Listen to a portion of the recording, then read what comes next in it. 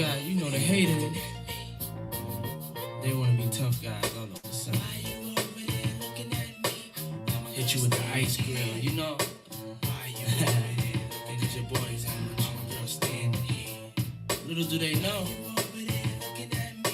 a girl roll harder than some of your niggas. Did now what the hell is you looking for? Can a young man get money anymore? Let my pants sag down to the floor. Really do it matter as long as I score? Can't my car look better than yours? Can I have a bad bitch without no flaws? Come to see me without no drawers. In a stretch Lex with about 10 doors. I was murdered, P. Diddy named me pretty. Did it for the money, now can you get with me? People wanna know who is he? He get busy, spray so much dizzy. Girls get dizzy. Niggas on the block no makes my toe. One thing about Harlem World, we all got dough. 98 Tahoe, Tommy and a Roscoe. Case I'm ever chased by Donnie Brasco. Why you over there looking at me? Mama girl standing here. Come on. Why you over there looking at me? Mama girl standing here. Why you over there looking at me? Mama girl standing here. Why you over there looking at me? Mama girl standing here. Yo, I can't get mad cause you look at me. Cause on the real, look at me. Yo, it always be the haters that be sitting in the rear. Listen every year, but they better listen here. You cats keeping the bill, you cats is on your own. Cause being broken alone is something I can't condone. Plus it won't be long till they send me the throne. Sit gently while I'm on the Bentley phone. Why you don't like me? Cause I'm air fly and icy. And why you can't satisfy your wifey. And if it wasn't for this bad boy exposure, CD TV is really what I know ya. Now me and Blink float in a Gold Rover. So it's only right you get the cold shoulder. And if you got a girl, don't be real committed. Mates will hit it, you got to deal with it. Hey, it don't stop, we won't stop. Turn up, turn up, turn up. It don't stop, we won't stop. You don't stop. Hey, why you over there looking at me? Why the girl standing here? Hey, hey, hey. Why you over there looking at me? Mama girl standing here. Make it hot, baby. Make it hot. Come on, make it hot, baby. You already know what time it is. Turn up. 7 in the chat if you can hear me. 7 in the chat if we loud and clear. We was all at the Greek Fest. It's hot and sandy. 7 in the chat. I bring scooters. I'm with my family. Tank top, flip flop. Really nothing fancy. But getting approached by a girl named Tammy, who look good enough to be Miss Miami. But say since I'm a peeps, call her Candy. Then she start to ask about Aaliyah and Brandy, telling me how she met Puff down at the Grammys. He can tell you I was the one with no panties. You know how many need with no. Tell me something. That like if we have sex, you don't want though. Turn up. If it's not a problem, you can meet me at 10. I'll be in room 112 and bring 4 friends. And if you gon' hit me, it gotta be a quickie. And please no hickeys. My wifey's with me. Hey, we don't stop. We won't stop. We don't stop. Come on. Turn up. Why you over there looking at me? Why my girl standing here? Hey, hey. Why you over there looking at me? Why my girl standing here? Why you over there looking at me? I'm a girl standing here. Hey, hey, hey. Why you over there hey, looking at me? Why my girl standing here? What you know about that? What you know about that? You don't know nothing about that. Hey, hey, hey, hey, hey, hey, hey, hey. Over there looking at me. Why my girl standing here? My favorite part of that song is when he says, now what the hell is you looking for? Can a young man get money anymore? Let my pants sag down to the floor. That was back in the day when we used to sag, remember? I still be sagging every now and then just for the old school. I saw a dude sagging today at Walmart. I'm just going straight in. Random shit. I was at Walmart and I still got a whole bunch of shit I gotta figure out, but I was at Walmart earlier today trying to get a new, trying to get my internet fixed and trying to get a whole bunch of shit I had to get anyway. If y'all can hear me, put a 7 in the chat. If it looks like, I don't know why it's looking a little choppy. My internet seems cool, but it's pulling up a little choppy for me. Let me see something. Blah, blah, blah, blah, blah. Hello, hello, hello. All right. It's gonna have to be like that. We cool. But just let me know if I'm choppy before we even continue. By the way, my name is J-LEETHAL. If you don't know who I am, that's fine. It's because YouTube hates me. And that's perfectly fine. We already figured out that YouTube has me shadow banned, so don't trip on that. But I do want to say a few things before we get the show started.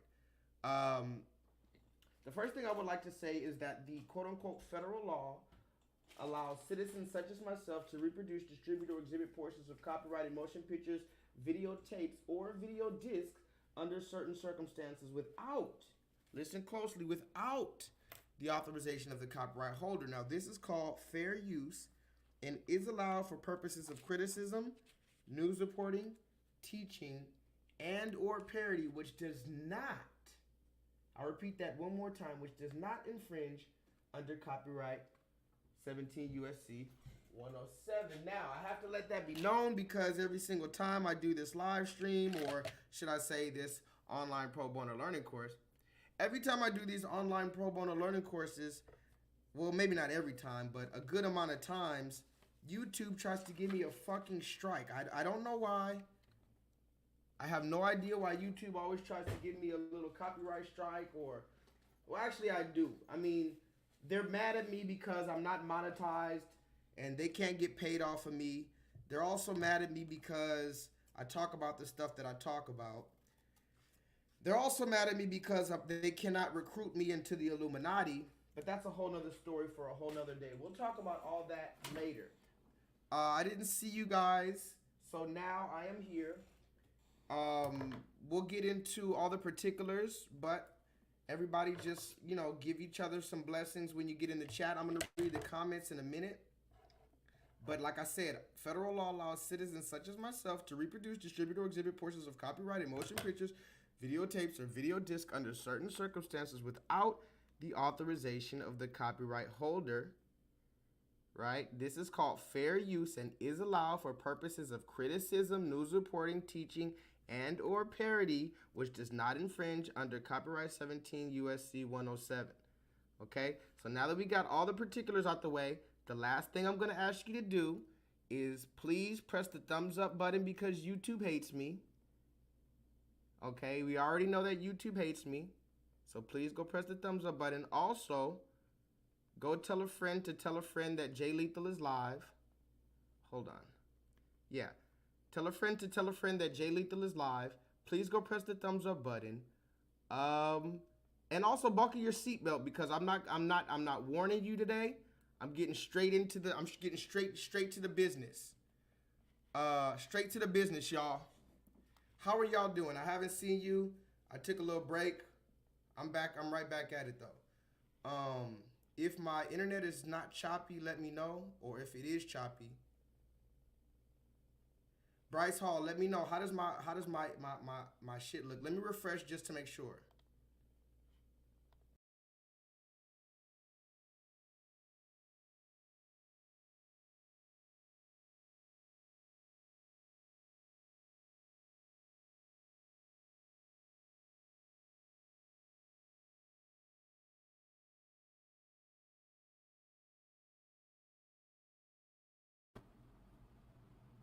All right, y'all. I think I look all right. I think I look decent. So let me get back to my story. So I was at Walmart earlier, and just in case you guys don't know, I go through a whole lot to bring you guys these streams, and we'll talk about that a little bit later. I'm gonna try to do a Talk My Shit Tuesday tomorrow, so we'll be hopefully back on regular schedule. But I do want to talk to you guys tonight. The first thing I want to talk to you guys about is your participation. I, as a teacher of this course, this online pro bono learning course, by the way, just in case you guys didn't know, I am a teacher of this online pro bono interactive learning course, and what you're watching right now is not a live stream, okay? What you're watching right now is an online, hold on, this motherfucking, everything is, yeah, what you're watching right now is an online pro bono interactive learning course in which like-minded and some not so like-minded individuals gather in order to discuss nuanced and sometimes controversial topics so that we may all possibly gain a motherfucking further level of clarity and understanding. So the first thing is, the first thing is, why the fuck is nobody commenting? I specifically asked, see, that's the thing. You guys got to work with me, okay? I'm going to be very honest with you. I'm disappointed in a lot of the people in the class. I'm going to just be very honest. I'm disappointed in a lot of people in the class for a number of reasons. We'll talk about it. You're going to say, oh, whatever, right? But the thing is this. I'm a journalist, okay? And the first thing I need to know is my audio clear in the chat? Because I asked that about 5 minutes ago and I don't see that comment. So let me make sure my stream is going all right. Let me make sure my stream is going fine, because I should see comments. I asked specifically if you guys can hear me. I don't see no comments, so let me just make sure my shit is working.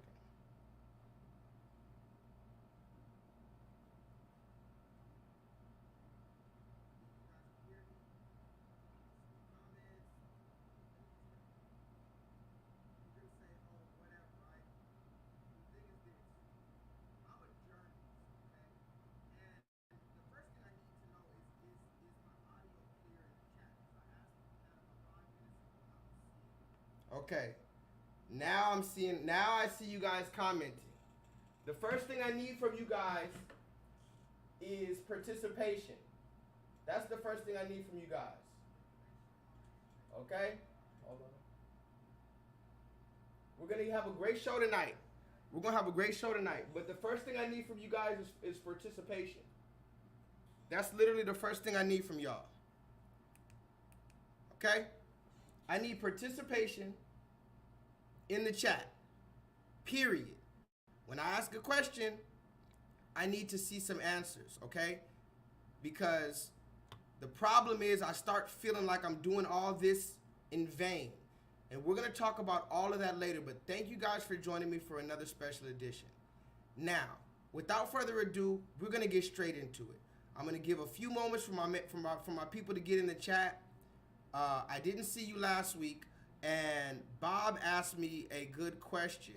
No, Bryce asked me this question. Bryce asked me,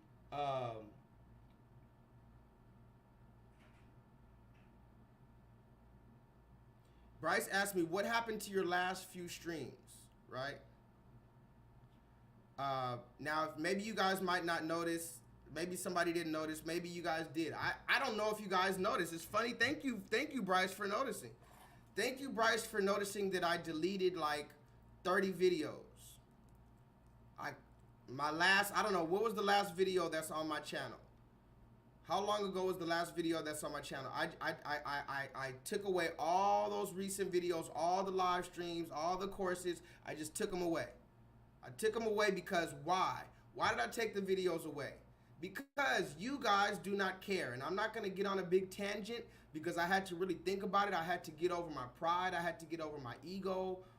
But you guys really pissed me off. All of you guys. Every single one of you. I love all of you. But I don't feel the participation from the classes. When I drop a video, I'll purposely drop a 1-minute video. 1 minute. Go look at the last video that's on my channel. It's from a few days ago. 1 minute. It's literally 1 minute exactly. You know how many comments I have on there? 2. I have 2 comments on my latest video. But you guys swear that you support me. You swear this and that. It's cool though. It's cool. I'm not tripping, but yes. So somebody asked me what happened to my last streams and my last videos. I took them away. I deleted them. You don't watch my shit anyway. Nobody goes back and watches it. Nobody leaves a comment. You don't fucking like it after the day. There's no reason why I have 1, 2 comments on a video. Any video. I don't give a damn how many subscribers I have. There's no reason why. I'm doing too much. I paid. You don't even want to know how much I pay. Just pay just to be able to bring you guys these streams.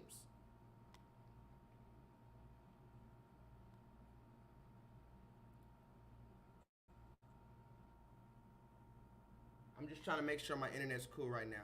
So I'm not mad at y'all, but that's what happened. If you were wondering what my videos, I deleted them. Whatever, who cares, right? Now, And Bryce says, you got to understand though, each stream is 4 hours. And that's the thing. I'm not talking about my streams. My streams actually are the ones that perform the best on my channel. I'm talking about a regular 1-minute video. The regular videos I post on my channel, 1 minute, 5 minute, 10 minute, 15-minute videos.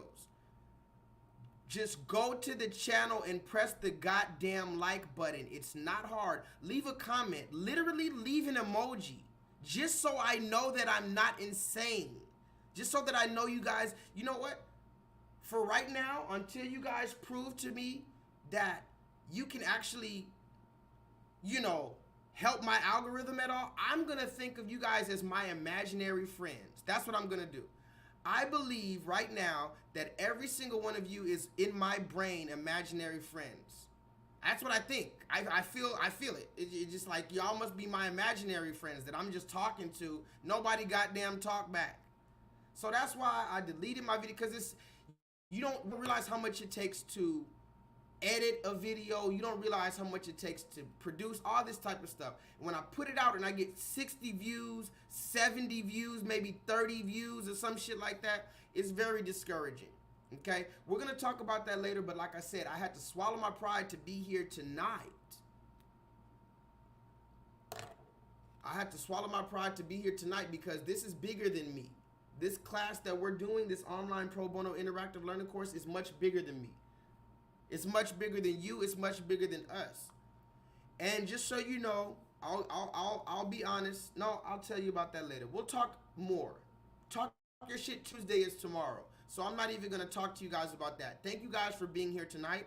For those of you who are here tonight, KJ, shout out to you. A day one person, you know, I know you love me. I love you too. Some people make it real.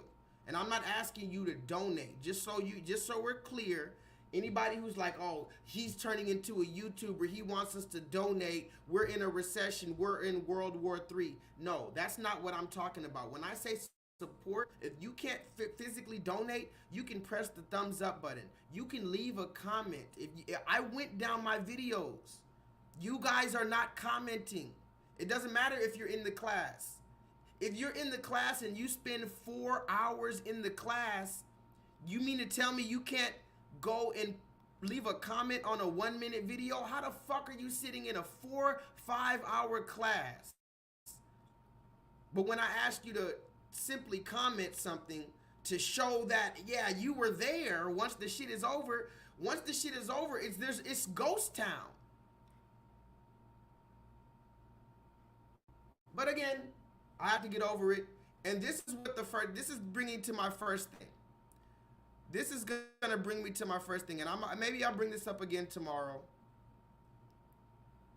I might bring this up again tomorrow, but we talked about this last week actually. But this is something that I found really interesting. Okay, I found this very, very, very interesting. Now tell me if you guys see this. If you guys hear me loud and clear, okay?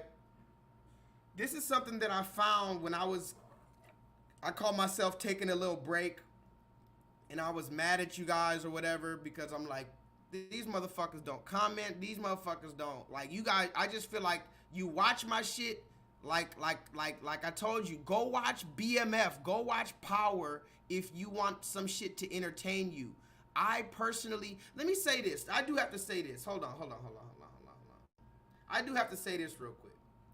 Tell me which YouTubers you like. Name some YouTubers that you watch. Name some YouTubers that you've donated to. Name some YouTubers that you've left a comment on their shit. Name some YouTubers that you shared their shit. Name some YouTubers that you've, I don't know, told somebody else about. I want to see something real quick. Go ahead and name some YouTubers for me, guys.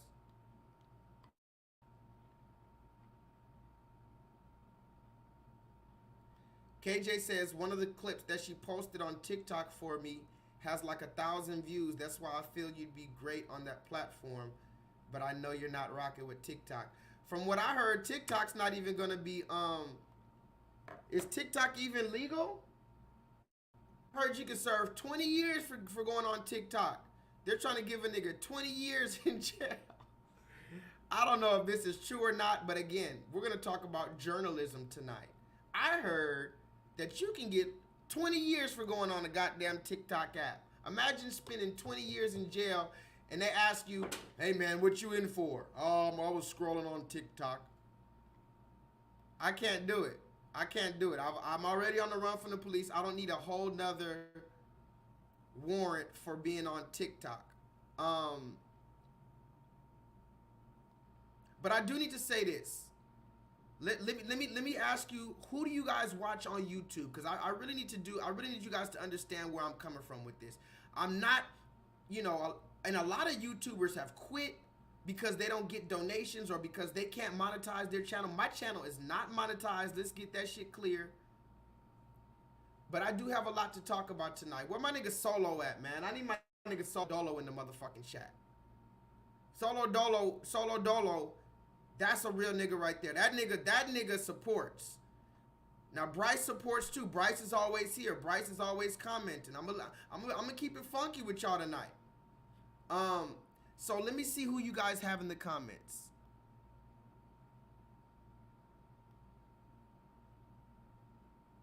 They say I should make shorts. I should make little short a bunch of 1 minute videos because people have a short attention spans. I understand that. Remind people to press the like and subscribe button. See, now I'm not even talking about new subscribers. That's the thing, Bryce. When I say I want support, I need support from the people who are,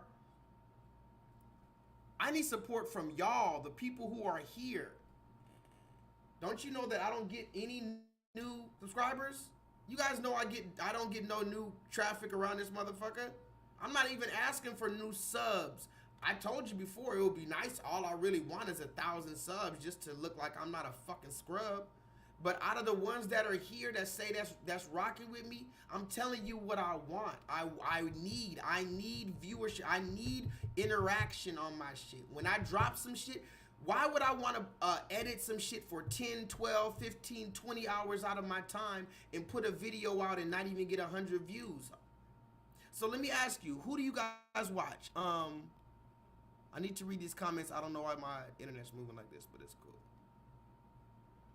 The Black Authority, Jason Black. We'll talk about that. We'll talk about him a little bit later. Shout out to the Black Authority, Jason Black, right? Now let me ask you guys, how often in a stream, and I'm just calling names because these are the names you put out there. How often in a stream does Jason Black, the Black Authority, how often does he show your comment on the screen like this? How often does Jason Black does he know your name? Bryce Hall, how often has Jason Black called people's name that's in the chat and agreed with them or brought them up or said, yeah, that's a good point, and then added on to their point, like I'm always interacting with you guys? How often does Jason Black take phone calls? I've seen him take phone calls, but does he really let you all rock? Does he let you talk? Does he make you feel welcomed and loved? Does he smile with you, make you feel happy? Does he relate to you? If you disagree with him, does he give you an actual chance? I'm just trying to figure out. Maybe I don't watch enough fucking YouTube. What up, Solo? Tareen Rain, now that's a good brother right there. Tareen Rain, believe it or not, funny enough, Tareen Rain, look how we're all connected. Tareen Rain was on Jason Black's channel most recently when they were having a conversation about this ugly woman, in my opinion. Some ugly woman they were having a conversation about. We'll talk about her on Talk Your Shit Tuesday. How about that? We'll talk about this person here on Talk Your Shit Tuesday. Oh, not her. Look at this woman right here. Woo, child, not this woman. We'll talk about her a little bit later. I'm talking about this woman. Yeah, Jason Black was going in on this woman. And that brings me to my first point. First of all, shout out to Jason Black. In no way I'm trying to disparage him. I'm just trying to say, do your favorite YouTubers talk to you guys? Do they even know who the fuck you are? Do they know you exist? Do they even... Your favorite YouTubers, the only time they'll read your comment is if you send a $20 fucking super chat. Talk to me in the chat. Your favorite YouTubers will only acknowledge you if you send them $20. Man.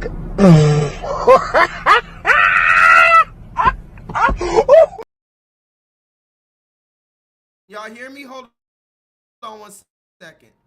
I can hear this sound. Always. So, like I said, your favorite YouTubers, this woman right here is a fucking YouTuber. She won't pull your comment up. She's not in the comment section. Don't you know that like 90% of YouTubers don't even read the comments? But okay, I digress. Let me get off my soapbox. Let's get straight into the show. Thank you guys for joining me. I love you regardless of if you show that love back or not. I'm here for y'all. I'm here for the Most High God. I'm here for myself. I'm here for truth. I'm here for unity in truth. I'm here for my children. Don't you know that I made this channel for my children? When I made my first channel, I had my oldest son was looking at it with me. He was looking at me when I had 20 subscribers, 30 subscribers on my first channel. I grew that channel to 3,000 subscribers, over 500 videos, and they deleted my channel on the 5th anniversary of my channel.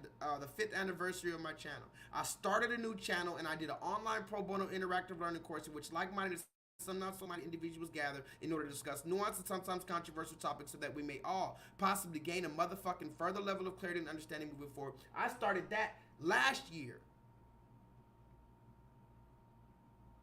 Damn near 2 years ago, I've been doing this shit every single Monday night. This is journalism. Let's talk about it tonight. Because Jason Black is a journalist as well. And shout out to Jason Black. We'll have a conversation about him a little bit later, maybe tomorrow. But I asked a good question because somebody was saying something about Jason Black, and he's a YouTuber, and they were saying, man, he don't put in no work. If he was actually putting in work, this and that. I said, you know what is putting in work? That's a good question, especially to black people. What does it mean when you say, oh, I'm putting in work, right? Now, because I would say that being a journalist is putting in work. But let me not get ahead of myself. What up, Jay?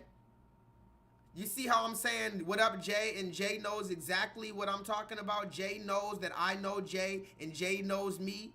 And me and Jay have a whole history of conversations. I could talk about Jay, finish my sentence, Jay. The legitimization of what? These harlots out here legitimizing what? The legitimization of what, Jay? I guarantee you Jay is about to get this right. I will delete my channel if Jay doesn't get this right, because I know somebody's listening in this chat. Jay, finish my sentence. The legitimization of what? Let me read these comments, even though I don't know why my comments moving like this. Talk to me, Jay.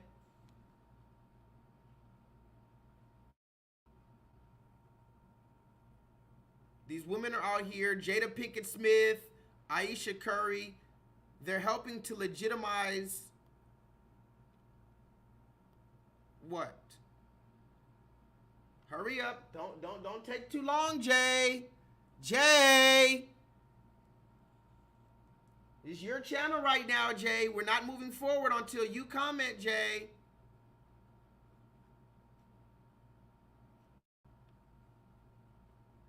There we go, Jay. The legitimization of debauchery. You see that? The legitimization, talk to me in the chat. The legitimization of debauchery.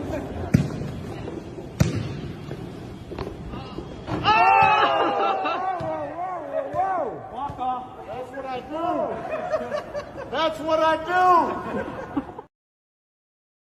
Like I said, because we're over here teaching in this class, and not only are we teaching, but we're communicating and interacting with each other. This is what we do with this channel.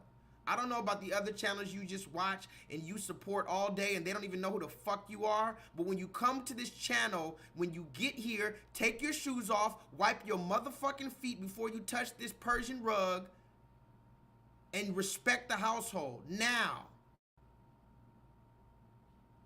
let's get straight into it, guys. Talk to me in the chat. What'd you think? Oh, you guys thought I get it. Cause I wasn't here for a week or something. You thought I forgot about this shit, huh? Kill that noise, man. Let's just get the shit. The shit. The shit. You'll get the shit. You'll be knee deep in the shit.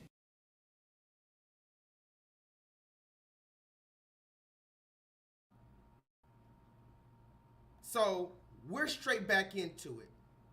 Tonight's stream is called what? Tonight's online pro bono interactive learning course in which like-minded and some not so like-minded individuals gather in order to discuss nuanced and sometimes motherfucking controversial topics so that we may all possibly gain a motherfucking further level of clarity and motherfucking understanding is what?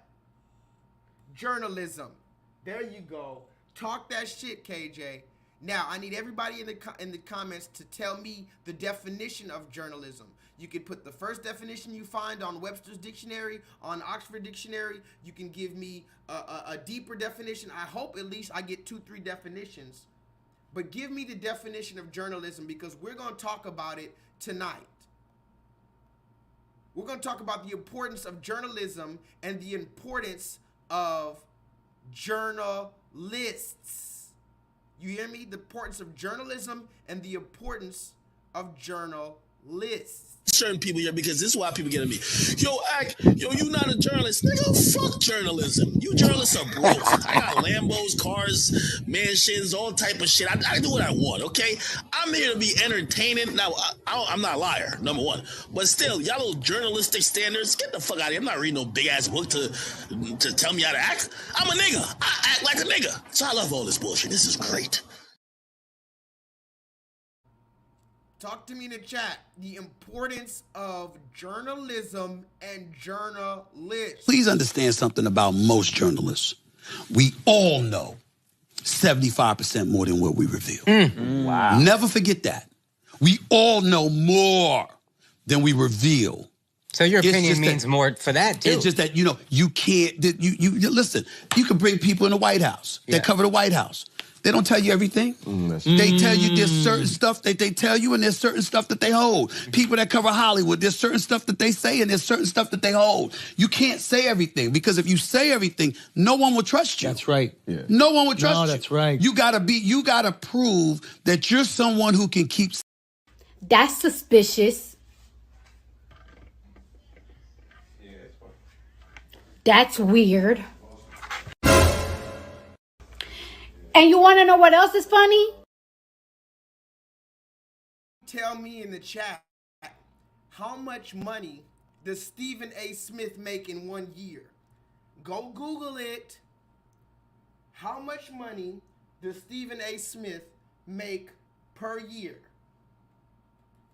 How much? Because this is important. This is an important question because a lot of people ask me, well, what do you do? I remember one time, I have a few friends. I'm not going to name their names. I don't really kick it with them anymore, but it's all love to them. I had 2 of my best friends, my brothers. When I talk about my best friends, these dudes were my best friends. I had 2 different best friends basically tell me that they didn't believe in my dream. And it kind of hurt. I'm not gonna lie. When I told them my dream, when I'm talking about my dream, I'm talking about being a journalist. Ordained by the Most High God, a journalist using platforms such as YouTube, the new platform, the new media, right? Because if you're still trying to get onto TV, you're about 20 years behind, buddy. Actually, if you're still trying to be a TV star, you're probably 30 years behind. Okay? So I'm using the new wave to be a journalist. You know what one of my friends told me? One of my homeboys told me, he said, I said, I want to be a journalist and I want to da-da-da-da-da. You know what he told me? That's it? Somebody in the chat. He literally said that. He looked at me, he's like, that's it? What else can you do? What else can I do? Mind you, me and this nigga rap together and all this stuff. I'm a better rapper than everybody in that squad except for, I'll give it to my homeboy Rex. My homeboy Rex, that's a good rapper. We can probably have to go bar for bar. Now that nigga can spit. But aside from me and Rex, ain't nobody spitting like that. I'm the spitter, bro. If I want to write a 16, nigga, that is Shakespeare in the flesh. Talk to me in the chat. Don't get me turned up this morning too earlier. I had 8 likes, now I got 7. What the fuck is going on? Let me refresh this page. I had 8 likes, now I had 7. I need 10 likes in this bitch. I'm kicking doors down like King Kong in this bitch. I'm tired of being too humble with a lot of people. But let me get back to it. Because I got a lot to say. One of my friends told me, that's it? That's all you can do? Did I even refresh this page? Yeah. Yeah, one of my friends told me, that's it? Mind you, me and this nigga rap together. Me and this nigga fought people together. Me and this nigga smoke weed together. Now I got 6 likes. Look, they're playing with my likes, y'all. I had 8 likes. Now I got 6 likes. So the question is YouTube fucking with me, or are people being stingy with the likes? You know what? Let me just take my like back from this guy. I don't like his aggression. Mind you guys, all of this matters. This little rant that I'm going on right now, I have to get this shit up my chest. I was gonna wait for Talk Your Shit Tuesday, but I'm giving it to you in little doses. No, now I got 7 again. YouTube, thank you for giving me my fucking like back. But let me tell you like this. If I write a bar, crackers have the DeLorean, man, I feel like Mansa Musa. Man, if I remember that one bar, listen, when I write bars down, that shit is, you might as well get a stone tablet and write my, you know what?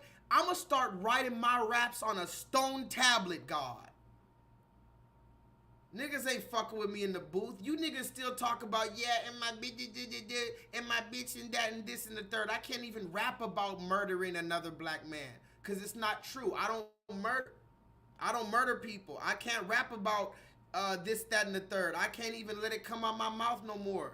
It's not true.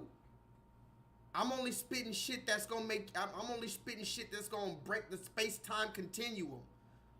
So let me get back to this, because I was very upset at my friend. You know, my friend told me, that's all you can do is what you're doing on YouTube. First of all, I can do a lot more. I edit and all this shit. But when I was telling him I'm thinking about starting a YouTube channel, mind you, this was 5, 6, 7 years ago, nigga told me, that's it. Mind you, we was doing illegal shit together, all that shit, but that's it. Then another one of my friends, I told him that I felt like God put me in this position to say this and do this, and I use YouTube. You know what he told me? Who do you think you are? He literally said that. He said, who do you think you are? And so that hurt me too.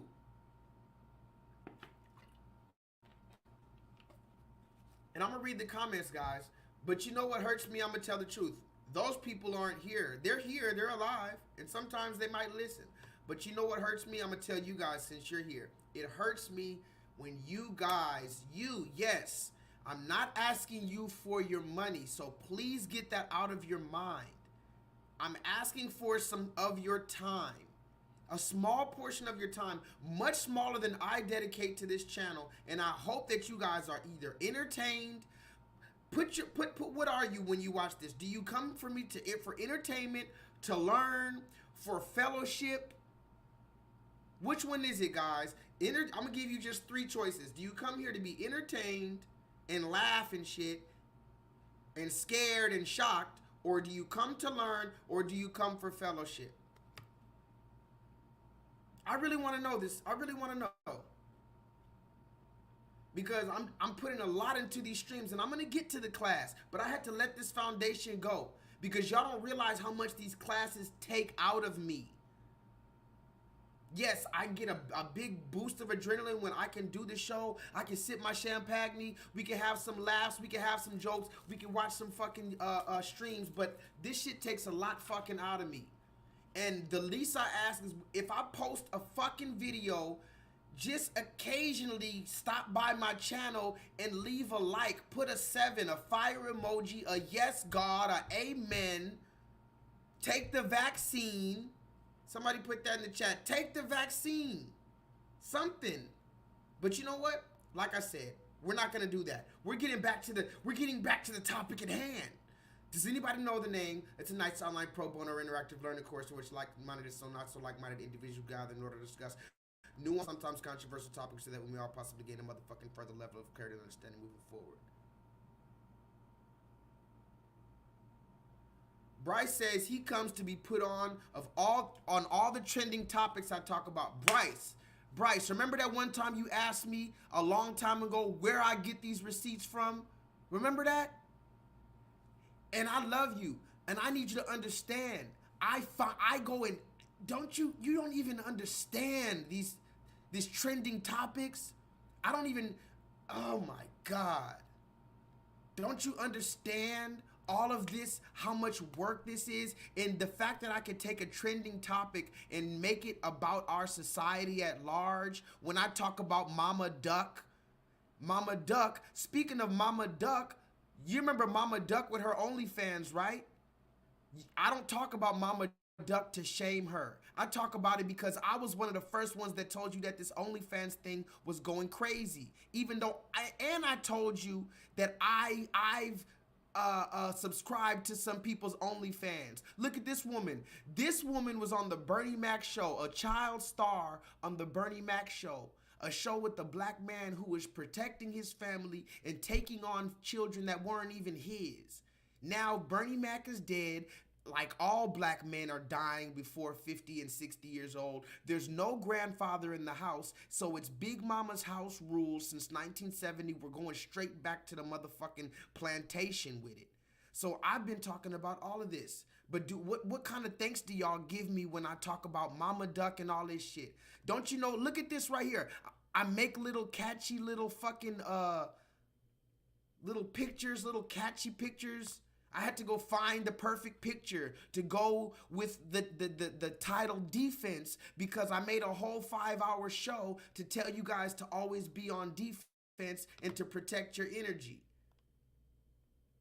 So the least that I'm asking is to get in my motherfucking comments and literally I'm literally talking to every single one of you. I don't be seeing y'all's comments. The same people who are in the stream right now, I like that you're in the stream, but leave a comment on the motherfucking video after it's done. Say, hey, I enjoyed the class. Hey, that what you said at 1 hour and 52 seconds about Mama Duck, that was true. I'm gonna go tell somebody else about that.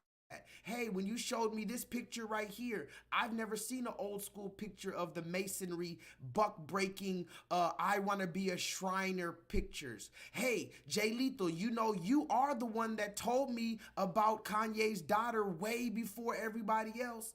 When everybody else was talking about Kanye's music, you were the one that said, what about his daughter?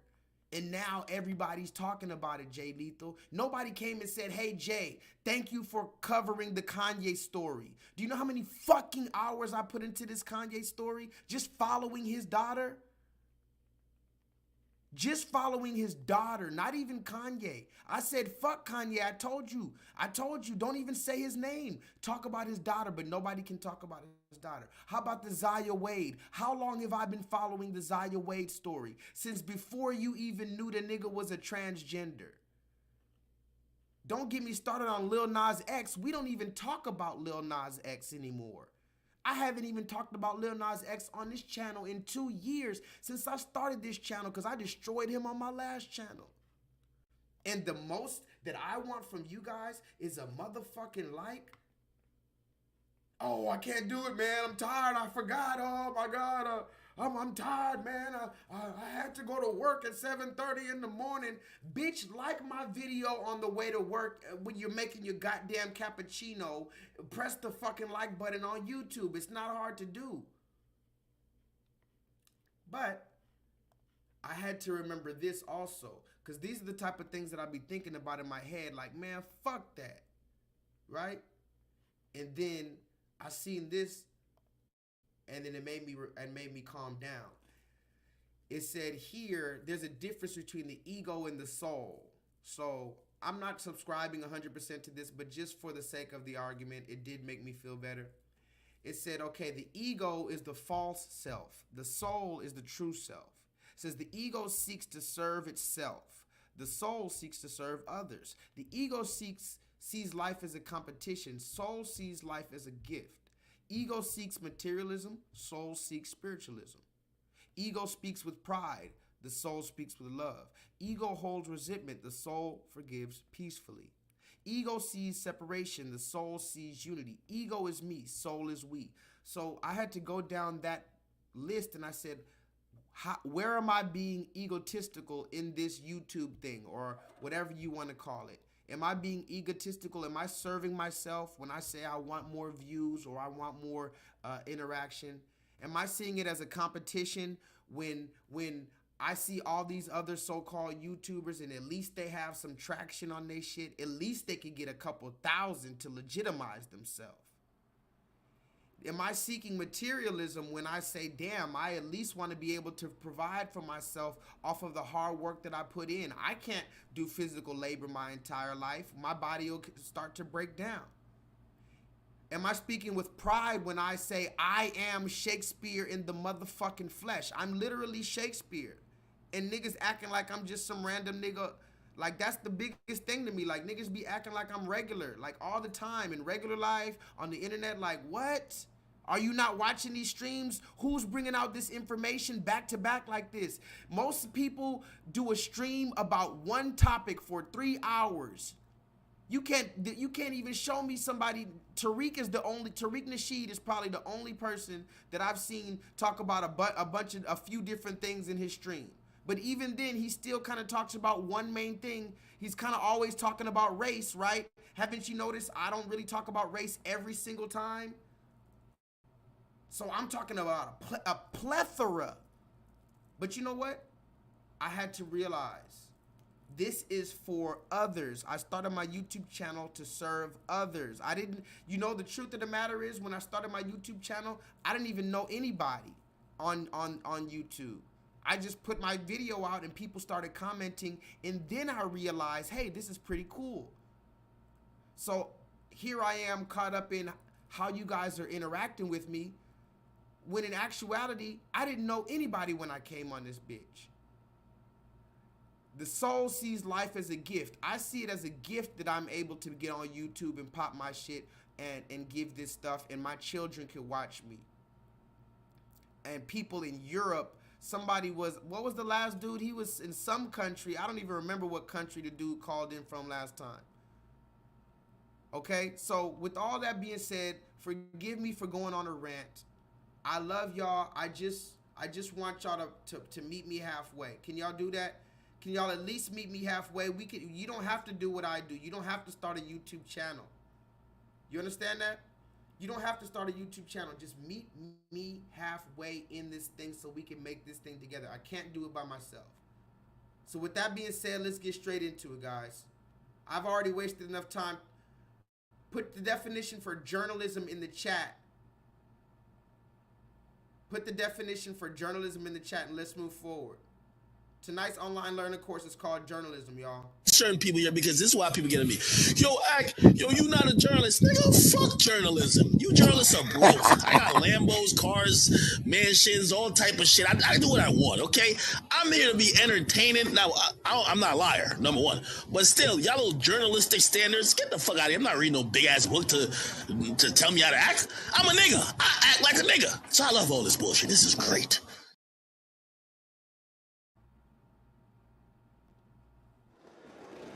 Vice President Kamala Harris is in Africa this week for a 3-country tour focused on economic development and security. Over 9 days, she'll meet with political leaders in Ghana, Tanzania, and Zambia. Her travel follows other trips by senior officials to the continent as pressure to counter Chinese influence in the region grows.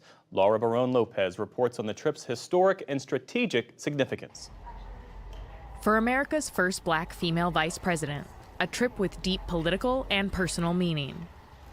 Kamala Harris placing flowers in a women's dungeon at the Cape Coast Castle in Ghana, and walking through the door of no return, where millions of Africans were forced in chains onto ships bound for the Americas.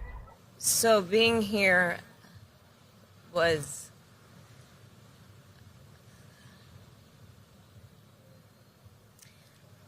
immensely powerful and moving. Speaking off script about the brutality of slavery, Harris challenged growing efforts back home to censor black history. It cannot be denied. It must be taught. History must be learned. A solemn moment to recognize the past during a visit Harris says is focused on the future, specifically for... Now, this is what we got to talk about, guys. Let's get straight into it. Kamala Harris in Africa. This is a beautiful place to start, right? Because there's different type of journalists. Now, let's read the definition here. It says, Jay says, journalism is the activity or profession of writing for newspapers, magazines, or news websites, or preparing news to be broadcast. Okay, that's a good definition. Does anybody else have any other definitions in the chat for journalism? Let me see. Okay, let's stick with that. Well, let me see. KJ has one too. A journalist is an individual that this is good. Look at this. A journalist is an individual that collects or gathers information in form of text. Journalist, this is from Wikipedia. An individual that collects, gathers information in form of text. Okay. So now, let's get into the conversation, because there's different type of journalists, right? There's political journalists. I believe somebody said something about TD Hip Hop Media. Put that in the chat. Go ahead and put this chat. TD Hip Hop Media.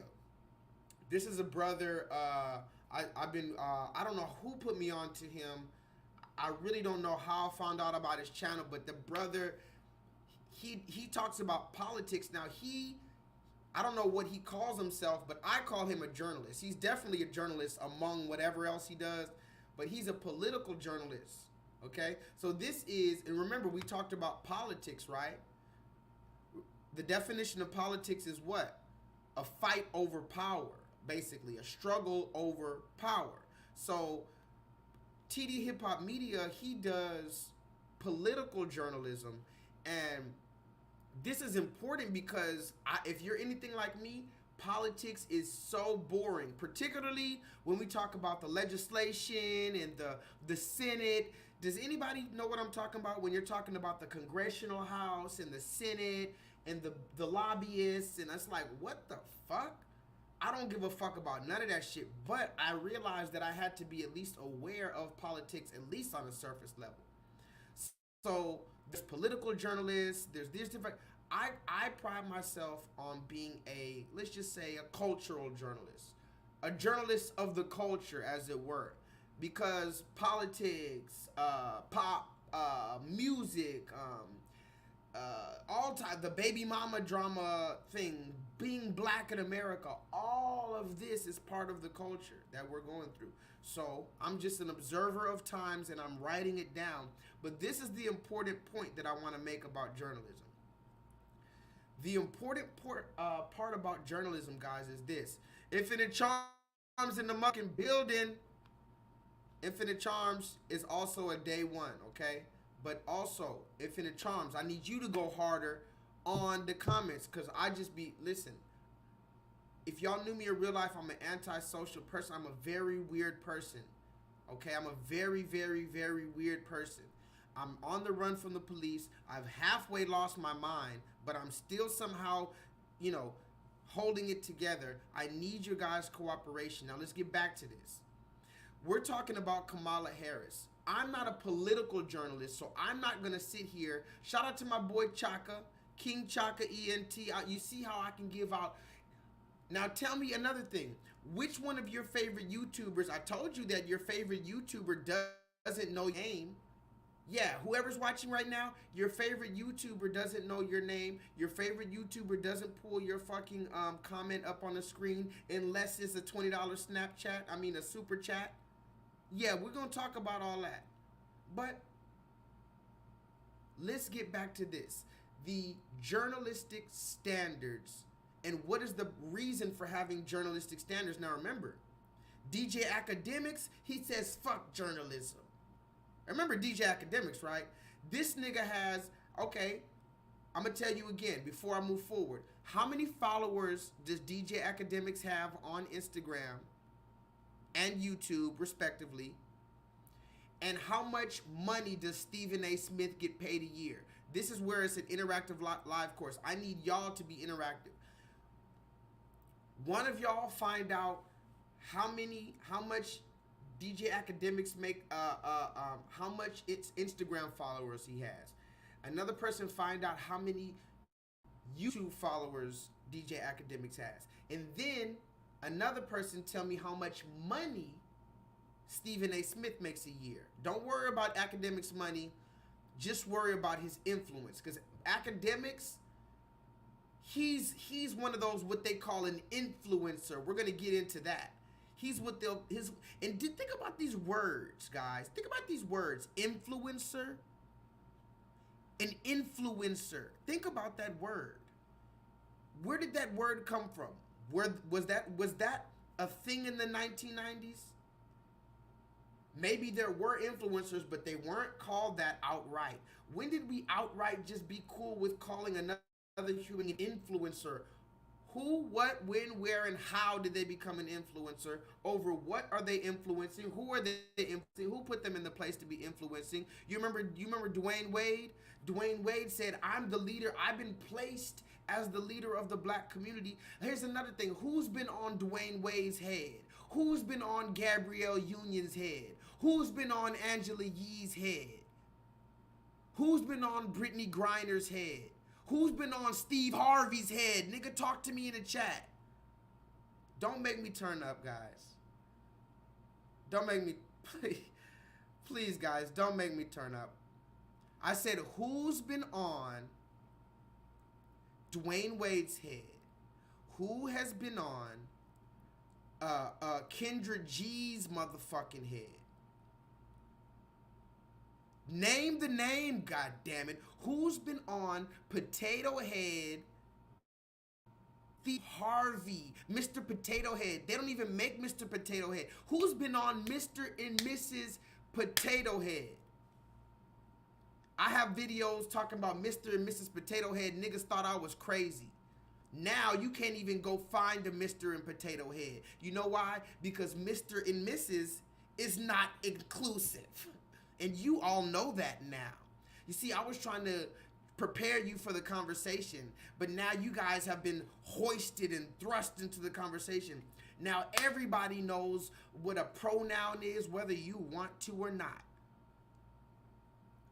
I remember the times where I didn't know an adjective from a verb, from a noun, from a pronoun.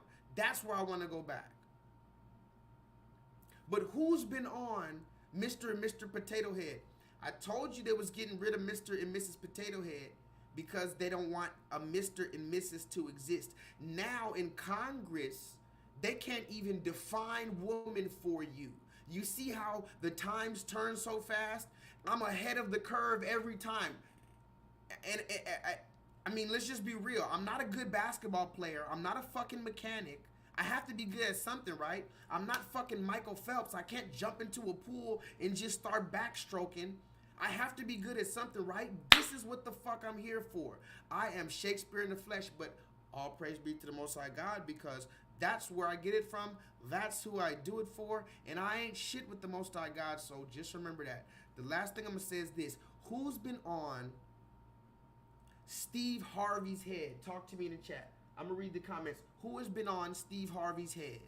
Them Africans ain't stole nothing from us. They talk about Burna Boy stole this. No, we stole from Burna Boy. Them Africans is us, man. They the beat. They the rhythm. They the soul. They the hard work. We get our courage from them. God damn it! You can't make this shit up. Them Africans ain't stole nothing from us. They talk about Burna Boy stole this. No, we stole from Burna Boy. Them Africans is us, man. This is disgusting. Them Africans ain't stole nothing from us. They talk about Burna Boy stole this. No, we stole from Burna Boy. Them Africans. But wait, there's more. Hang on to your seat, baby, cause this one's a screamer.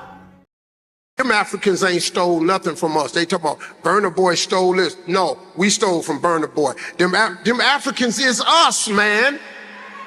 They the beat, they the rhythm, they the soul, they the hard work. We get our courage from them. When you see them people, they look just like your family. I was walking down Johannesburg, I thought I was in Detroit. What up, They walk like us, they look like us, they got moves like us. It's just, you gotta see it.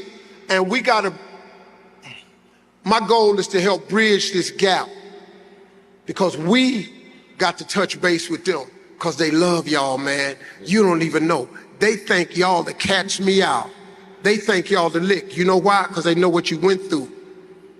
They know where them slave ship picked you up at. They know they brought you to a land. They know what they did to you. And y'all still over here shining. If we take this shine back over there and give them the love and teach them that dust, we'd have a powerful union, man. That has to happen.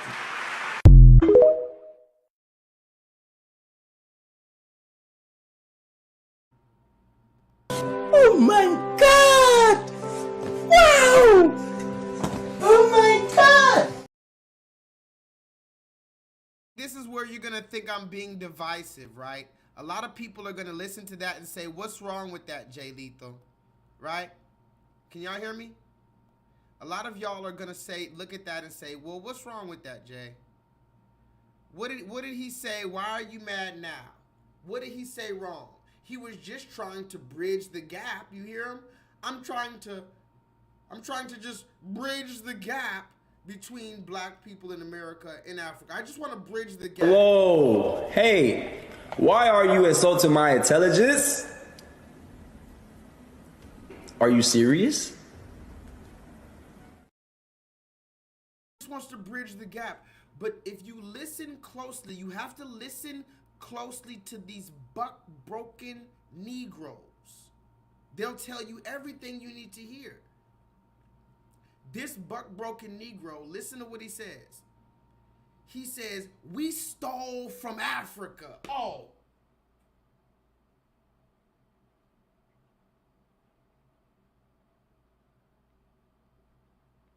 Y'all. He says we stole from Africa. Ooh, child.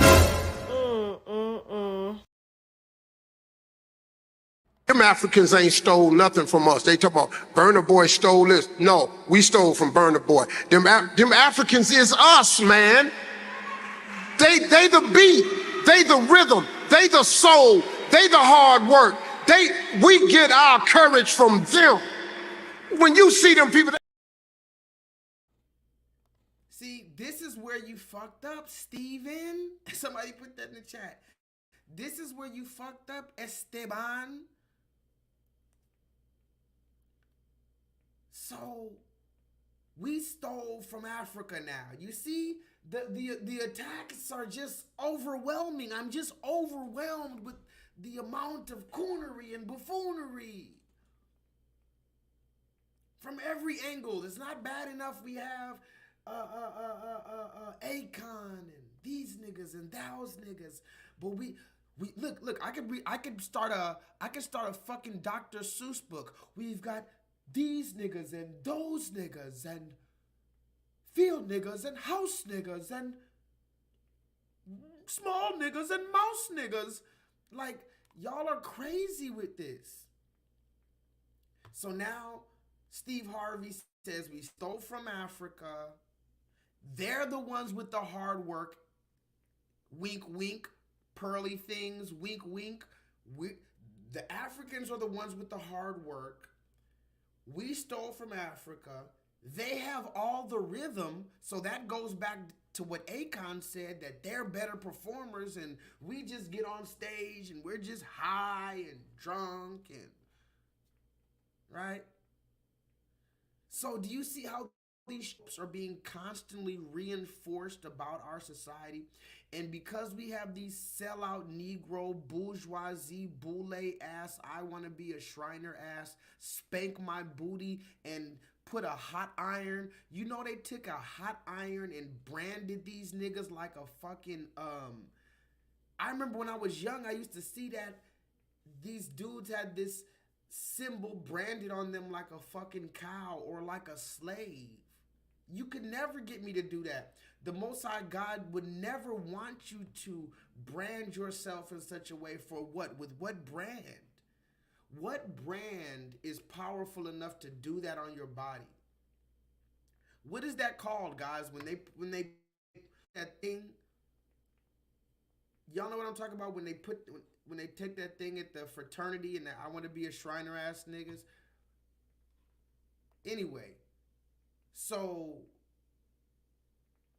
Steve Harvey says, yeah, we stole from Africa. We need to get back over there, man. And that's the final four. You already talked about they're harder working than us. We stole from them. They have better rhythm than us. The final four and the straw that broke the camel's back, talk about we gotta go back over there, man.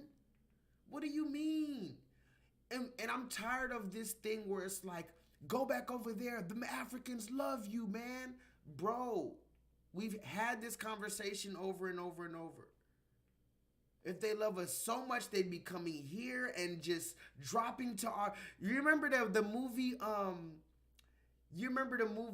Coming to America when old boy saw Eddie Murphy at the game, but he was like dressed like low key, and he came, oh my goodness, Princess Hakeem, it's just Prince Hakeem. He's like, shh, shh.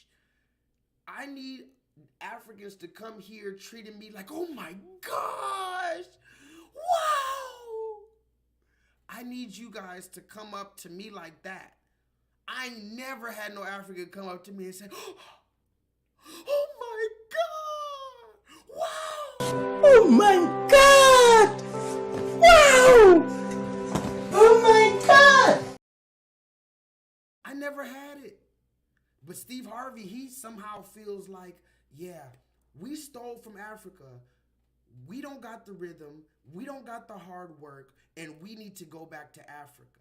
Again, that's not a problem until we have a conversation.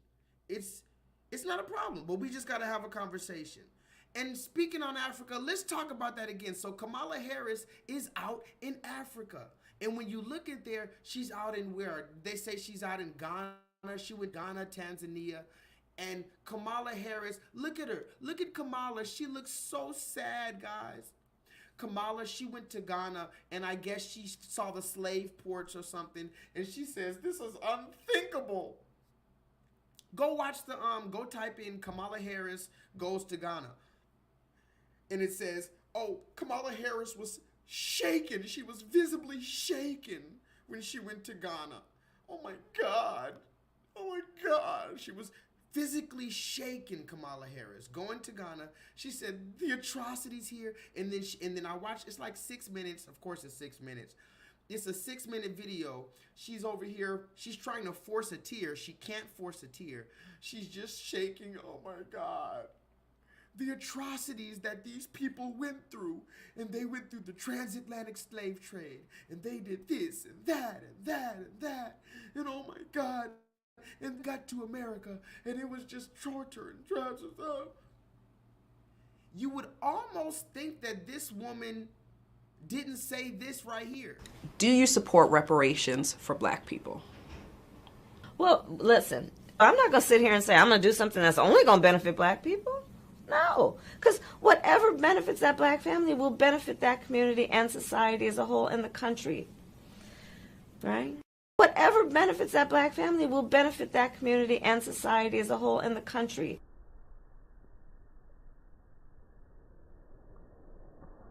Vice President Kamala Harris is in Africa this week for a 3-country tour focused on economic development and security.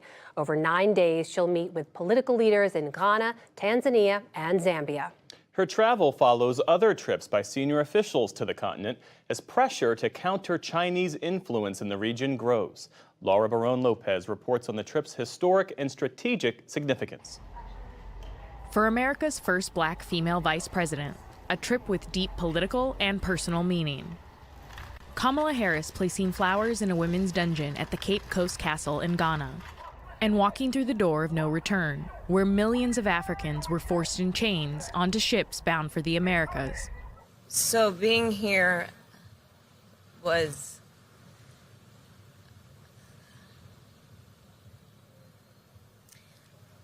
immensely powerful and moving. Speaking off script about the brutality of slavery, Harris challenged growing efforts back home to censor black history. It cannot be denied. It must be taught. History must be learned. A solemn moment to recognize the past during a visit Harris says is focused on the future, specifically for women and young people. To witness firsthand the extraordinary innovation and creativity that is occurring on this continent. On the fastest growing and youngest continent, How are you? Nice to meet you. Harris met with young artists at a skate park and recording studio. You are speaking. That's suspicious. That's weird.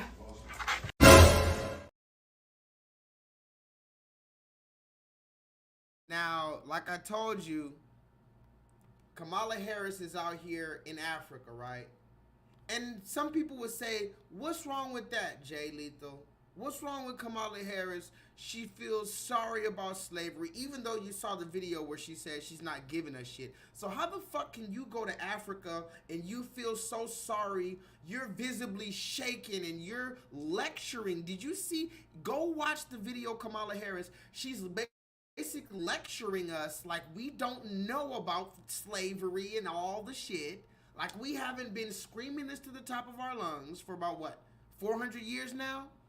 She's basically introducing the conversation of slavery to us. Who the fuck am I? Talk to me in the chat. Solo Dolo. Did you hear, Shut up, bitch. Bitch, I will fuck You call her a bitch. Shut that motherfucker. Let's get that bitch ass. How do you like that? She says she's introducing the conversation of slavery to us. It's like a TED Talk. You know, in a TED Talk, they give you a new idea for you to think about. This woman's trying to introduce slavery to us like, what am I? Am I just pearly things? What the fuck do I look like? Just pearly things? I have no idea what slavery is, looking ass. And we're gonna get to you, heifer. Oh yeah, I said heifer. I went straight old school. Don't make me go biblical. And where'd you get this ugly ass dress? You can't have an ugly dress like that and wear it off the shoulder. You can't be grandmama and sexy at the same time. Cover those shoulders up. Oh, round-shouldered ass. Oh, chickpea titty-looking ass. Girl, if you don't make me roast your ass right now with your Scream Mask face. Your face looks like the Scream Mask. Don't you ever speak on a black American nothing unless it's in worship and praise. You better do a praise dance and worship like Joe Biden when he comes to the black church. Matter of fact, let me get back to this because this is the topic that I wanted to talk about. Since we talk about Africa and all that, I got to move forward anyway. We talk about Africa. This dude right here, I forget this dude's name. Forgive me for not getting his name. But this is like one of the main dudes out there in, I want to say it's Uganda. Fact check me if I'm wrong. De facto, are you in the chat? Is it Uganda that just passed Now, we got to talk about this. Let's talk about this. Fuck that. Fuck that. Talk to me in the chat, guys. Talk to me in the chat. Fuck that! I don't need that shit in my life. You die, motherfucker! Oh my God! What do you think I am, huh? What do you think I am, a fucking worm like you? I told you, man. I told you, don't fuck with me.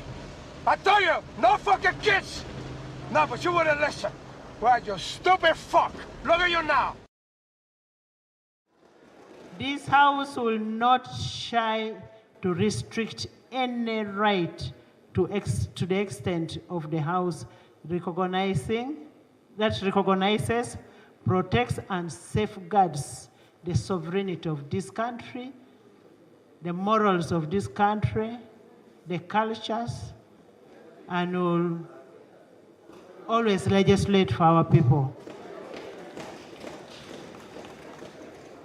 That is what the majority have done today in this House, the 389 members of Parliament. We will have our morals. We will protect our children. And we are making this law. We are making this law for ourselves. We are making this law for our children. We are making this law for the children of our children. This country will stand firm. And once it passed, I can tell you, Madam Speaker, we are going to reinforce the law enforcement officers to make sure that homosexuals have no space in Uganda.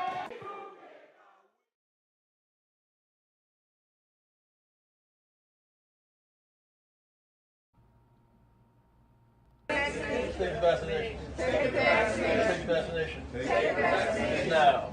Now. Keep hope. Keep hope alive. Now talk to me in the chat. Now this is where we got to talk about it, guys. This is Uganda, right? I believe, correct me if I'm wrong, like I said, I'm not a political journalist, so I can only bring you the news that I know to be true for now. Somebody can double fact check this and triple fact check this, but I believe this was going up for legislation. It was going up to be, you know, it has to be voted on by Congress of Africa and Uganda and all this and whatnot. But I believe, if I'm not mistaken, this might be an official document that says from the Parliament of Uganda. It says the anti-homosexuality bill penalties summary. The Parliament of Uganda has unanimously considered and passed the Anti-Homosexuality Bill 2023 with maximum penalty of death sentence.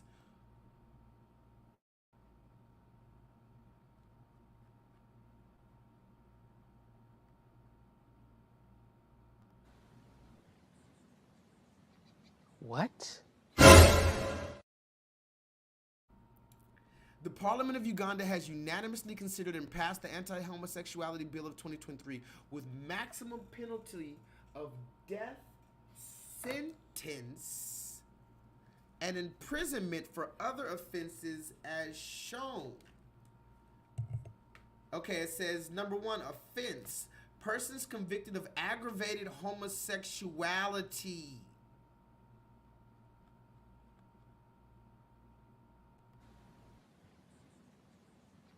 What?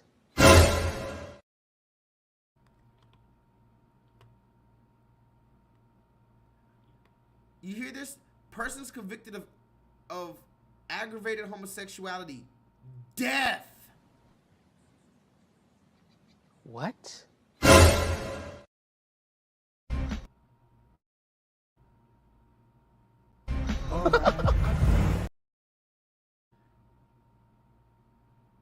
Persons convicted of aggravated homosexuality. Death. Person who commits the offense of homosexuality. 20 years. You see something? Now you see now. You done fucked up, you know that, don't you?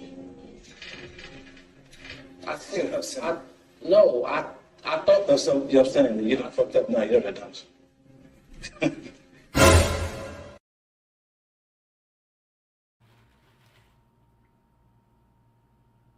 Person convicted of promotion of homosexuality, 20 years.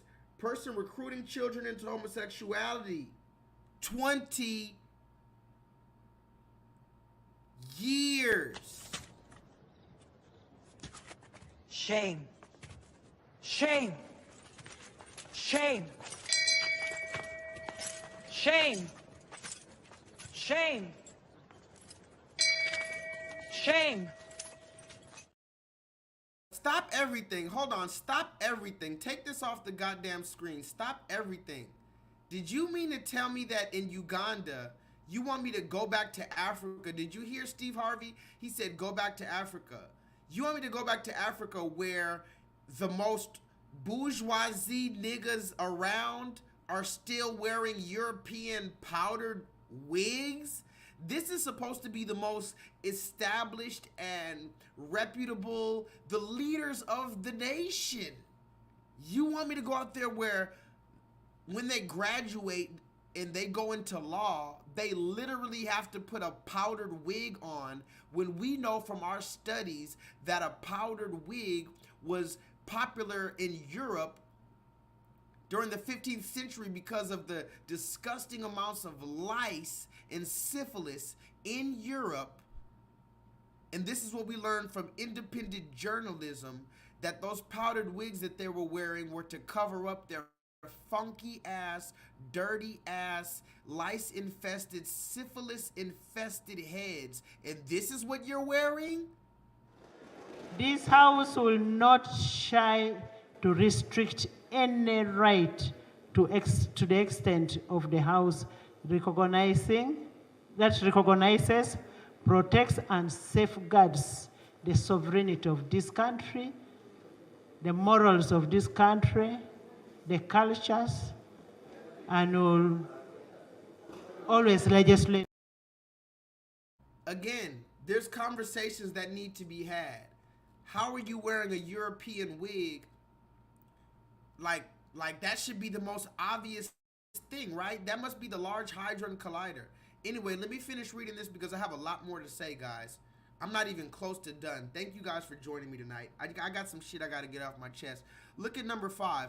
Person who has committed the attempted aggravated First of all, I need to know what aggravated homosexuality is. Actually, I don't know that I want to know that. Let's continue. Number 6, person who has been convicted of attempted homosexuality 10 years. The owner of the premises that promoted the homosexuality gets 10 years. Do y'all hear this? Somebody get Gabrielle Union on the line. You remember Gabrielle Union had a lot to say to the Black American community. I want to see Gabrielle Union stand in front of the Ugandan, all of the royal people of Uganda. Remember, she went in front of the NAACP. I showed you the video of Gabrielle Union went to the NAACP and was lecturing us about accepting homosexuality, accepting transgenderism for the kids. Let her stand in front of Uganda and promote that shit and see what she gets. She'll probably get thrown in jail. It looks like some of these laws, talk to me, Jay. Jay, tell me in the chat. It looks like Gabrielle Union might even go to jail under some of these laws. The owner of the premises that promotes homosexuality. Wait. Bitch, you better be joking. It looks like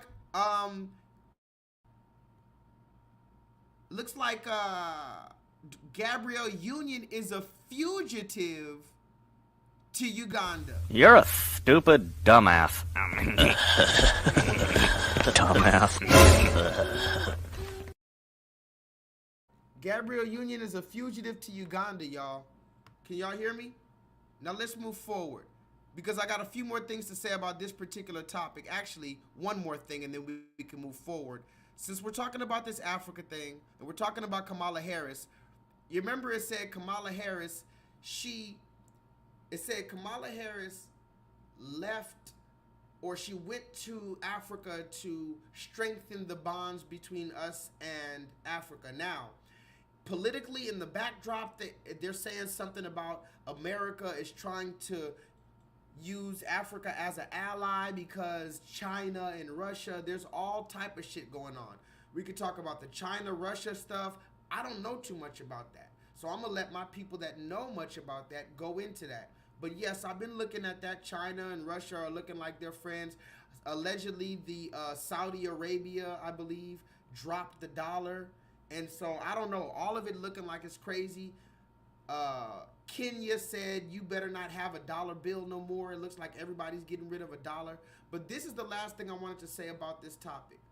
Kamala Harris went and she tried to promote like she was doing some big thing and like, yeah, I'm Kamala Harris. I'm here for African. But when you look deeper into her speech, this is why I say you need to listen closely to these Negroes. They're going to prove to who they are every time. Because when Kamala got there, she's like, oh my God, the slaves, I can't believe it.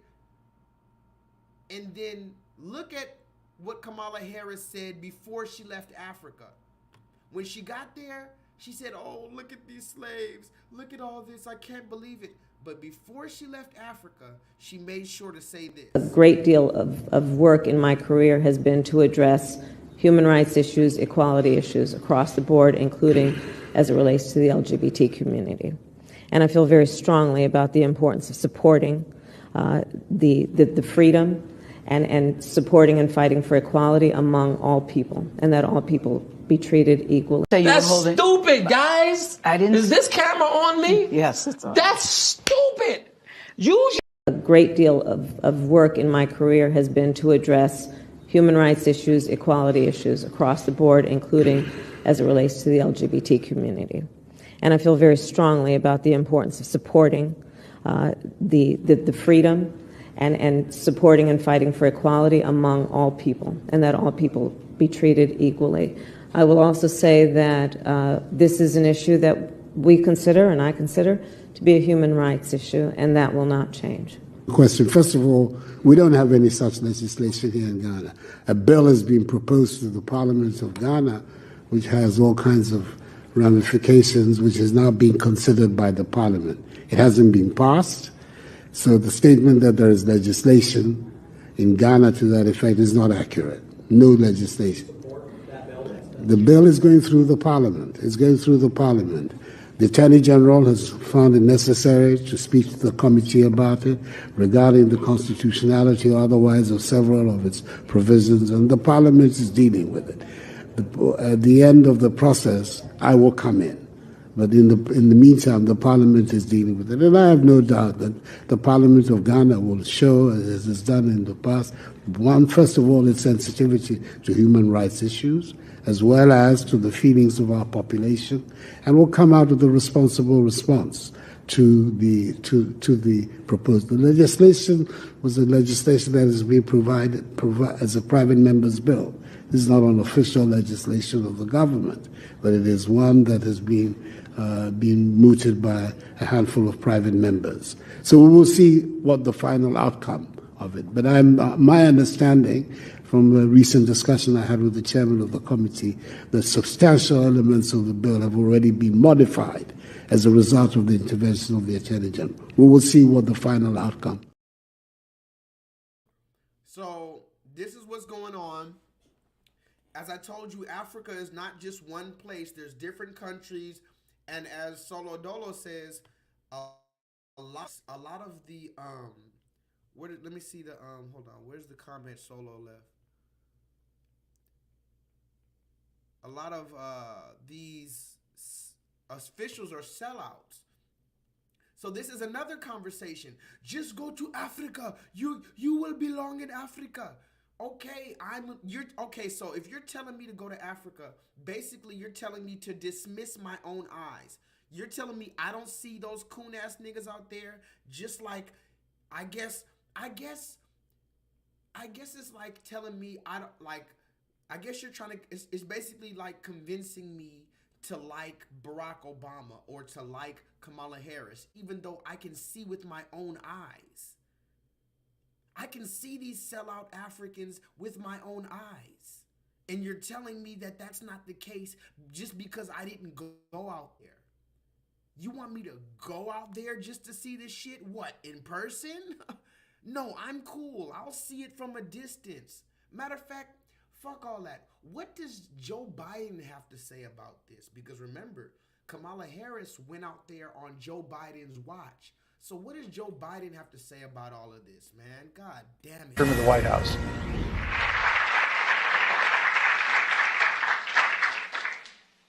My name is Joe Biden. I'm Dr. Joe Biden's husband.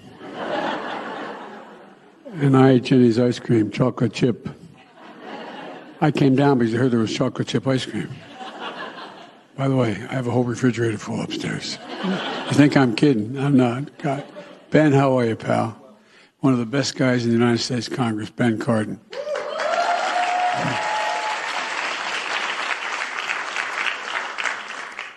Folks, it's a delight to have you all here. And who are those good-looking kids back there? And who are those good-looking kids back there? And who are those good-looking kids back there? And who are those good-looking kids? This is a sick Negro.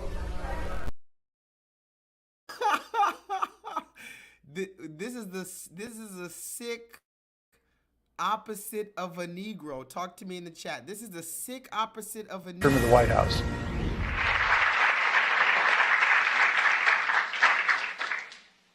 My name is Joe Biden. I'm Dr. Joe Biden's husband. And I ate Jenny's ice cream, chocolate chip.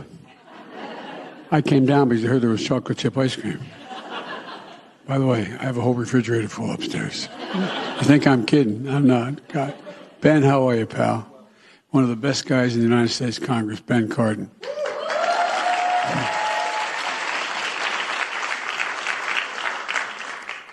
Folks, it's a delight to have you all here. And who are those good-looking kids back there? And who are those good-looking kids back there? And who are those good-looking kids back there? And who are those good-looking kids back there? They're your kids, all four of them? Well, stand up, guys.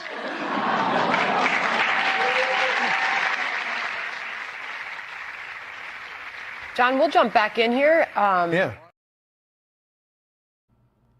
Oh my God! Wow! Oh my God! Meanwhile, in America, somebody put that in the chat. So look at what we got here going on. You got in Africa, they're trying to push LGBT rights or whatever they call it, but in the meantime, places like Uganda are literally passing. Did you see this? Can somebody look this up? Is this thing on me? Somebody look this up. Is this actually real? You can get 20 years if you commit the offense of aggravated homosexuality. Look at number 9. Media houses that published materials that promote homosexuality. So in Uganda, if they have Walt Disney, if they have a Disneyland in Uganda, everybody working at Disneyland gets fined 1 billion shillings and their license revoked for 10 years. Damn, if your child is found guilty. Now see, this is where I want to ask you guys. This is I don't know, man. This is, how do y'all feel about this? I want to know how y'all feel about this.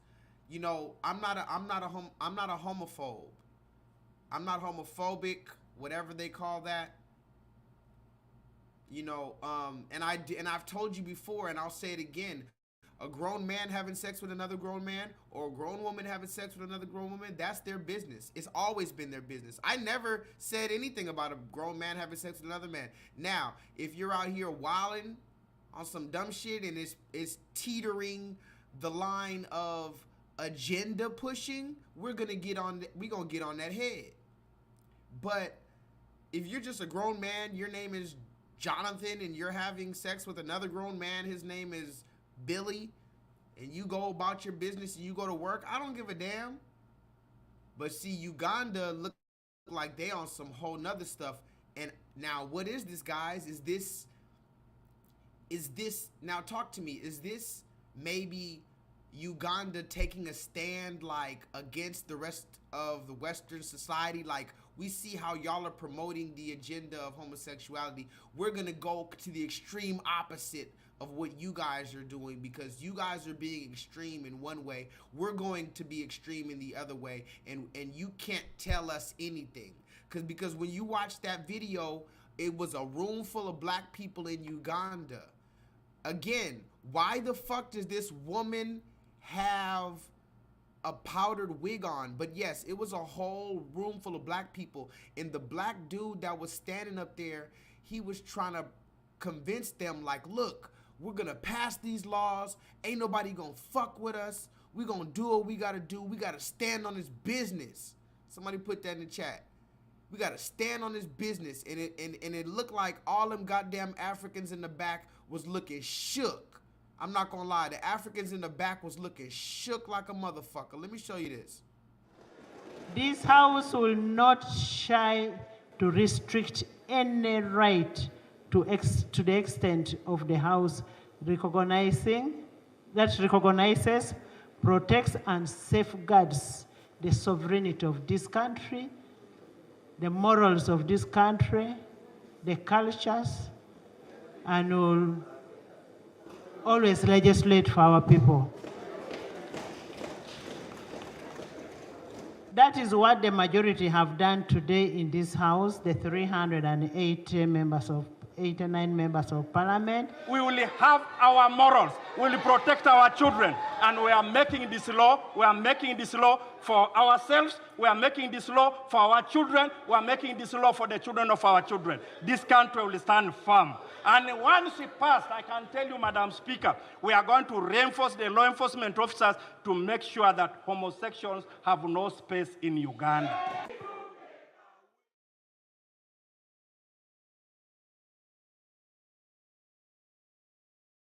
Going on across the world. Now let's get back to America. We've talked enough about Africa and all that, I just wanted to show you that because Steve Harvey told us to go back to Africa, man. That's gonna save the world. Steve Harvey, nigga, didn't you tell a black woman in America to shut her motherfucking mouth because she's black?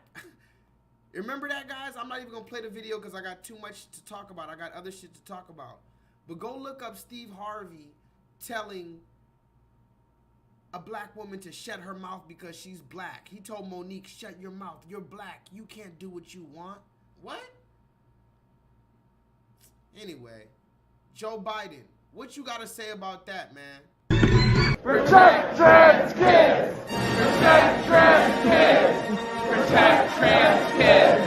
Protect trans kids! Protect trans kids! Protect trans kids! Protect trans kids! Protect trans kids! Protect trans kids! Protect trans kids! Protect trans kids! I got beef with you, Joe. Get the fuck out of that White House. It's time for you to go.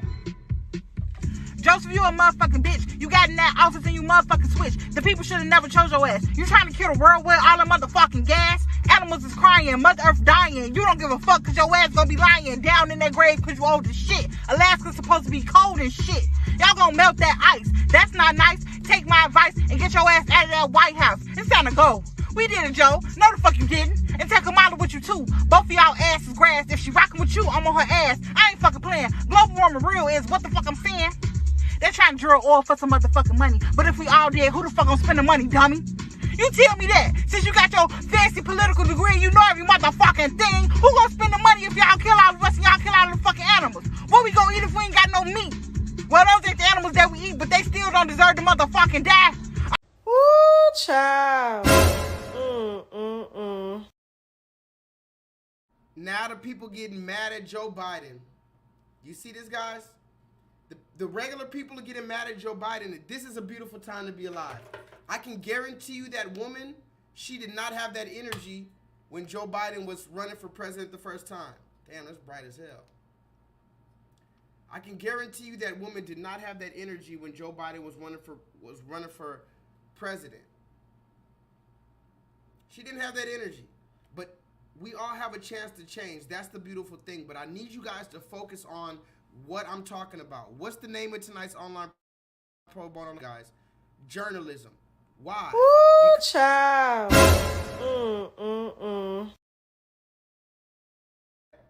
That's the new meme, by the way. The Wu Chow meme just dropped. New meme alert. Wu Chow just dropped. You heard me. The Wu Chow just dropped. It's a brand new meme. Get used to it. Ooh, child.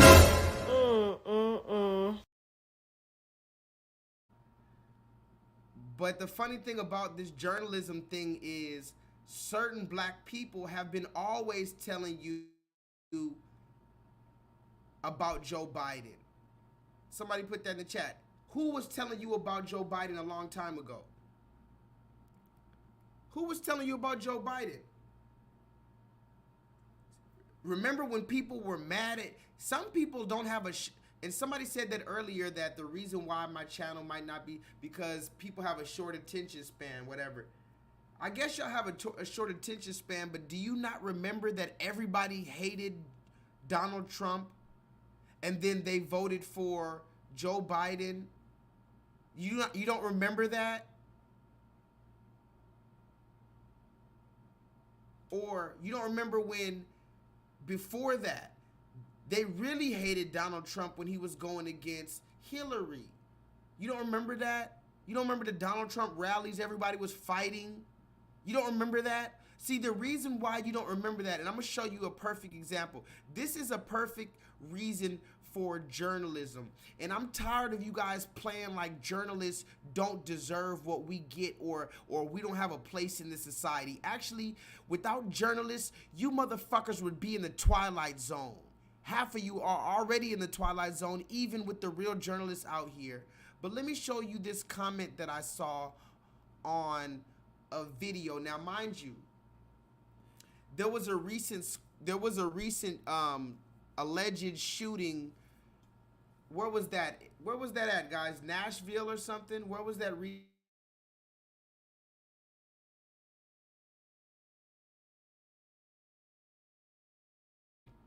I guess they had a recent shooting at a kid's school. And we're going to talk about that, guys, because that's going to be maybe for my Talk My Shit Tuesday. This was very suspicious. This thing, very suspicious. I'm just going to leave it there. Completely suspicious. This thing was so damn suspicious. 6 victims killed. No, that's, yeah, Nashville, Tennessee. We're going to talk about that tomorrow, possibly. Very suspicious. Have you ever heard of thispersondoesnotexist.com? You ever heard of that? Somebody put that in the chat. This person, it's one word. Go look it up on your own time. Thispersondoesnotexist.com. Go to that website. And who put you up on thispersondoesnotexist.com like 5 years ago? What, 4 years ago? Who put you up on thispersondoesnotexist.com? See, now we're entering into a new phase because you don't know what you're looking at. You have no idea what you're looking at. You might notice that I sound like Kanye West.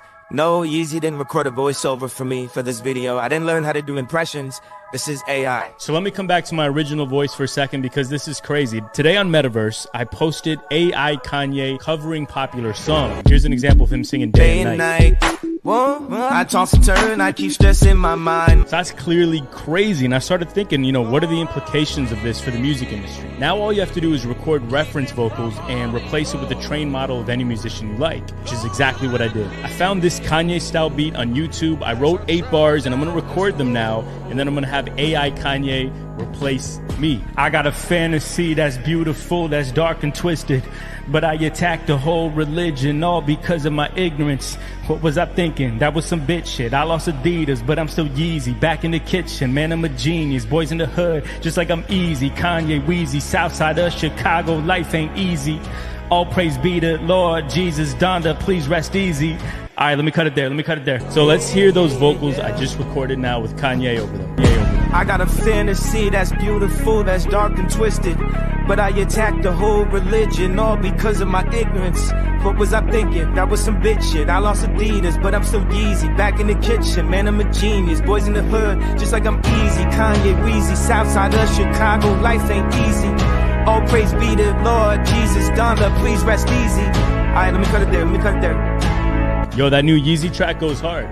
Might win a Grammy for that one. I don't know. That's crazy, right? And keep in mind, this is the worst that AI will ever be. In just a few years, basically every popular musician will have multiple trained models of them. And also the UI, the front end of this, is all going to get a lot simpler, which is kind of what we're building with the Luna, by the way. Go check that out, Luna.ai.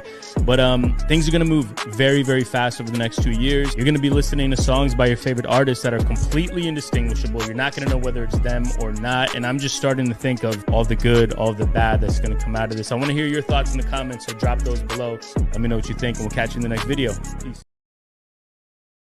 Now, I want you guys to go look this up. Just on a side note, I wanted to bring that to you because I told you this is the importance of proper journalism.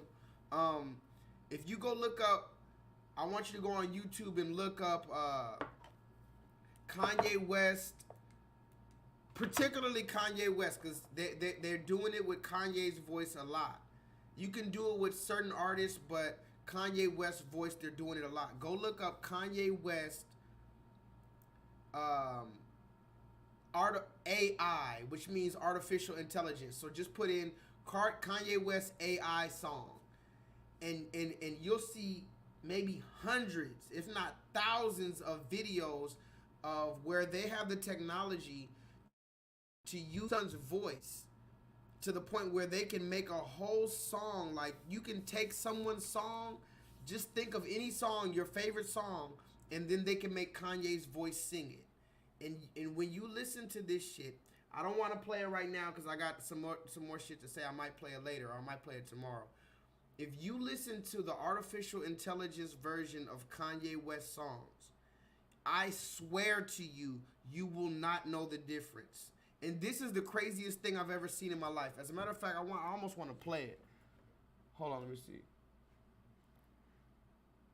I almost want to play this shit because you might not be able to tell, but this man Kanye, they make it sound like. He named me pretty, did it for the money. My bad. Let me play a Kanye. Now, mind you, this is not Kanye. This is not Kanye West. But if you go to YouTube, type in Kanye West AI song, you'll find. Hold on. Let me hear. Go, shawty. It's your birthday. We gon' party like this your birthday. We gon' sip Bacardi like this your birthday. And you know we don't give a fuck, cause that's your birthday. To find me in the club, bottle full of bub. Mama, I got what you need if you need to fill the buzz. I'm in the habit of sex, I ain't into making love. So come give me a hug, get in there getting rough. You can find me in the club, bottle full of bub. Mama, I got what you need if you need to fill the buzz. I'm in the habit of sex, I ain't into making love. So come give me a hug, get in there getting rough. When I pull up out front, shit up there's on do. I roll 20 deep, so it's drama in the club. Yeah, that I roll with Trey, everybody show me love. When you sell like them and then you get plenty of groupie love. Look, homie, ain't nothing changed, bro. Now, cheese it in the cutting, man. Roll them trees up, bro. Watch how I move. You mistaken for a player up here. Been hit with a few shells, now I walk with a leg. I'm in the hood, and the lady saying 50, you hot. I like me, I want them to love me like they love pop. But holla in New York, y'all hear this? Tell you I'm local. Playing is to put the rap game in the choke. I'm fully focused, man. Do y'all hear that? Y'all. Y'all, this is crazy. Hold on, I'm trying to play a song that all of y'all would probably know. Because they have a lot of songs that you wouldn't even think. But hold on.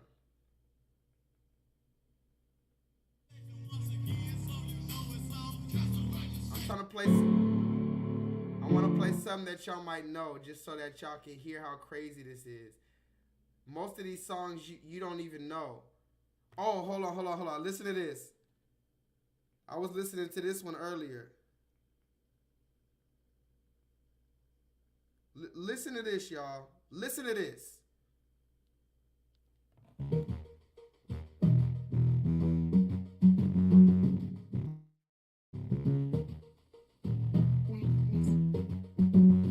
work, work, work, work, work. You see me, I be work, work, work, work, work, work. You see me do me there. It's something about that work, work, work, work, work, work. When you walk down line, when the cafe my drive me at his urgent. Let's jam you lurking. You right now I ain't like it. You know I dealt with you the nicest. Nobody touched me in the righteous. Nobody touched me in the crisis. I believed all in your dreams are duration. You took my heart on my keys and my patience. You took my heart on my sleeve but decoration. Me seek you my love, I want for you from foundation. All that I wanted from you was to give me something that I never had. Something that you never seen. Something that you never been. But I wake up and then nothing's wrong. Hey, that nigga killing that shit though. I ain't gonna lie, bro. I'm not gonna lie, bro. That's the craziest thing about this. I'm sorry. The craziest thing about this is I got sucked into the rabbit hole, and these shits go hard. Before this shit was hot, beg you something, please. Baby, don't you leave. Don't leave me stuck here in the streets. So I don't a chance to. I will never neglect you. Hey. It's all that it gets to you. I hope that you see it. I hope that you see it. What can I say? Hey, please recognize the brain, baby. Send me Hold on. Wait a minute. Wait a minute. This one go hard too. This one go hard too.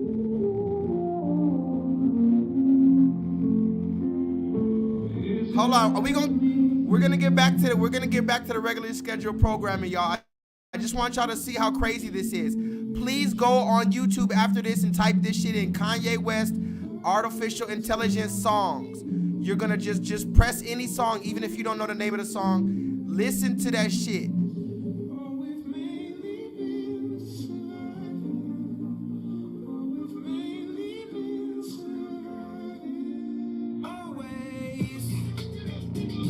Hey. Hey.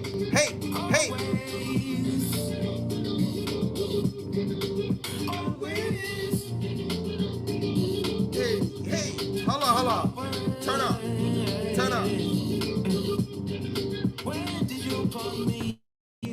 Hold on. You killed that shit. Hold on. I'm sorry, y'all. This shit is so hard. When did you wait for me to get past myself?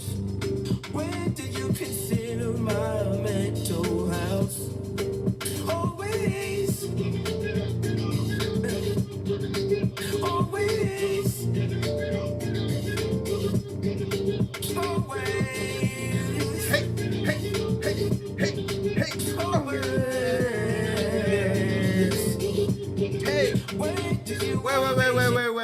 Wait. Hold on.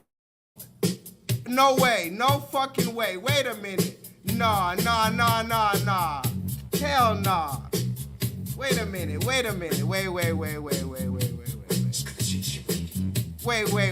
There's no fucking way.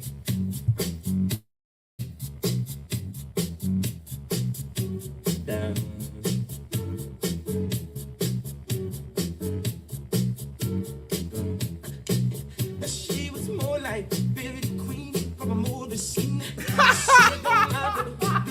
I am the one who will dance on the ground, hitting around. Nah, hell no. She said I am the one who will dance up on the ground, hitting around. Yo. She told me the name is Benji. Okay, fuck that. I can't do this. I'm gonna have to do this shit later, bro. I'm sorry. I just wanted to share that with y'all because this shit is literally crazy to me. And I need you guys to really go look that shit up on your own time. Let's get back to it. Cause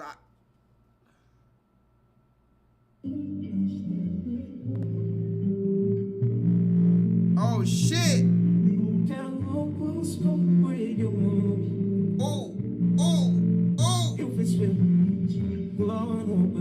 could have been anywhere in the world. Fuck the bullshit. We can get back to talking shit later. Fucking just vibe out. Smooth jazz the wave.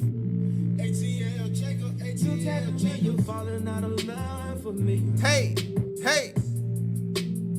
Hope you can find someone to love you better than I did. Taking our memories on love and treating it like nothing. Hey. Taking our memories on love and treating it like nothing. It's my life, but my grandmother made me jump so when I care for you.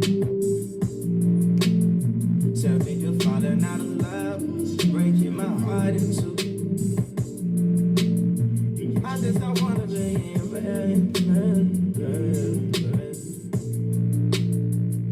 almost like you didn't have to make you happy. You telling me you falling out of love with me? Nah, Bryce. Do you not hear it though? The question is, I know you don't like it, cause guess what? This is why I'm introducing it to you guys, right? Because this is what's gonna be. I've already researched. This is a whole thing. This is literally a thing, guys. This is what I need you to understand. This is a whole thing. So you guys need to start getting adjusted to this thing, and we need to start having a conversation on what this thing might mean for music. Because if you go look into the comment section, a lot of people, they're saying, first of all, can y'all see me?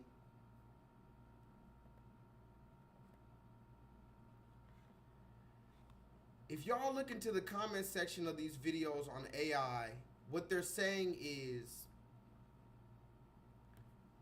this is gonna be the end of music. Because if you listen to some of these songs, you will not know the difference. So I need you to understand, if they're allowing us to have this technology, that means they can use my voice. They already have my YouTube videos. They have enough data from my YouTube. I don't have to give the consent. This is what journalism is about. Giving you the news that the news doesn't show. Don't you understand how important it is to be a journalist in these last days? Everybody is out for self. Who, you tell me, I'm gonna name two people that's not out for self: the comedian and the journalist. These are two underappreciated professions. Fuck a profession.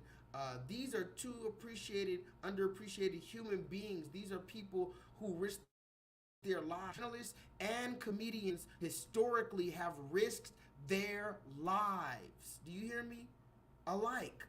Journalists, comedian. They might as well be the same thing.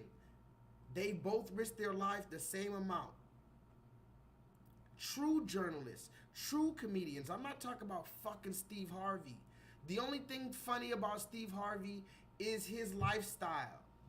This nigga letting the goddamn European man dress his ass up in these little ass, skinny ass pants showing his ankles and shit like that. Smoking a big ass Cuban cigar thinking you doing some shit. Meanwhile, you're shitting on the black community. So let's get back to the story, because I want to talk some more shit. Matter of fact, we're going to do our Talk Our Shit Tuesday tomorrow, but we have a whole reason that we're doing this show tonight. Does anybody know the name of tonight's online pro bono course? It's journalism. Journalism, guys. Journalism. When it comes down to you, like... The beans are being spilled. I went on a date with Kevin Gates. Okay. That, you know who that is, right? Like 2 phones, one for the plug and one for the pussy. Kevin Gates, yes. I was wondering. Yeah. And that was everything, honestly. It was a really good experience. And like, he's just one of those people, like people in the industry, like they're so fucked up from like literally like the life that they have had that like, okay, so I DM'd him, you know, I like go on my little sprees. Okay. I'll like, what I do is I'll go and like drink. And I'll see who he's following and just DM every single hot guy I see with the blue check mark. And hoping that just pays my bills one day, because shit, this pussy and my penthouse are not going to pay itself. And so I DM'd him and he was like, yo, like, I think he was like in Atlanta. I was like, I'm not, like, so he came and he was like, let's go to dinner. And I was like, okay, just like text me where. Like, kept it really cool. made a reservation at Mastro's, but like could have sent me a car service, but like I'm an independent woman, so like I'll call my own fucking Suburban. It's fine. Went to Mastro's and I was like, am I gonna get like shot? And it was just one of those situations where I almost felt like I was like at like lunch with in trouble with my principal. Like I felt like he was literally looking so deep into like my soul and my like 9 different holes that like I didn't even know what I was getting into. I tried caviar for the first time. That was cute. It was hot. And then I was telling him earlier, like, it's crazy that like I have experiences with people or I hook up with people and then my brain just like I think teaches myself to like forget, or I have dementia. I don't know. You're like one of the two. One of the two for sure. I just don't know which. And we were in his car. He was playing me his new album. He was on Instagram Live, and in my brain, I'm like, dude, he shows me on live, and I'm like, ugh, I just know one of like the fans from Iowa, like where I'm from. That like, is a dude. Yeah, like that's a fucking male. I don't know if you knew this. And I was like, wait a sec, if he reads that comment right now, he's gonna flip his car. Like, I'm scared. He was taking me to his house, like in the hills. I was like, I'm never gonna be able to call an Uber. Like, I'm dying here. Yeah, because in the hills, there's never service for anything. Oh my God. And it wasn't like the hills. It was like insane. Like, it was just far. I don't even fucking know. I blacked it out. Okay. And there was no full disclosure here, so we're just Yes, exactly. We're going into this situation as and he didn't really ask, like, do you want to come home with me? He was kind of just like, get in my car. And then you just kind of, I mean, that's how they always are. No, they don't ask, you go. Yeah, you just go. You just follow the rules. You're And there. I've always been bad with following instructions, reading rules, the whole nine. And so we get there. I meet his sister, which like could have like honestly I think was his wife. Now that like I did my research, I'm like, I think I literally met your wife, but you introduced me as her sister. I don't know. He's all about like energy, like ashwagandha, like the whole 9. Honestly, we fucked. And I told him I was trans, like mid, like spread eagle, like pussy flap scars and all. Like how did you bring that honestly, up? Like, I was just mid-sex. What? Yeah. I mean, I've been in that situation. I've been in that situation a few times where it's just like, oh God, like, she felt oh no, like the energy was She's like on. spread to go. She's like, I'm trans. She's like coming. I'm like, I'm squirting. He's like, what? He's like, I'm like, I'm squirting. He's like, no, you're not.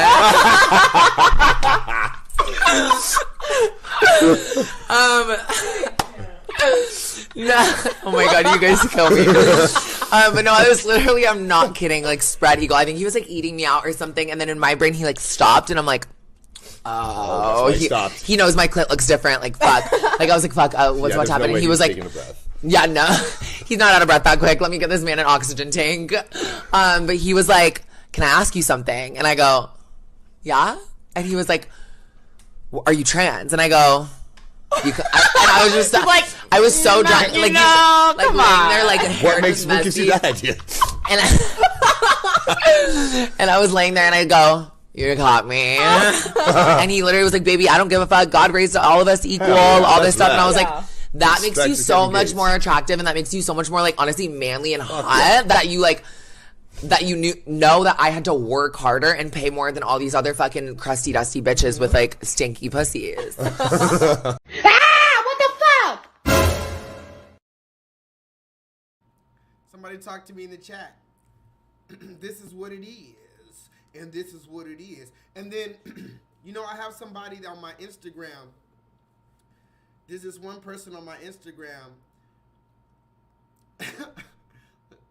This one person on my Instagram constantly leaves these comments. Anytime I say something about Dwayne Wade or the LGBT agenda, this one person leaves a comment on my Instagram post, you must be undercover gay, and this and that, because when that's not all I post. I have literally thousands of posts on my Instagram, literally thousands. They never deleted my Instagram, so I've been on Instagram since I had my first channel. So if you're on my Instagram, you can go all the way back on my Instagram and you'll see some of the shit from my old channel. I have a lot of shit on there, but for some reason this motherfucker never says nothing about none of the other videos I post. But right when I talk about the LGBT agenda, why that's all you talk about? Well, how about you talk about this? And I'm not even going to go into it because I've went on my whole rants before. Look at this woman here. I'll call her a woman for the sake of argument, shall we? This woman, biological male. And yes, that's important to note.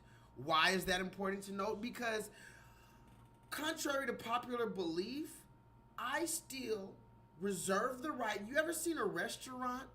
Talk to me in the chat. Who's in the chat right now?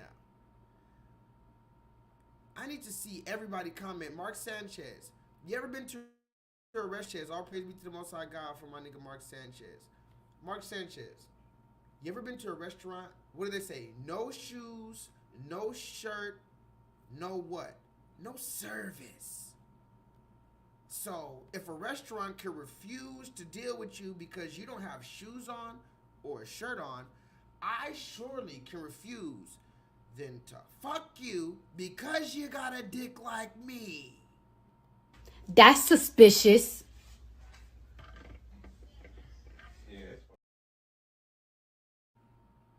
So this person, I don't know if it's a true story or not. I'm gonna say it like this. If it ain't, because if this is real, if this person really did, now let me just run down the story for anybody who's new in the chat. Please go press the thumbs up button if you're new to the chat, by the way. Shout out to my people on Patreon. I know I'd be neglecting y'all all the time. One of these days, I promise I'm going to do something very big for my people on Patreon, and y'all going to be mad y'all are not on Patreon. If you're not on Patreon when I do that shit, you're going to be mad. I promise I'm going to do some shit and just give it out. I'm the type of nigga that just gives shit out spontaneous. Here's the thing, guys. There's so much going on in this world. I had to filter what I had to talk about tonight because we're already at 2 hours. I got to keep moving forward. I can't even stick on what I want to talk about. What I really want to talk about is some other shit, but look at this video right here. This woman says this woman, biological male, she fucked Kevin Gates, who's a rapper. Now, mind you, Kevin Gates, you can look him up on your own time. He's a handful, to say the least. He talks about sticking dick up in a woman and punching your woman with a dick. He said, I'm going to punch my dick off in her. I said, oh, all right, sure, go ahead. You got it, brother. And Kevin Gates is a character. Everybody knows about him. But he is very funny. I'll give him that. He's very funny, Kevin Gates. And he's very insightful on a lot of things, too. And he seems like, brother, he thinks about what he says, even though he says some crazy shit. That makes it crazier. Doesn't that make it crazier that Kevin Gates actually thinks about what he's gonna say and still says that shit? Anyway, this woman says she slept with Kevin Gates, but I'm not here to give you the gossip. You hear me, motherfucker? I'm not here for the tea. The reason why I'm talking about this is because this is a transgender person who slept with a black man. Somebody put that in the chat. Who was that said that these people are manifesting and what did you say? You said something very good. You said they're manifesting our energy. Somebody put that in the chat earlier, and they said that these demons are like siphoning our black. Put that in the chat again. Somebody said that, and I felt that earlier today. I saw it. I be seeing it. I be seeing these black men that are basically like, I'm not gonna lie, bro, and you can cancel me. A lot of these black men look like slaves, like oh, boy, strict a dog, shit, I'm a banger, dog. And it's like those type of niggas who are just, and even if they're not in the South, you got the same type of niggas in the West Coast. What up, dog? What up, cuz? Da da da da da da da. Like these type of niggas in the East Coast, it's like dun dun what up, dun dun dun. It's like these are the niggas that are prime candidates for prison. This is why I can't be in prison. What, you gonna throw me in jail with these type of niggas? I ain't one of these niggas. Somebody put that in the chat. I'm not even one of these niggas, though. Imagine throwing me in jail for 10, 20, 30 years, like, with these niggas. And when I say these niggas, it's not black people, I mean, but particularly if we're talking black, yeah. There's certain niggas that go in that bitch and make a whole sandwich out of nothing, nigga. They take some, they heat up some shit. Don't ask me. They make a fire in that bitch like Tom Hanks on Castaway. Wilson! You ever seen Castaway? Wilson! These motherfuckers in that bitch just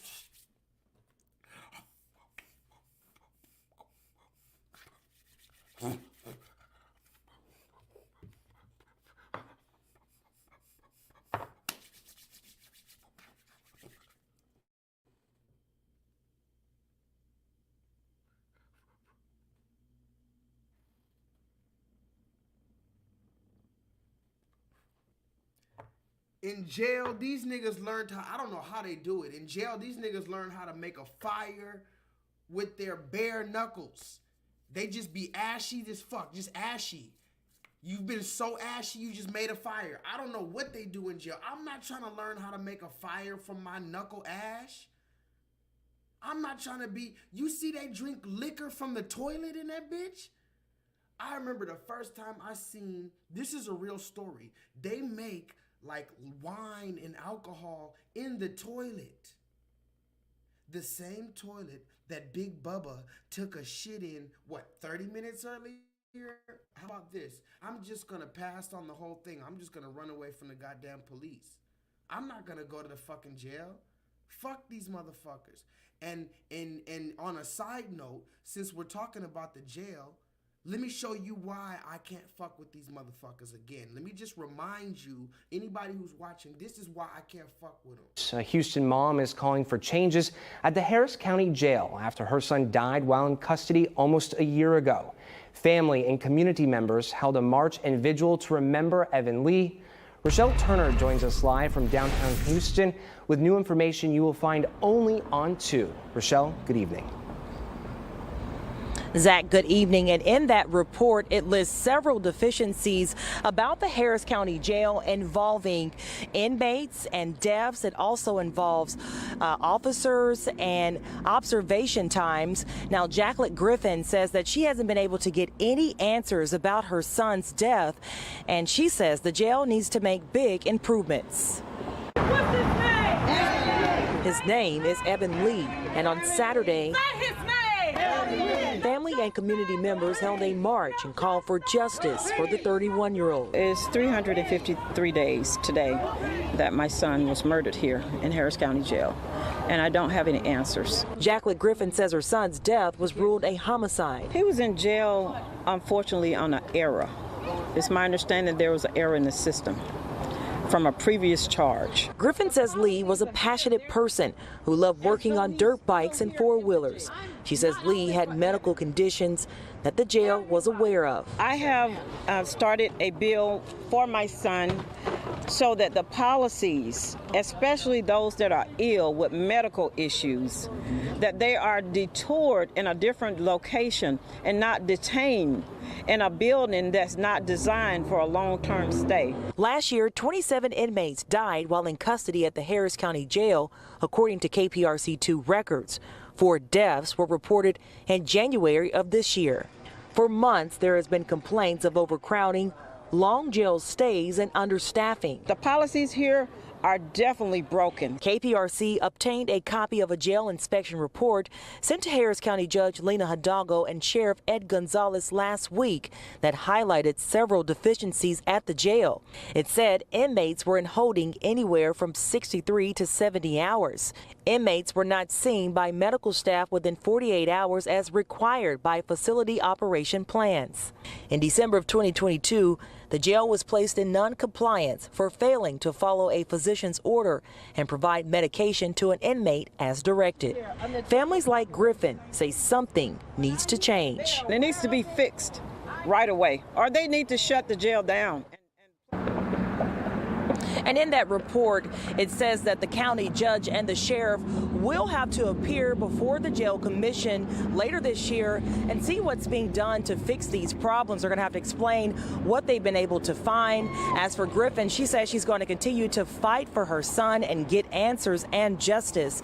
I did reach out to the sheriff and a spokesperson for the jail, but I have not heard back as of news time. Reporting from downtown Houston, I'm Rochelle. This is why I'm trying to stay out of it. But they keep pulling me back. I gotta have these conversations. Did you see the trans person who said, now listen to this because I have to move forward and I didn't get to the main part of the story. So the trans person is sleeping with Kevin Gates, but allegedly the whole time He's trying to hide that he's a transgender. He's scared that the other now he said Kevin Gates put the phone up on Instagram Live, and the transgender didn't want the people on Instagram Live to see him because they would say in the comments, "Oh, that's a man, that's a man." So you're scared, you're hiding that you're a man. You know that he probably, most likely, or there was at least a chance that he wouldn't like the fact that you're a man and he would not fuck with you. You purposely hid that. And then you got to the crib, you started getting sexual. This is the part. You started getting sexual, and you still didn't say anything. And then, now this is where it gets so graphic, I have to move forward after this.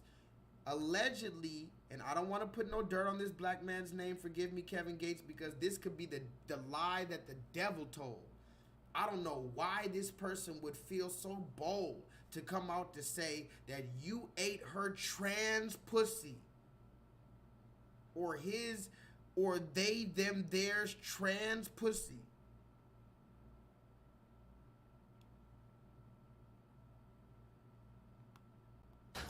This is disgusting.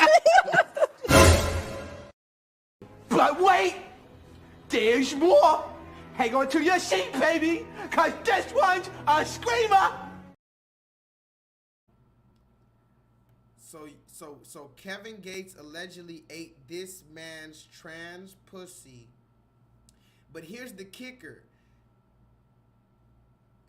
He started recognizing something was different.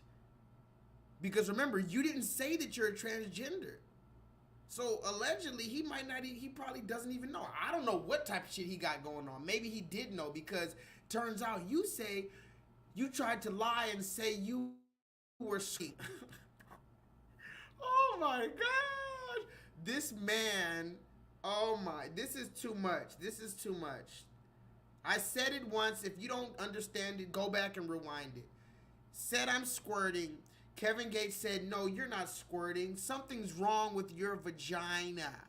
What's up with your vagina, lady? And this, oh, I'm trans, you caught me. Oops. Whoopsie, I'm trans. Now, wait a minute. There's got to be something missing from this story, guys. Mystic Mars. There's got to be something missing from the story. You're trans. Oh, after I've eaten your trans vagina? After I've eaten your trans vagina, now it's whoopsie. Oops. Yeah, I'm trans. Hey, do you ever wonder, like, what is going on? I mean, like, do you ever, like, wake up or do something and you're just like, what the fuck is going on? And we're not supposed to say anything about this. This is being normalized. This activity, so when this is on a podcast and this is not being challenged by the people on the podcast, by the people in the comments, when this is not being challenged by anybody with their own platform such as myself, what does that do? Can you answer me in the chat? This is why we're talking about journalism tonight. This is the importance of journalism. What does it do when nobody pushes back against it? And it's some crazy, ridiculous thing, but nobody pushes back against it. And guess what? A journalist isn't necessarily even pushing back against it. We might just be giving a narrative that's actually not even biased. But remember, the mainstream narrative wants to be the only narrative. So when we pull out stats, because remember, if you're going against the mainstream narrative, you better have data. You better have stats. You better have evidence. You don't think the grassroots journalists really don't get down like that? Like we don't have a bunch of facts behind the type of shit that we say? What do you think drives a journalist? Like I told you, the journalist and the comedian, both of them have their neck on the line. If you go look up the history of comedy, they talk about how the comedians were the jesters back in the day. The jesters were some of the first comedians, and they were making fun of the kings of England and the fat kings and the royal pompous kings. They would draw caricatures. This is where caricatures came from. They used to draw caricatures of these kings. So basically, it would be like today if I drew a funny cartoon of Donald Trump or a funny cartoon of Barack Obama with some big ass ears or some shit, and I made fun of Barack Obama like a caricature. This is what they were doing back in the day of the kings, and all the peasants and all the common people would laugh at this because there was the kingdom actually had a king who was there, who was ruling over them. The whole people were upset, so they had no way to rebel, or they had no way to state their grievances about this dictator type of king. So the comedian was the one who came and made a caricature, or who came and told the joke about the king, and everybody allowed it. Even the king sometimes allowed it, but sometimes the king would fucking have them killed for mocking them, because how dare you mock the king in this dictatorship? So the comedian has a very, very important role. But that's a different story. Let's move forward. I think I have some more conversations. Oh, this is the person that said that Kevin Gates did that to him or her. Now, Mr. Mars says the voice alone is a dead giveaway. Again, there's so many different factors, and I don't know what I've seen some type of crazy shit online. I don't know if it looks the same in real life, but from what I've seen on Instagram and type shit, and I find out this person is a biological male, from what I've seen, unless this is a very big filter, sometimes when you wouldn't know, there's no way you'd fucking know coming into close contact, especially late night at a club. Think about it. Late night at a club, off of your 4th shot of Hennessy, you smoking, you came to fuck something, and this chick's eyeing you from across the bar, and you're telling me, oh yeah, I knew immediately from her ankles, her pinky toe, I knew immediately from her pinky toe. This is what I'm trying to tell you. This is the news that the news doesn't show. This is what's being normalized right now. So we have to understand that and move accordingly. It's not about being hateful. It's just about understanding it and moving accordingly, so you don't get caught behind, or you're not, because what's going to happen is eventually you're going to start sticking out like a red thumb, a sore thumb. You're going to stick out like a sore thumb if you do not agree with this type of stuff. Or if I don't know if Kevin Gates was really okay with this, but let's just say you're not okay with this. Let's just say you're Kevin Gates and you're going down on this chick who you met, and you're two consenting adults, you're having a sexual experience, and you're in the middle of giving oral sex to this woman, and you find out this woman is actually, this vagina was made from surgery. You find out in the middle of eating the vagina that it was made, talk to me, it was made in surgery. This woman just hijacked your virginity. This gentleman just hijacked your male virginity. Think about that for a minute. You thought you was just out for a nice time at the club. You got a nice exotic baddie. She was eyeing you from across the bar. Hey, I haven't had none in a while. This chick's really digging me. I might pull her over to the crib and show her the business. She just said, look at me now. I am the captain of this ship now. At that point, what do?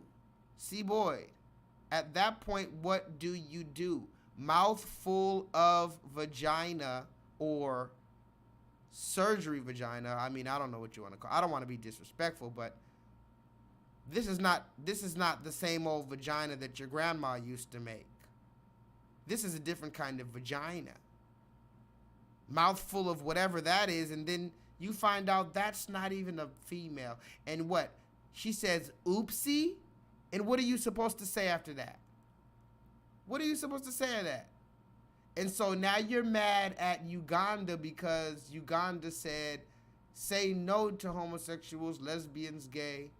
And then look at the bottom of his jacket right there. If anybody can zoom in to the bottom of his jacket, it says, down with Babylon, up with hope.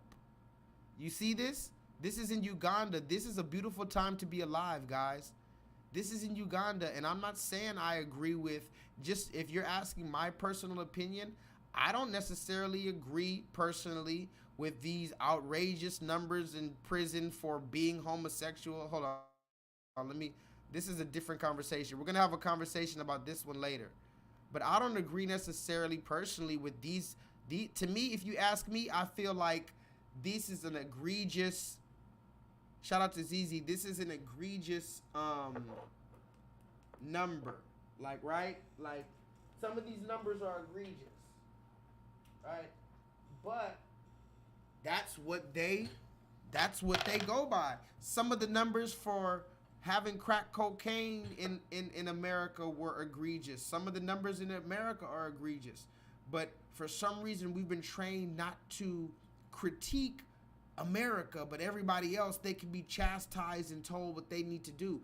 But again, I want to see Gabrielle Union go to Uganda and talk to a room full of the equivalent of the NAACP in Uganda and tell them that they need to change this law and accept transgenderism with kids. That's what I need to see. On a side note, you know what else I need to see? I need to see you motherfuckers stop misusing this word woke. Stop. Look, I'm just gonna say it and I'm not even gonna get mad about it. Stop misusing the word woke, guys. It's getting on my fucking nerves, okay? Look at this dude right here, Robbie Starbuck. I follow him because sometimes I follow people who I don't necessarily agree with, or people who might be the ops, because I might agree with them on certain points, and I also need to do some intel. So some of the people that I follow, I don't even like them. Some of the people I follow, I'm actually gaining intel. I'm spying on a lot of people. On my Instagram, I'm spying on people. And so this dude, I'm spying on him, and he's a patriot, and he loves Donald Trump and all this type of shit. And he posts some good stuff, but he's also on some other shit. And look what he posted. Because I guess Bud Light came out with this transgender rainbow. Look at this right here. It says, celebrate everyone's identity. She, they, he, they, him, her, shim, sure. So they came out with this Bud Light bottle. I don't know if that's true or not, but this dude usually has pretty solid information. As you see, he has a blue check. So I guess this is a real Bud Light bottle. You guys can go ahead and check that out if you need and see if that's real. But this is a transgender on the Bud Light bottle, and then they got the pronouns and the. But look at the message though. The message is what I want you guys to notice. Message. So you saw this can, you saw this Bud Light can with the rainbow and the man dressed as a woman, and you hopped your pasty ass onto Twitter, and the first thing you said was a message to conservative families. You hear this? This is another code word. I don't give a fuck what you talk about. Oh, they can have black conservatives too. Shut up. There's only 3 types of niggas in America, and none of them are conservative. Shut the fuck up. There's only 3 types of niggas in America: the house nigga, the field nigga, and the runaway nigga. You can choose today what you want to be, but there's no fucking conservative black person in America. You might think you fit in with these motherfuckers till times get hard, then you'll see real progress, okay? Now, this dude got on Twitter after he saw this can, and he said, message to conservative families from Bud Light seems to be, we will encourage and even celebrate the erasure of men and women along with all the values you care about. They've gone totally, now listen to this. This is the most beautiful thing about it. He says Bud Light with this woman on the can went totally. Wait. Bitch, you better be joking.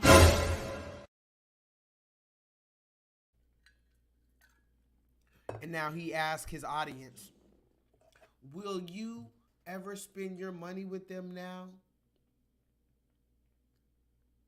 But who's the one that was telling you guys to stay woke? Who's the one that was telling you to protect this word woke before they stole it? Before they successfully stole this shit on the mainstream, who was the one that told you to protect it and to not neglect it? And all of you threw it away because what? Why did you throw it away? You know why you threw it away? I'm going to tell you the truth because I love you. You threw away the word woke because you're so used to being abused. And that's what I don't have a problem with. I have a problem with black people being abused. Do you know 2-3 times today? 2 times in particular. I'm supposed to be off today. Today's my motherfucking off day.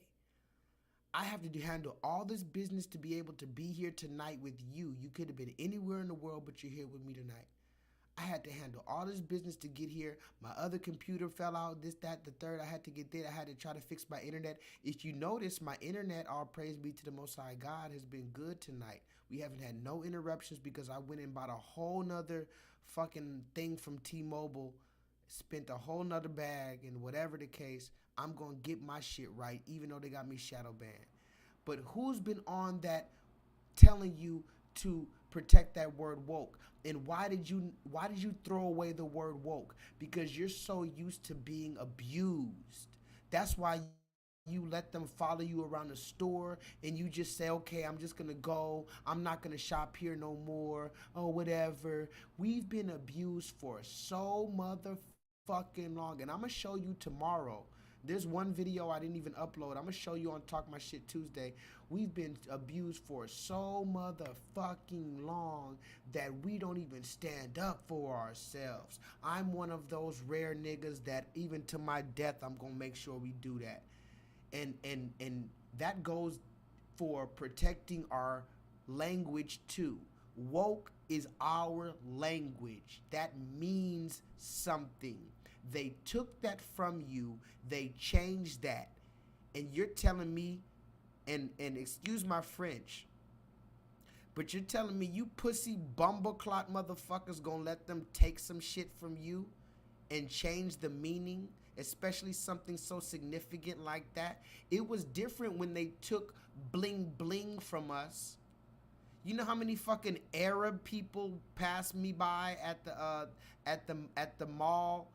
I remember one time I was like 12 years old. Me and my stepdad were at the Fox Hills Mall. Shout out to the Fox Hills Mall in LA.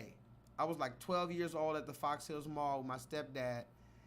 And we passed by this little kiosk or whatever where they were selling jewelry. You know, they have the Arab people, the Saudi Arabian people, whatever, selling jewelry. I was 12 years old. I'll never forget it. This nigga, we passed by him. He said, hey guys, Christmas time, bling bling. I'll never forget it. My stepdad remembers that too, because we made a whole joke about that. That was an inside joke with me for a long time, me and him. Christmas time, bling bling, because it was around Christmas. So he was trying to sell it to us. Hey guys, it's Christmas time, bling bling. So he was, and this was around the time Bling Bling had just, what year did Bling Bling come out? Bling Bling was like 3 years old, maybe 4 years old. So he was already late, because back in the day, they used to be late on our shit. You remember back in the day when they was just late? Like, nigga, that's late, nigga. You just now talk about, I remember this one white girl said, oh yeah, we're gonna get crunk tonight. Crunk? This woman literally said, we're gonna get crunk tonight. Imagine a white woman saying, we're gonna get crunk tonight. Wait. Bitch, you better be joking. Oh yeah, I laid my sticky bangs down. I got my sticky bangs ready. We're gonna get crunk tonight. Like, what? That's just late. Like, we haven't got crunk since Lil Jon. You mean to tell me you're getting crunk? What club are you getting crunk in 2023? So, like I said, it's one thing to use our language without asking us or giving us credit. It's a whole nother thing when you misuse it. But again, we don't stand up for ourselves. Somebody put that in the chat. We don't stand up for ourselves. I need everybody to put that in the chat. We, including you and me, because you and me are part of we. You can't come in here and say be one, but you're not part of black people. So we don't stand up for ourselves. Put that in the chat. 读一遍。 That jacket is nice. 杨老师，我读的怎么样？读得唔錯，但係就差咗少少 feel。那怎么读的？我跟你說，你下個月要去美國讀書了。美國的小朋友是這樣說的 ：“Yo, the jacket's tight, son。”好像很厲害的樣子耶。是不是？我現在教你一個方法啊，學完你就馬上。 So let me give you a backstory about this because I've actually been showing you guys this guy's videos for a while. Now, this dude's videos, he's an Asian man who is teaching English to his young Asian students on TikTok and on Instagram, right? Thousands and thousands of followers, mostly Asian, right? Barely any black people. Like I told you, I'm on Instagram stalking motherfuckers. I follow people that you would never imagine just because I'm like, I know this motherfucker gonna give me some good receipts. This Asian man got video after video of him teaching his young Asian students how to talk like this, son. And it's like, wait a minute. I'm seeing a pattern here because I've showed you the videos before. Now there's a pattern. Once or twice, that's a coincidence. This is a pattern now. Talk to me in the chat, guys. So, I'm going to the hood, son. This is what Asian people believe that who's talking like. And then when you see who he says, you gotta look through the bullshit. Now look at this. If you can read this, try to read it real fast. He's teaching this little girl. He says, listen to what he says. I heard you're going to school in Compton. Somebody put that in the chat. What? I heard you're going to school in Compton. So I need to teach you how to survive around these niggas. This is what's going on. I heard you're going to school in Compton. Let me teach you how to survive around these niggas.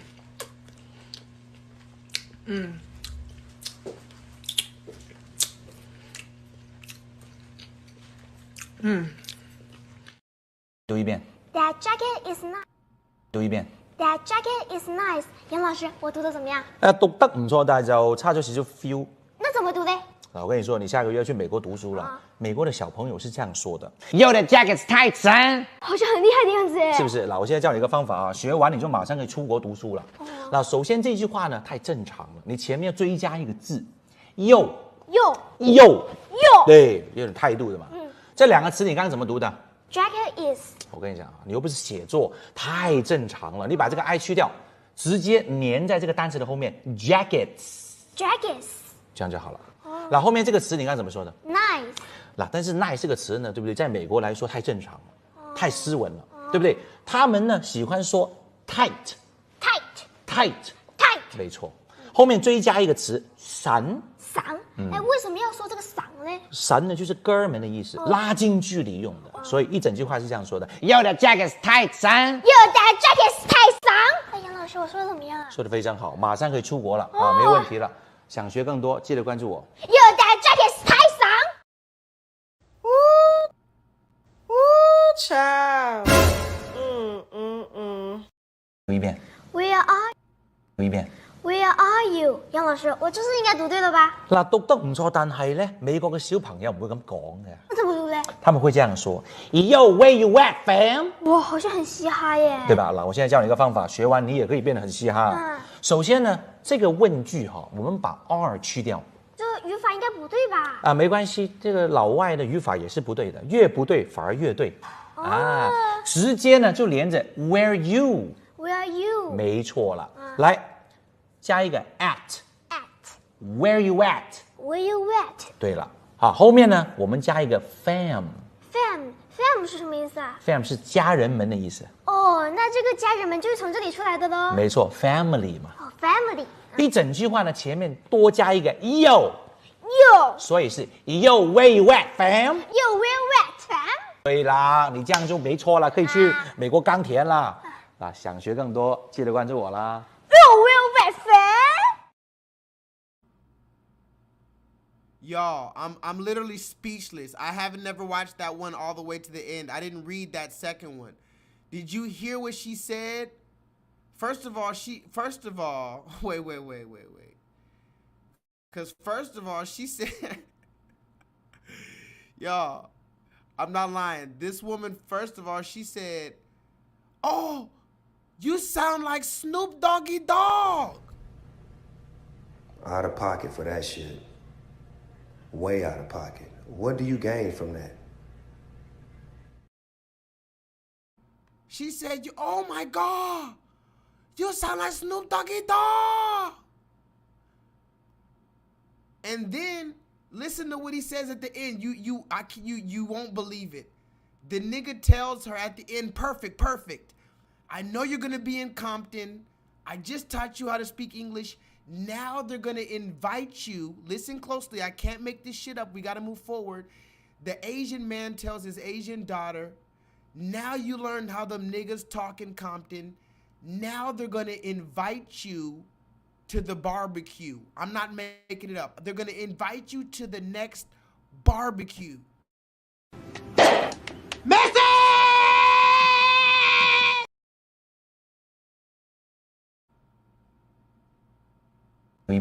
Where are you？ 杨老师，我这是应该读对了吧？嗱，讀得唔錯，但係咧，美國嘅小朋友唔會咁講嘅。那怎麼讀嘞？他們會這樣說 ：Yo where you at fam？ 哇，好像很嘻哈耶。對吧？嗱，我現在教你一個方法，學完你也可以變得很嘻哈。首先呢，這個問句哈，我們把 R 去掉。這語法應該不對吧？啊，沒關係，這個老外的語法也是不對的，越不對反而越對。啊，直接呢就連着 Where you？Where you？ 沒錯了，來加一個 at。Where you at？Where you at？ 對了，好，後面呢我們加一個 fam。Fam 是什麼意思啊 ？Fam 是家人們的意思。哦，那這個家人們就是從這裡出來的咯。沒錯 ，family 嘛。哦 ，family。一整句話呢前面多加一個 yo， 所以是 yo where you at fam？ Yo where you at fam？ 對啦，你這樣就沒錯了，可以去美國鋼田啦。啊，想學更多，記得關注我啦。Yo where you at fam？ So again, you're gonna ask me, here's the funny thing about all these videos. You know what you're gonna ask me now? You're gonna say, just like you asked me about everything else, J-Lethal, what's wrong with that? What's wrong with that? They're just having good old fun. Here's the funny thing. On that video, I went to that video and I left a comment. I'm not gonna show you the comment because it was like, it don't matter.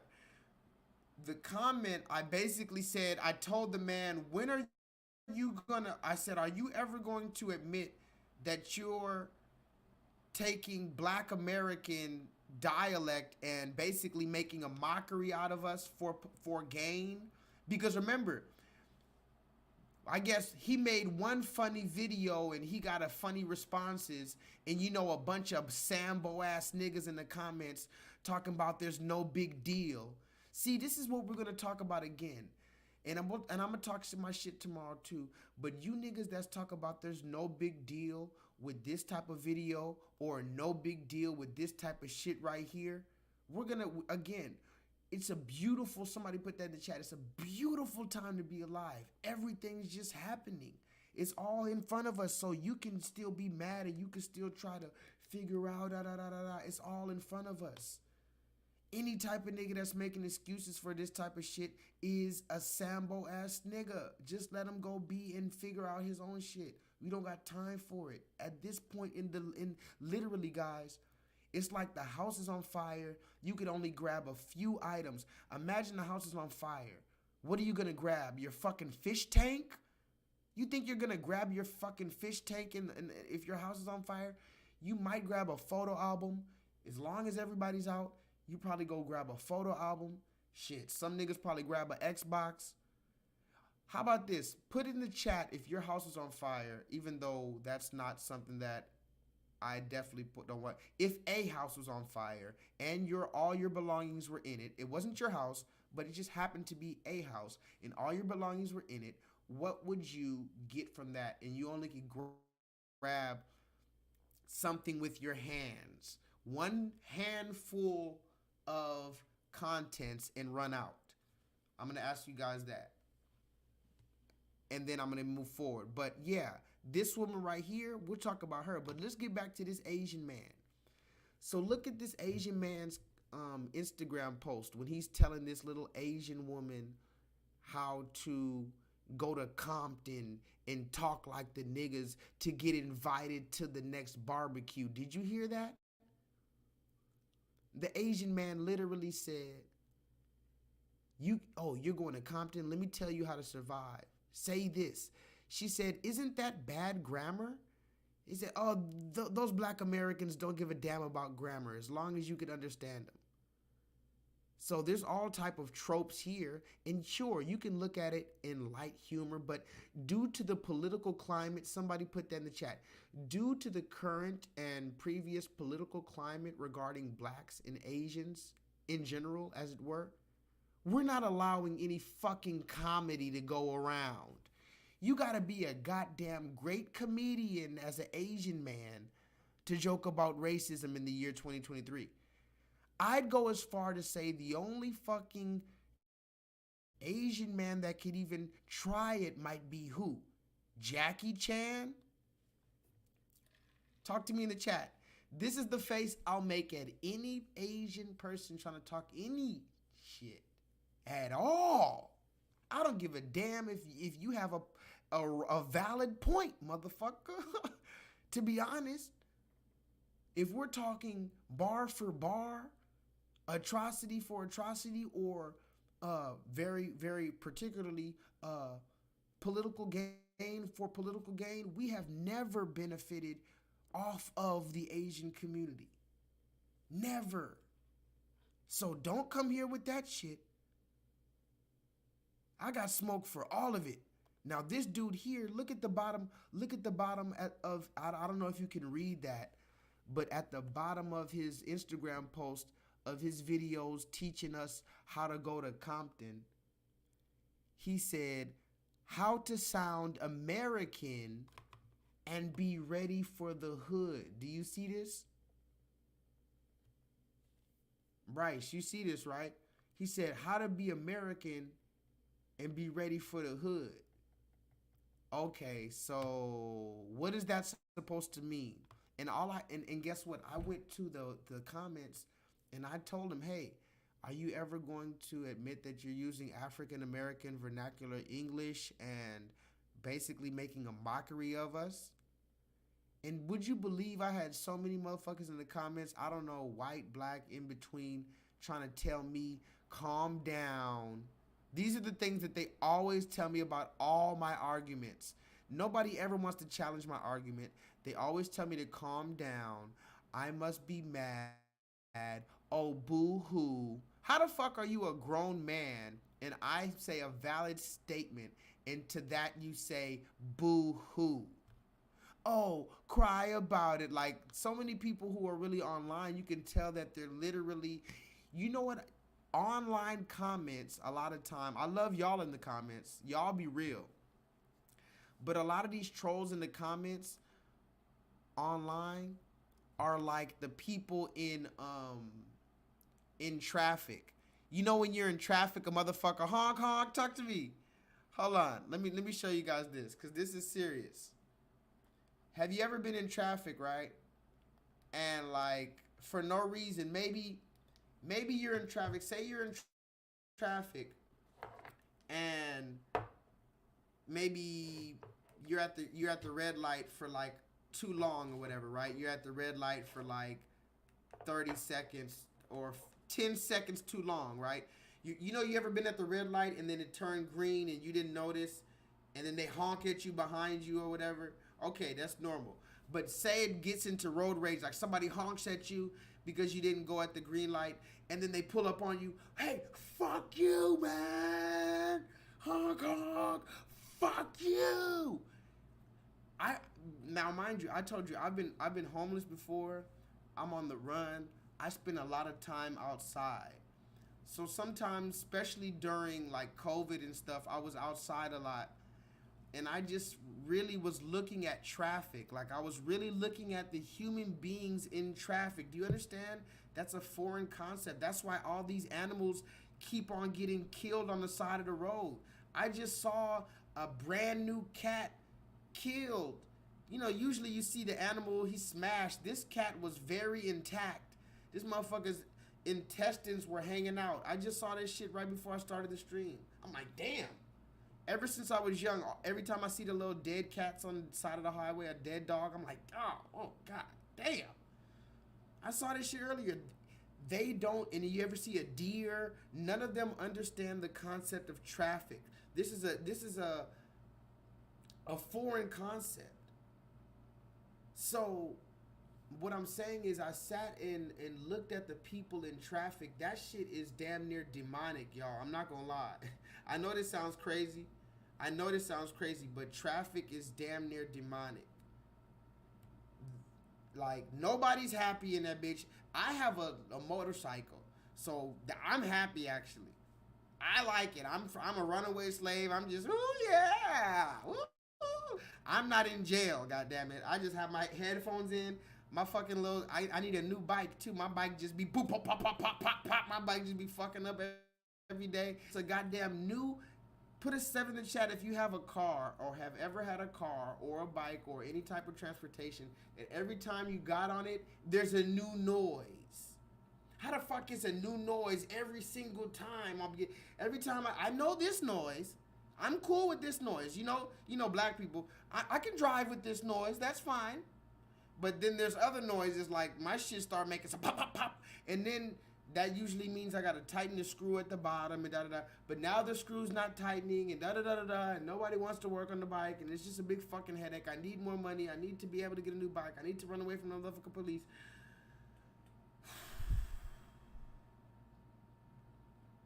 Oh, yeah, let's get back to the show. I was talking about a whole show. I'm over here just ranting, guys. Telling me you could have been anywhere in the world. But let's get back to the show. Does anybody know the name of tonight's online pro bono interactive learning course in which like-minded and some not so like-minded individuals gather in order to discuss? Hold on. Does anybody know the name of tonight's online pro bono interactive learning course in which like-minded and some not so like-minded individuals gather in order to discuss nuanced and sometimes controversial topics so that we may all possibly gain a motherfucking further level of clarity and understanding moving forward? I'm being honest. Getting a Jay-Z call is not all cracked up to be. Yo, no. Because he will check you. Like, I'm being honest. If I see the whole call, I don't, like, really pick up fast. Because I'm like, what did I do? You got to prepare yourself. I hit the engineers. Okay,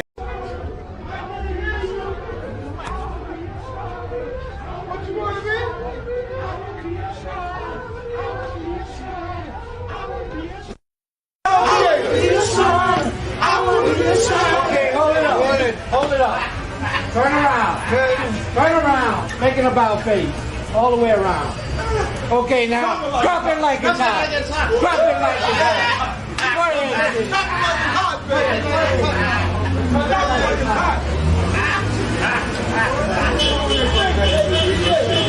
Oh, Lord. Yeah. All right, hold it. Proud of what I am and what I represent. Are you a traveling man? I'm a proud of what I am and what I represent. And you're using the black. Look at the condition of our people, man. Leave us alone with brother. Look at the condition of our people, brother. Leave us alone. How you walking with the illumination of our people, man? That's a sign of our ancient king. You don't represent us. You don't represent us. Because you lower than me. You are my son. You my son. I'm true living God. It's the light, man. This disrespectful to the black man. Y'all brothers should be ashamed of yourself, man. You should be ashamed of yourself, right? Brother, man. You ain't saying nothing, brother. We for real about this. Is a shame for the black man. Okay, we'll keep moving. This is a disgrace for the black man. There ain't no keep moving. You ain't saying nothing. I'm being honest. Getting a Jay-Z call is not all cracked up to be. Yo, no. Because he will check you. Like, I'm being honest. If I see the whole call, I don't, like, really pick up fast. Because I'm like, what did I do? You got to prepare yourself. I hit the engineers. I hit Has. What did we say last week? And be like, we in the clear. Hi, cool. Okay. Hi, what's up, Hov? Khaled album had dropped in August, it must have been. Whenever that Gods did drop, I was having an argument on the pod. Like, I don't think that's the best verse that Hov ever done, right? Well, I did that part and then went to somewhere for my birthday. But anyway, I got a text that morning from, and I just didn't think it was to wish me happy birthday. Now, talk to me in the chat. Why are these niggas scared to say this nigga's name? What is going on? Am I missing something? Am I missing why these are grown men? And we need to talk about that. These are grown men. Listen to this. Grown men. Okay, wait. Grown men with gray in their beards, and they're scared of another grown man that's their age or maybe even younger than them. All these niggas are the same age, basically. And Joe Budden, listen to this. Somebody put that in the chat. Wait, there's more. We're talking about journalism today, guys. And I told you, who's the one that told you about these fucking podcasters like LeBron James? And remember, I like LeBron James personally. But who told you about these podcasters like LeBron James and Charlamagne the God and what's the nigga's name? DJ Academic. Somebody put that in the chat. You remember what DJ Academic said about journalism? I know you heard what DJ Academic said about journalism. He said, because we're broke, journalism doesn't matter in the year 2023. At the end of the world, what matters is money, not certain people here, because this is why people get at me. Yo, you not a journalist. Nigga, fuck journalism. You journalists are broke. I got Lambos, cars, mansions, all type of shit. I do what I want, okay? I'm here to be entertaining. Now, I'm not a liar, number one. But still, y'all little journalistic standards, get the fuck out of here. I'm not reading no big-ass book to tell me how to act. I'm a nigga. I act like a nigga. So I love all this bullshit. This is great. So, again, how many followers does that man have on Twitter, Instagram, Twitch, and YouTube? Go look that up. And then go look up how much money does Stephen A. Smith make. Am I right or am I wrong? Stephen A. Smith makes $8 million or more per year. The last time I checked, it was $8 million. And that was about 2-3 years ago. About 3 years ago, when Stephen A. Smith was coincidentally pushing the injection. Oh yeah, I got footage. Probably, I think I got that one on my Patreon too. That one's the one that's on my Patreon. Stephen A. Smith forcing LeBron James, condemning LeBron James because LeBron James didn't tell the black community to take the injection. So you got this nigga getting paid by Disney, 8 million, 10 million, what? How much? How many millions does Stephen A. Smith get?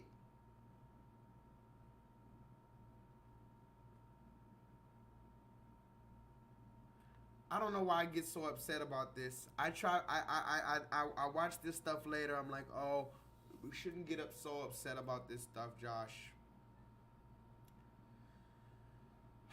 Let me relax. It seems like I'm upset, but I have to get this off my chest because it's such bullshit. How many millions?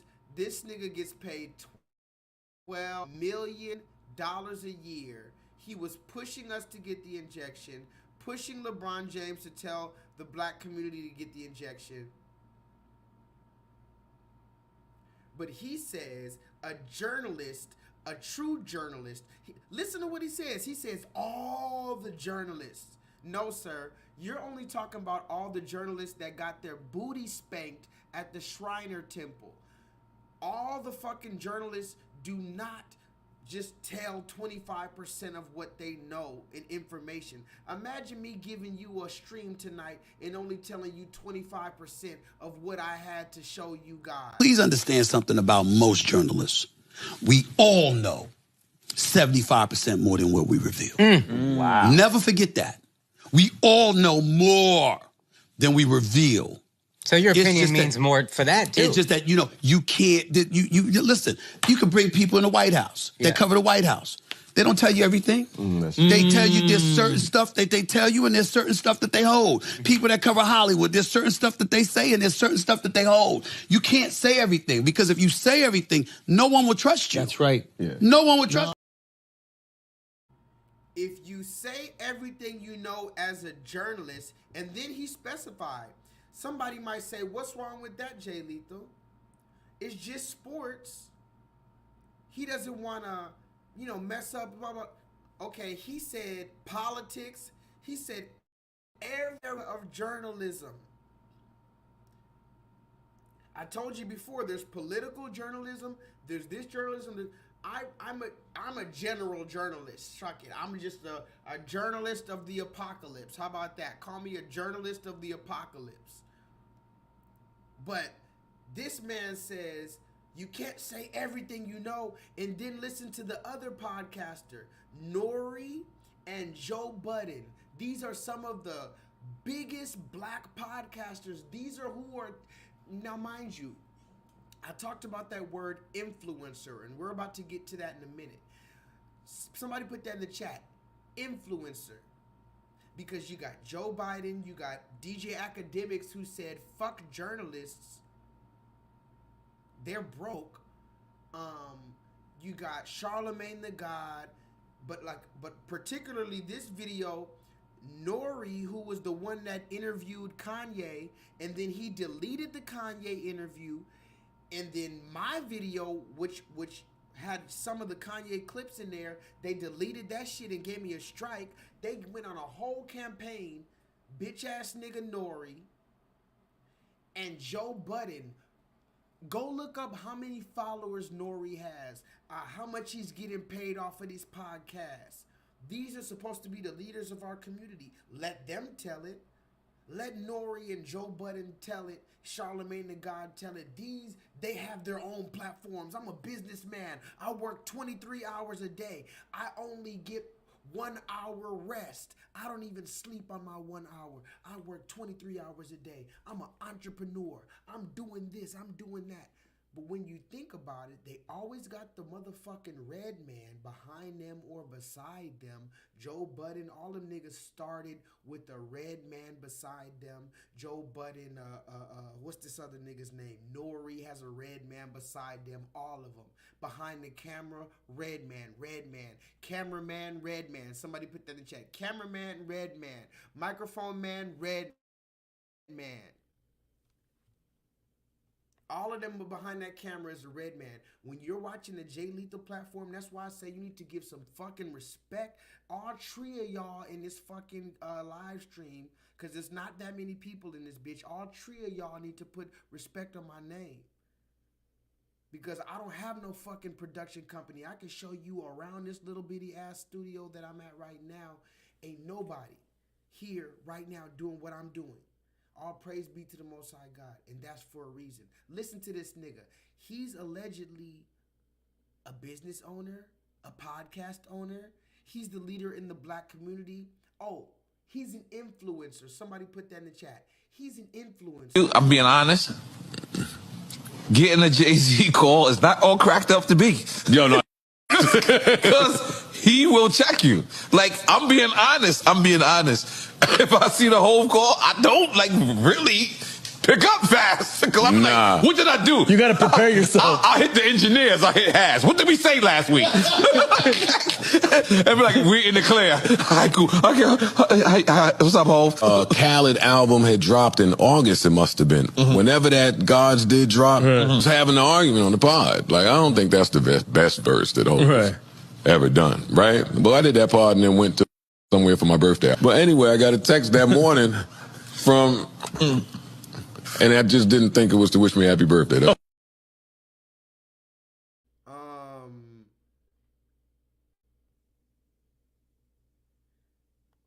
Bryce says Jay-Z has known for sabotaging another black man within the music industry.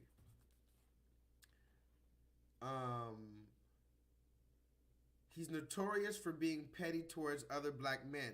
Same for Michael Jordan. I've heard the same thing about Michael Jordan. I don't know these men particularly.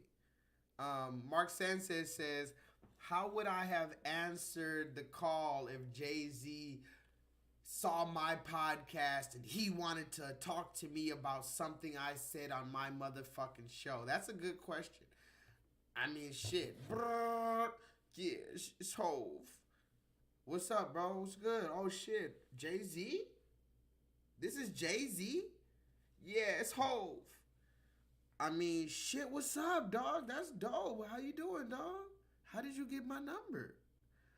Yeah, I got my people, dog. But yeah, I don't like what you said on the platform about this and that when I was about Beyonce. You know, Beyonce, that's my thing. And you was talking about Beyonce. I don't like that. Oh, damn. You saw that? You watched my channel? Cool, that's dope. Look, man, I'm sorry, man. I saw the video. Beyonce said she wipes her vagina with pages from the Bible. This is a real story, by the way. Go look up, damn, I don't know the name of the song right now, but it was on that Lemonade album. Beyonce says she wipes her vagina with pages from her bloody vagina. When she's on her period, she wipes her bloody vagina with pages from the Bible. I would just tell you, yeah, you know, she bloody vagina with pages from the Bible. Can you explain that? Matter of fact, how about this?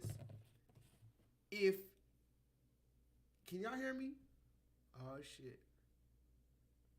Okay, there we go. Matter of fact, if Jay-Z called me, I would just have him on my platform. I would say, call me, debate me. What you want to do? Again, I don't know why these niggas are so scared of Jay-Z. I don't know what's going on. Grown-ass man scared of another grown man. This is the type of shit that we're dealing with. Now, I want to get into this because this is a deep conversation. And before I get through anything, I want to get through this. Now, I don't know if I'm going to be able to get through the rest. But this is one thing I wanted to talk about. This is the main thing this is the main topic of the evening. KJ, are you in the chat? Infinite Charms, are you in the chat? Ladies in the chat tonight. I don't think, are there any other ladies in the chat tonight? But I know, oh, and Crystal too. Crystal, I want you to see this. Crystal, you're gonna trip on this. I need my ladies in the chat for this next video. Now, this next set of videos is kind of crazy. I need to get your input on this. Because remember, who's been on this shit since the beginning? But it's not about me. This particular conversation is about God and the devil. Let's talk about that. God versus the devil. This woman that I'm going to play, her name is Tokyo Tony. I'm just going to give you a little backstory because there's a lot of moving pieces here. And I don't want to mischaracterize this. This woman that I'm going to show you right now, her name is Tokyo Tony, a black woman, and her daughter is known as Black China. You might know her from different things. She's mostly known because she had a baby, the Kardashian son.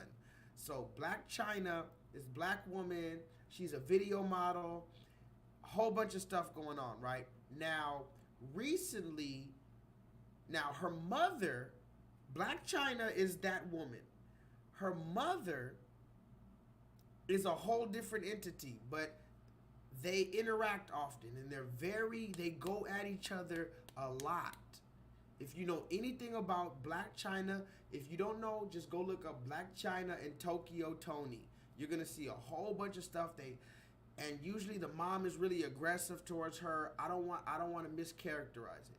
We all have a rocky relationship. Not all of us. I don't want to say that. All of us do not have a rocky relationship with our parents. Some of us have a rocky relationship with our parents. Some of us have always have a rocky relationship with our parents. Some of us got a rocky relationship later on in life with our parents.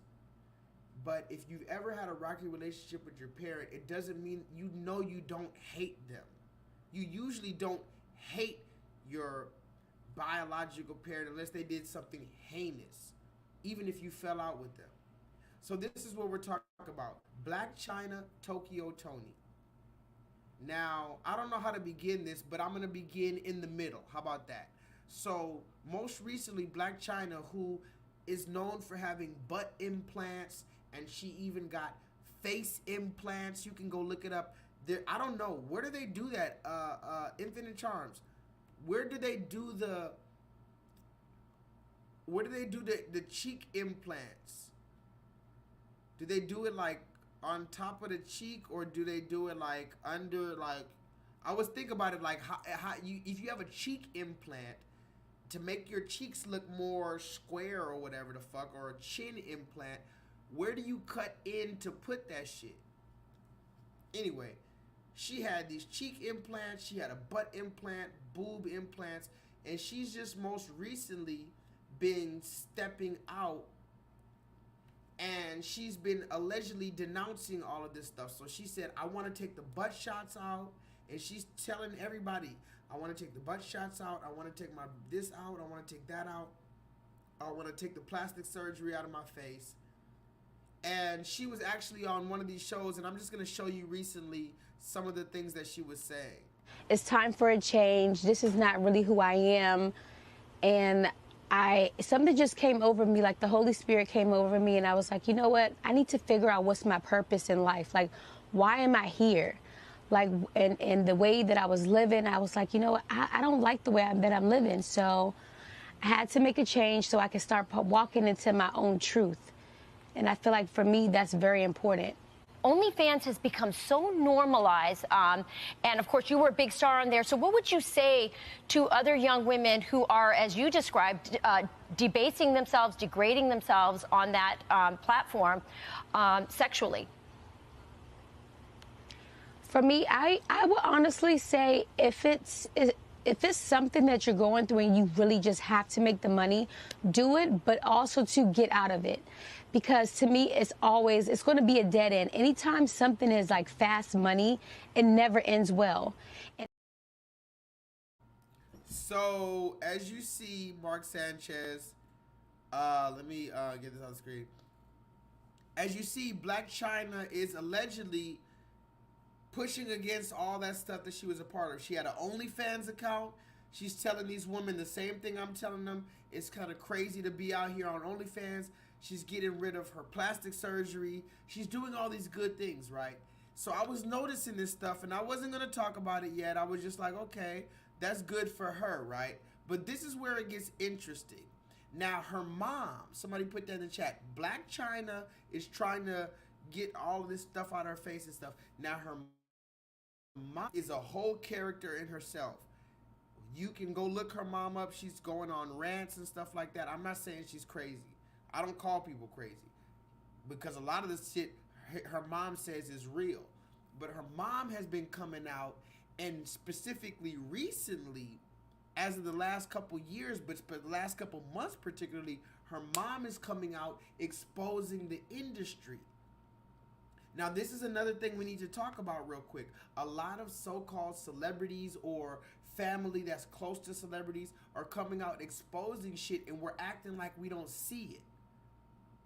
So Blac Chyna's mom is coming out exposing the industry. She's been saying a whole bunch of stuff.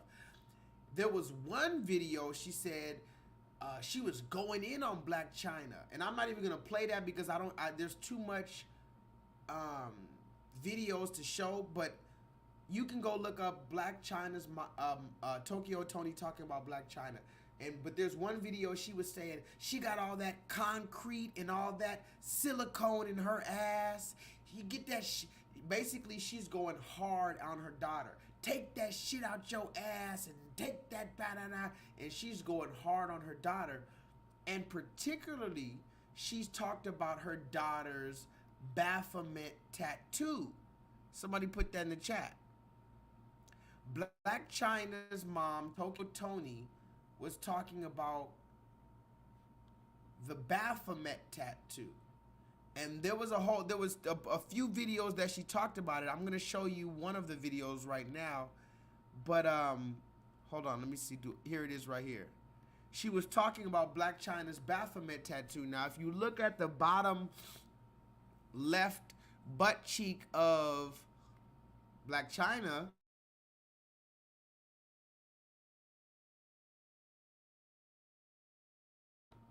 if you look at the bottom left butt cheek of Black China, you'll see that she has this thing called the Baphomet. We've talked about that before, blah, blah, blah, blah, blah. If you don't know what that is, I mean, I can start from the beginning, but I really don't have much time. I wish you would go back and watch some of my old videos. Oh yeah, I'm deleting all of my old videos. I'm deleting every single video from my channel. I'm just playing. I'm actually being pretty dramatic.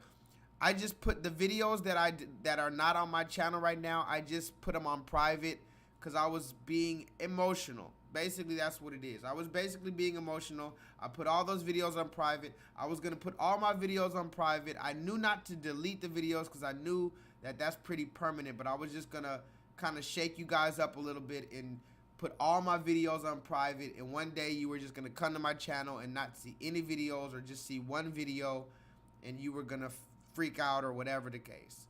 But then I thought about it. I said, you know what? The people who love me need to see my content, and my children. I'm also doing this channel for my children. My children don't deserve me to put my channel on private, and my children actually reach out to me when they can and tell me, my son, one of my sons told me that he watches my channel. He was watching my channel the other day with him and his friends, and watching my channel with him and his brother, and da da da da da da da da. So my sons could be watching this. My children could be watching this. And that's why it's crazy I have to talk about the things I talk about. I wish I could talk about it like I was talking to a little kid, but maybe I have to talk about it like Tony Stark. Did you ever see Tony Stark on Iron Man? If you ever go watch Iron Man, I think it was #1. It was probably #1. I don't know if it was #1 or #2, but I'm pretty sure it was Iron Man 1.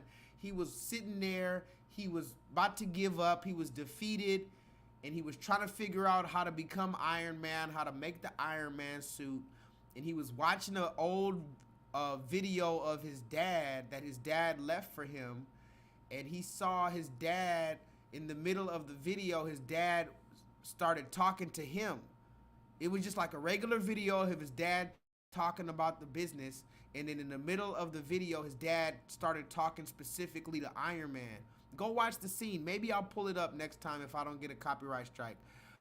But Iron Man's dad was talking to him on the video from 30 years in the past. His dad was already dead, and he was watching an old video of his dad. Iron Man's dad was telling him in the middle of him, I'm doing this whole thing for you. You're going to figure out how to become this, that, and the third. So Iron Man took that inspiration and became Iron Man. So this channel is for my children, and I love y'all, but even when y'all don't comment, I can't get too upset because I'm doing this for a bigger purpose. However, I would like y'all to please make me feel like a regular YouTuber. Can you do that? When I go to other YouTube channels, they have thousands of comments. Where the fuck are y'all? Don't tell me you have work in the morning. Don't tell me you have work in the morning so you can't leave a fire emoji. Because who's the one that talked to you about the Migos with this woman that was dressed like the Baphomet, and now Takeoff is dead? Coincidentally, allegedly. And now go look up the Quavo. Quavo's out here dancing around like nothing happened. Can somebody please tell me what the fuck is going on? I don't know. Quavo is literally out here just dancing. Hold on. Quavo's dancing like nothing happened. But let's get back to this. Perro B. This is, I need you to stay for this, please, Perro B. Stay 15 minutes, Perro B. I need you to see this. I gave the instrumental about, the introduction about Black China. Perro B, have you ever heard about Black China? Anyway. I have to move forward. Look at this. Black China's mom was talking about her tattoo. She has a Baphomet tattoo, pero on her bottom left butt. If you look at the bottom left butt, she has the Baphomet tattoo, and she's has a baby with the Kardashian son, with Robert Kardashian. Anyway, she's changing her life. She's taking the butt shots out. She's taking the fillers out her face. But her mom had something to say about her Baphomet tattoo. Let's see what her mom had something to say about her Baphomet tattoo. I need my ladies in my chat for this one. This one, I'm not gonna lie. This next story made me cry. I'm not gonna lie. This next story did make me shed tears. Look at this. Yes, the tattoo. If you can't describe what it is that is back there on Black China, and your thoughts on that tattoo. All right. It's a Baphomet. Oh. It's a picture size, 8x10 on her 10x12 ass, of a Baphomet, which is back in the day. Let me try to explain. They use it for the Templars, the Knights Templars, and this, that, and the third. Well, today, they've, like anything else, they've changed it. They've turned everything around. What's old is now new. What's wrong is now right. So this is the same thing.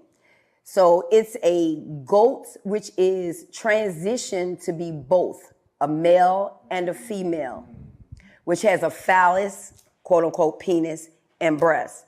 One hand goes up to God, one hand goes down to Satan. And this is who they all worship. Every last one of them. And I've never got sued or talked to about it. Yeah. So she has it on her. I think it's gross. It's highly disappointing. It's scary. And it's allegiance. When you show allegiance to any god, and a person can be a god. You can be a god, mommy, if enough people. Beyonce's a god of this earth. Okay? When you put your allegiance and all of that into that, and you stamp it on your ass, that's it. I mean, she actually went on and sold her fucking soul. And it's facts. Well, let's talk about it. Well, I would go to her house. While I was there, I went through a cabinet in there and to get some water. And when I looked up, and this was what got me out of her house the last time I was there, and I've never been back. I looked up and I saw something, and I just backed up and was like, y'all just don't even want to know. So what I saw was a globe-like thing, what do you call it, like a crystal ball? Yeah. A round ball, right. And it sat with a Baphomet under it, and it had this black shit inside, like you can shake it. Okay, so let me give you the cliff notes of what just happened.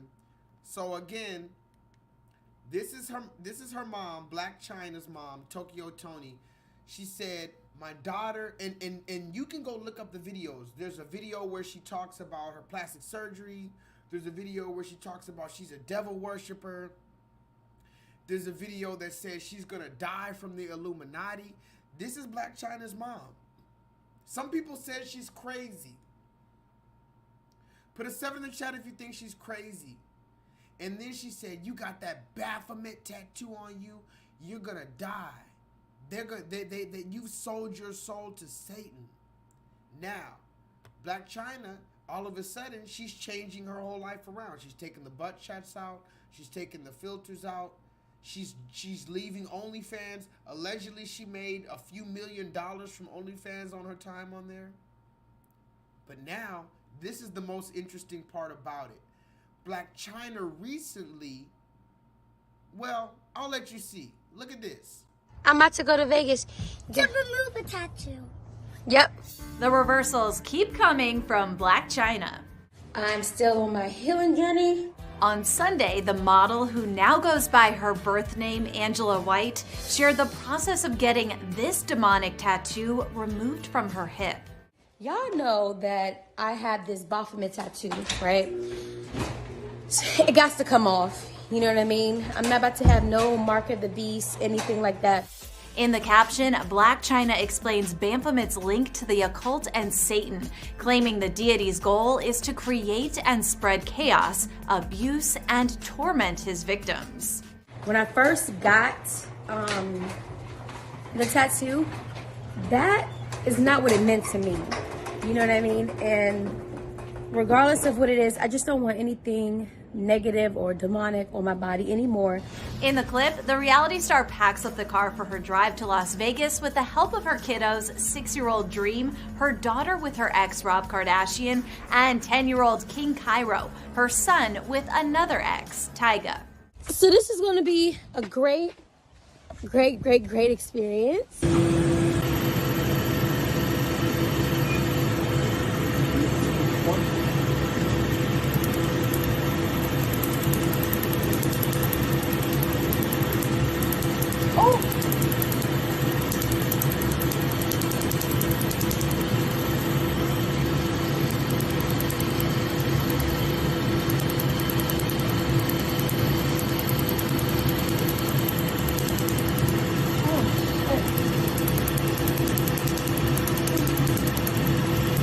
You're doing amazing.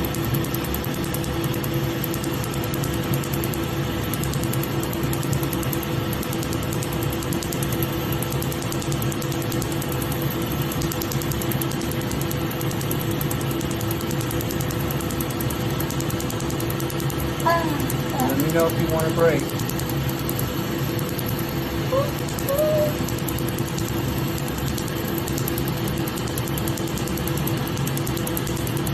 Oh, hold on.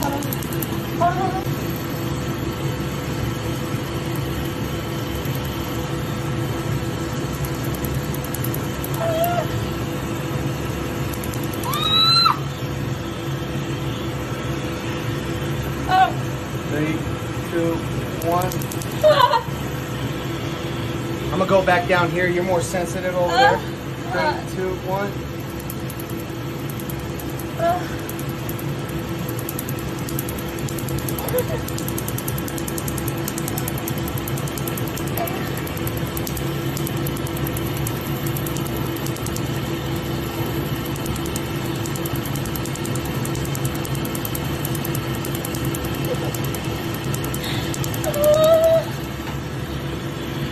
That's a mole. 3,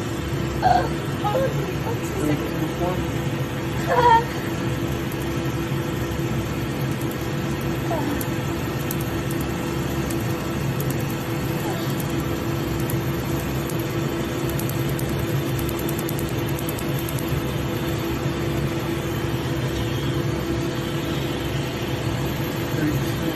Yeah, just like that, please. 3, 2, 1. Just like that, don't move.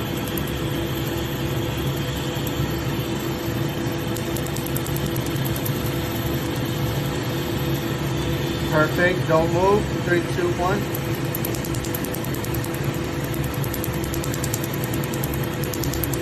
You're doing amazing. We're almost done.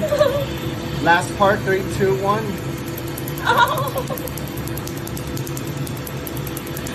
Oh, fuck. You're good?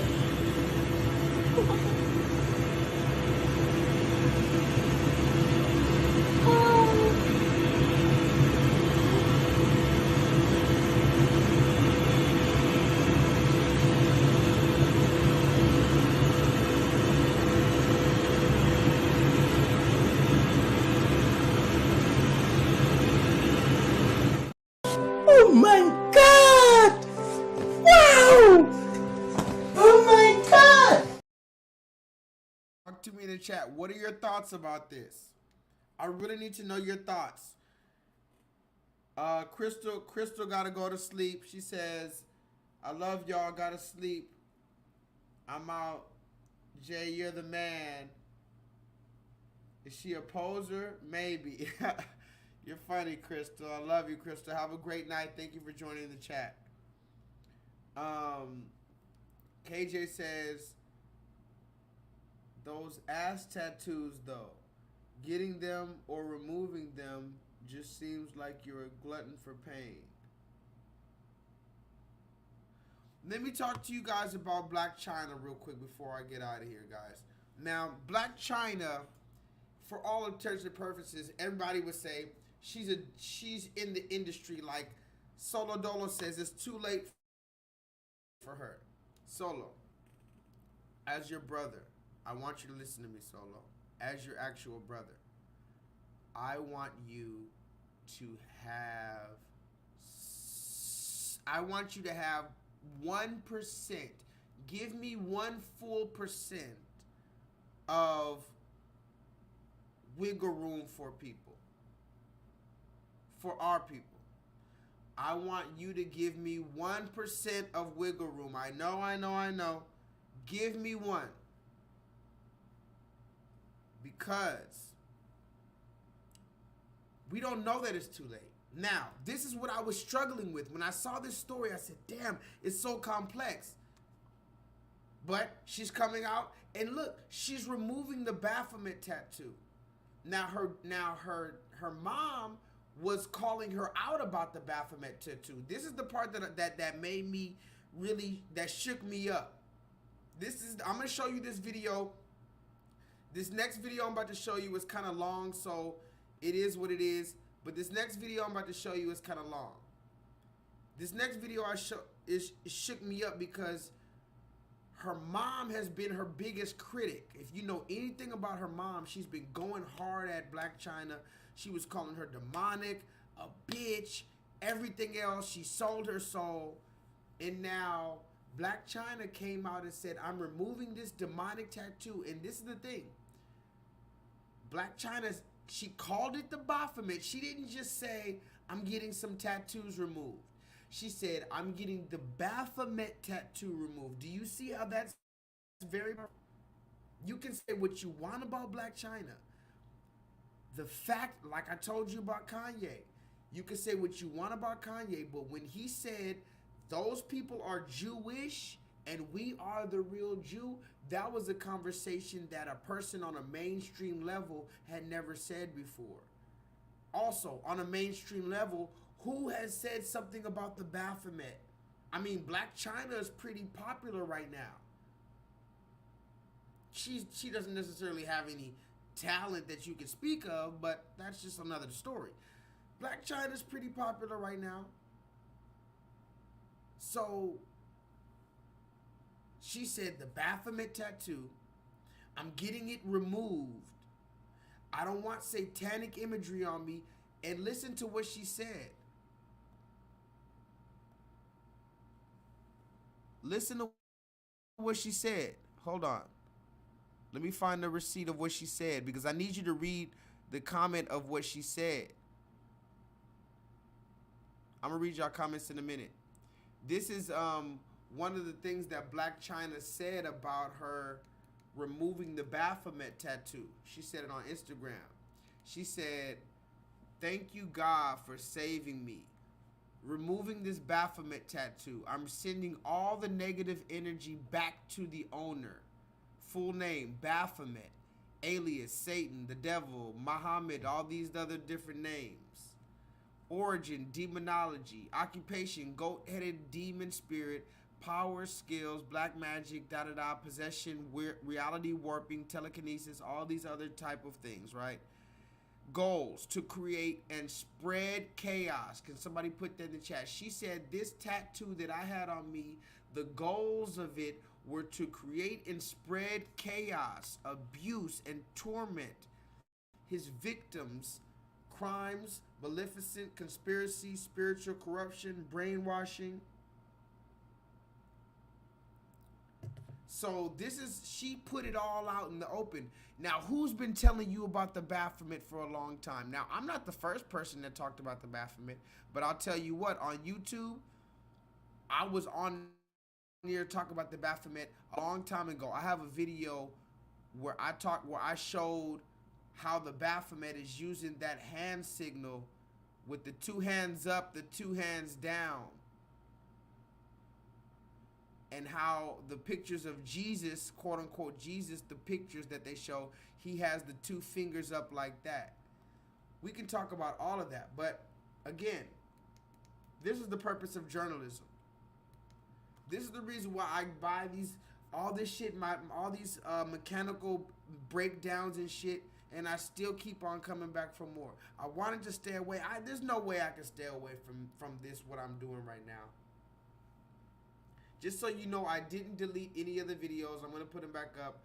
It's just I wanted to just get it all off, like just get it all off the internet. Like, niggas, I just feel like, what am I doing this for?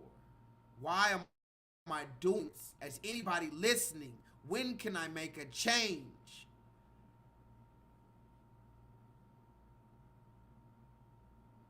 But I had some more to say. I did have more to say before I get out of here.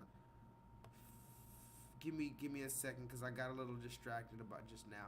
Okay, so where were we at? Where were we at, guys? Oh, yeah, here we are.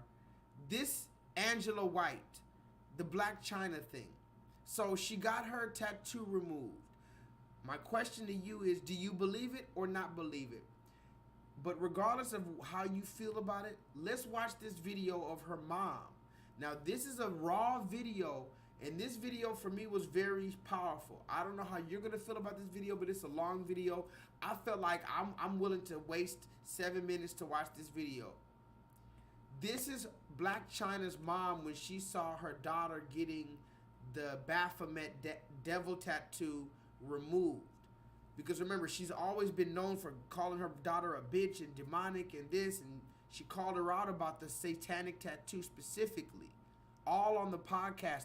The podcast got 300,000 views. She's calling her out about the demonic tattoo. And all of a sudden, Black China, or Angela White, decides to publicly denounce it. Now watch this. This is a public, raw video, because Black China's mom goes live all the time. She goes live on Instagram or whatever the case. She was live when she saw the picture of the Baphomet on Black China's page, okay? So just so you know, this is a video of Black China's mom right when she saw a picture of the Baphomet on Black China's page. She didn't know what was going on. She knows her daughter has the tattoo. She hates the tattoo. She's been calling it out. But Black China posted the Baphomet picture on her page when she was getting her tattoo removed. So let's look at this video, guys. And I don't lie to you. You lie.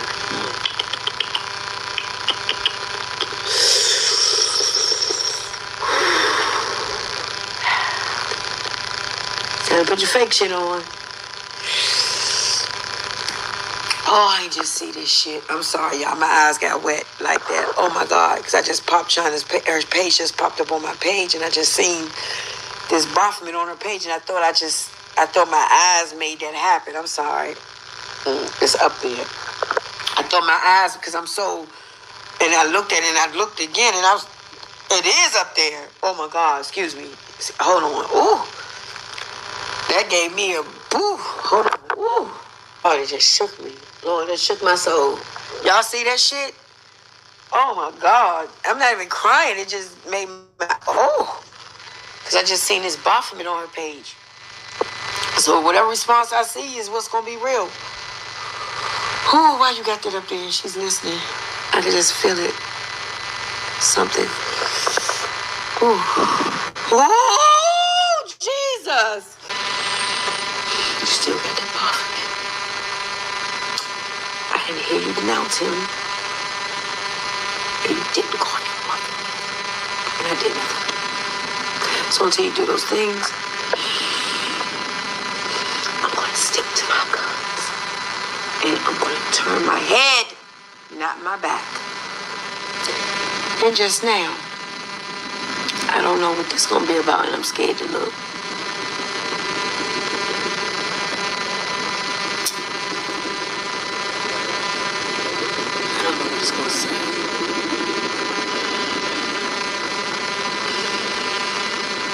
It's my whole beef.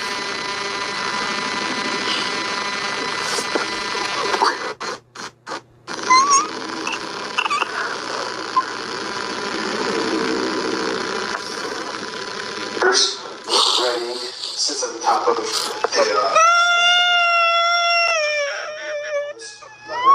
right? So it's going to have two different wavelengths. So I have two different hand pieces to it makes a difference. The light's going to pass through the port. That's what it's going to be saying.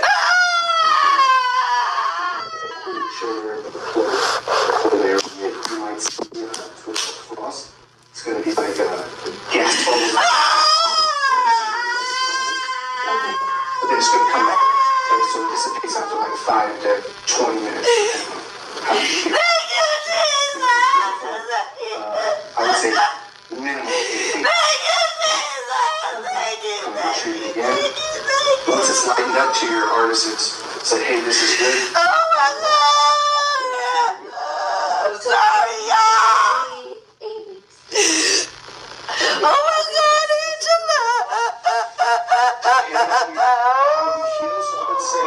Normal healing's anywhere from 1 to 2 weeks. If you notice that you feel and okay. So sometimes you can feel within the day and you'll feel like a sunburn somewhat. I found that here for you. Oh, thank you, Lord God. Thank you, Lord God. That she showed it like I asked her. Keep it up. So we'll type SP. You did what I asked you to do. Listen to me. I'm so excited. I'm so ready for this tattoo to be done. Oh my God. Thank you, my God. Thank you, my Lord Jesus. Thank you, Father. You listen. Whether they don't or thank you, Father God. I thank you right now, Jesus. For me, I had a tattoo, my very first tattoo. Thank you, Lord God. Thank you, Jesus. Thank you. Versus I had computer function, RIP. Oh my God, baby, my baby, my baby. They listen to me. So that's what people are doing. She listens to me. I know it. I know I come on hard. I know I come on hard, but I had to. Your artist aim might have to. I had to. Because you have to go up They kind of distract the eye. Yes. Yes, baby girl. Yes, baby girl. Yes. Yes. Yes. Yes. Yes. All it takes is one picture. They put that on Google. It's with them forever. They go to type in someone's name, someone complains about it. That's the work. So these artists now, you can get a picture. Somebody put it like exactly right. These artists are great these days. You know, they want the best. Oh my God. It's possible. You know, some of them get forward, but nowadays laser tattoo removal. Yes. But you need someone that knows what they're doing. Yes. Yes, Angela. Yes, baby. Yes, baby. Yes, baby. I believe you now. I believe you now, baby. Praise God. He's saving my baby. Yes. Wow. Yes. Yes. Yes. Being influenced properly. Influenced properly. No. I'm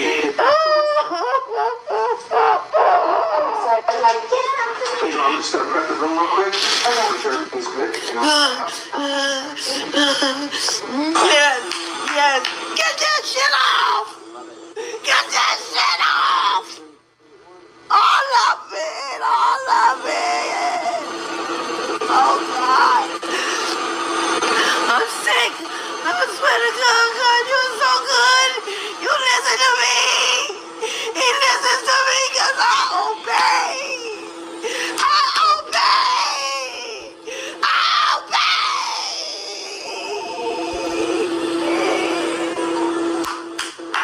Oh my God. I don't know what to do about it. I need to call back. Back, please. Oh my God. Oh my God.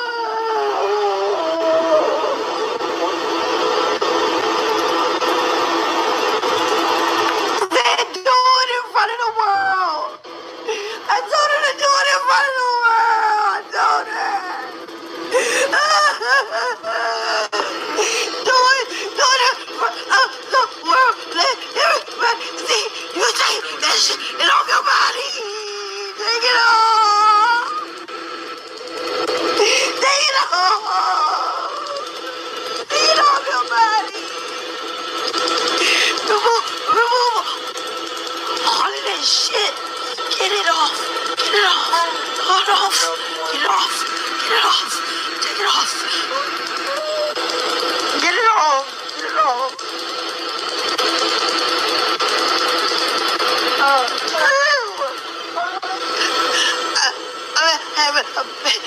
attack. Have to hang up on 911 panic attack. Damn, I'm not gonna lie, y'all. I don't know how y'all feel about that video. That shit hit me hard as fuck last night. I was making that video last night. I was putting the subtitles. I was watching it. That video didn't have subtitles. I had to put all the subtitles. I was crying, bro. That shit had me crying. I don't know if I'm getting soft or what. That video made me cry, bro.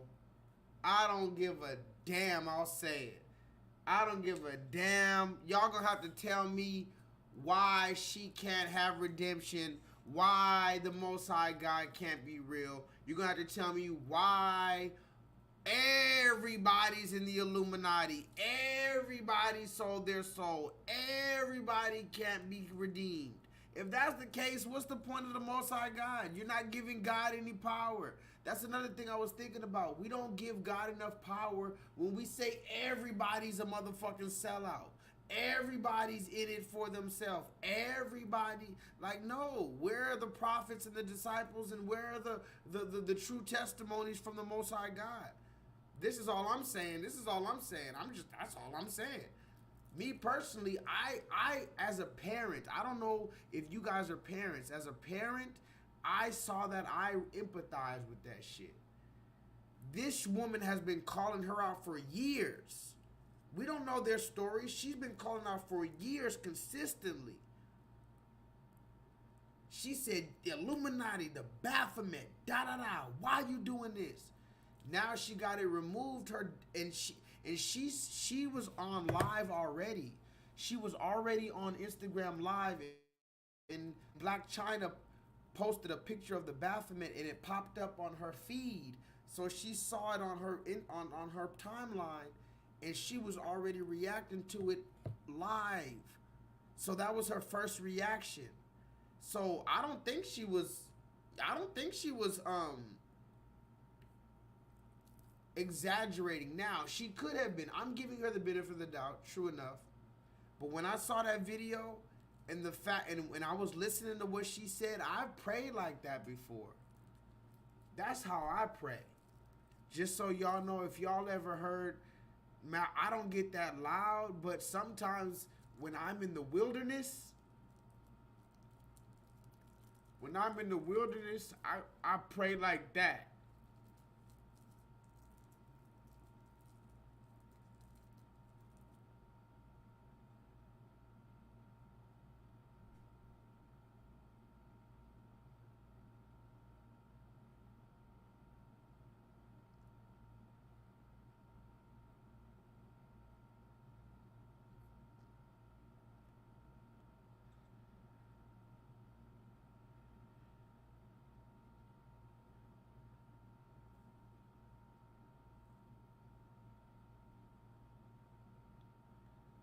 And I think it's a beautiful time to be alive because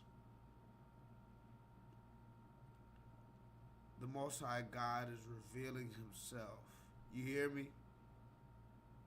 Put a 7 in chat if you can hear me, because I like to get loud because I don't think motherfuckers hear me. Put a 7 in chat if you hear me. I said the Most High God is revealing himself. Fast! Fast! It's gonna happen fast.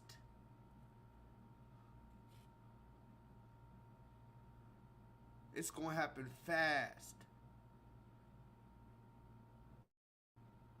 I'm training for this. I'm not gonna die. What I'm gonna die and miss the end of the movie? Imagine I missed the end of this movie. I can't even miss the end of the movie. I'm the one bringing you the news.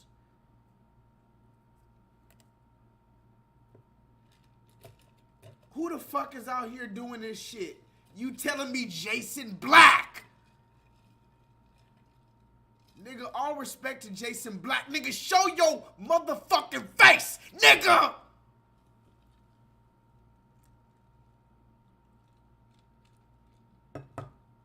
Y'all niggas playing with me. Man, come on. Y'all are playing with me. Is this thing on me? Y'all are playing with me. And if I delete my channel, oh my gosh.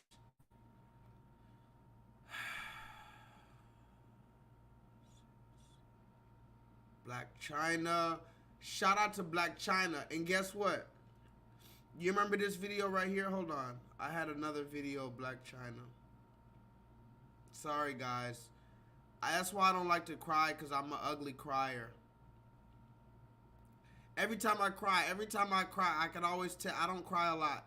Every time I cry, look, every time I cry, guys, I have a, every time I get a bunch of snot in my nose and shit.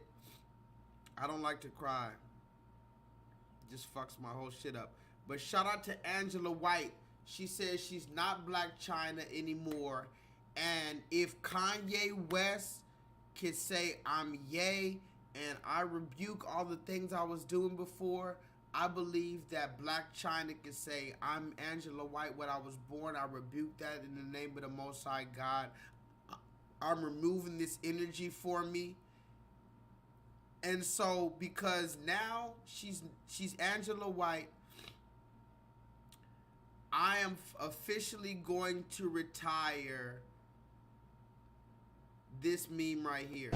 Amen. So go get the fucking vaccine and stop being stupid, hoe! I'm gonna retire that meme.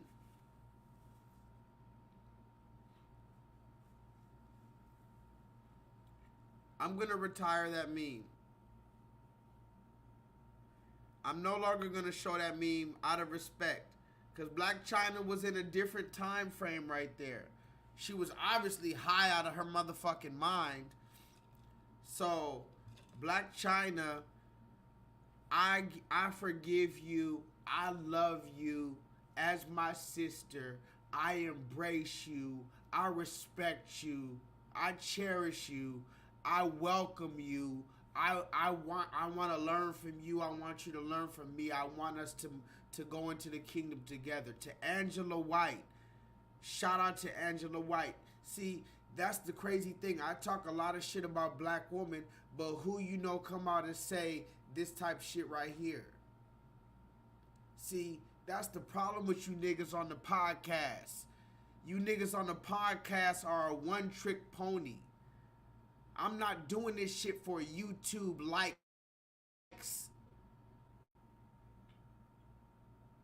I'm doing this shit for my kids, and that's what I keep on forgetting when I keep on looking for all type of validation outside of that. I'm going to bring back the videos on my channel, and not for y'all, to be honest, because y'all don't like my shit. I'm bringing back the stuff on my channel for my kids to watch, because my son hit me up. He said, I was watching your videos the other day at 3 in the morning. My kids got to watch my videos like Anne Frank in the motherfucking basement. You hear me? Talk to me in the chat. My kids literally have to listen to J-Lethal 3 in the morning like Anne Frank cuddled up in the motherfucking basement. I hate it here.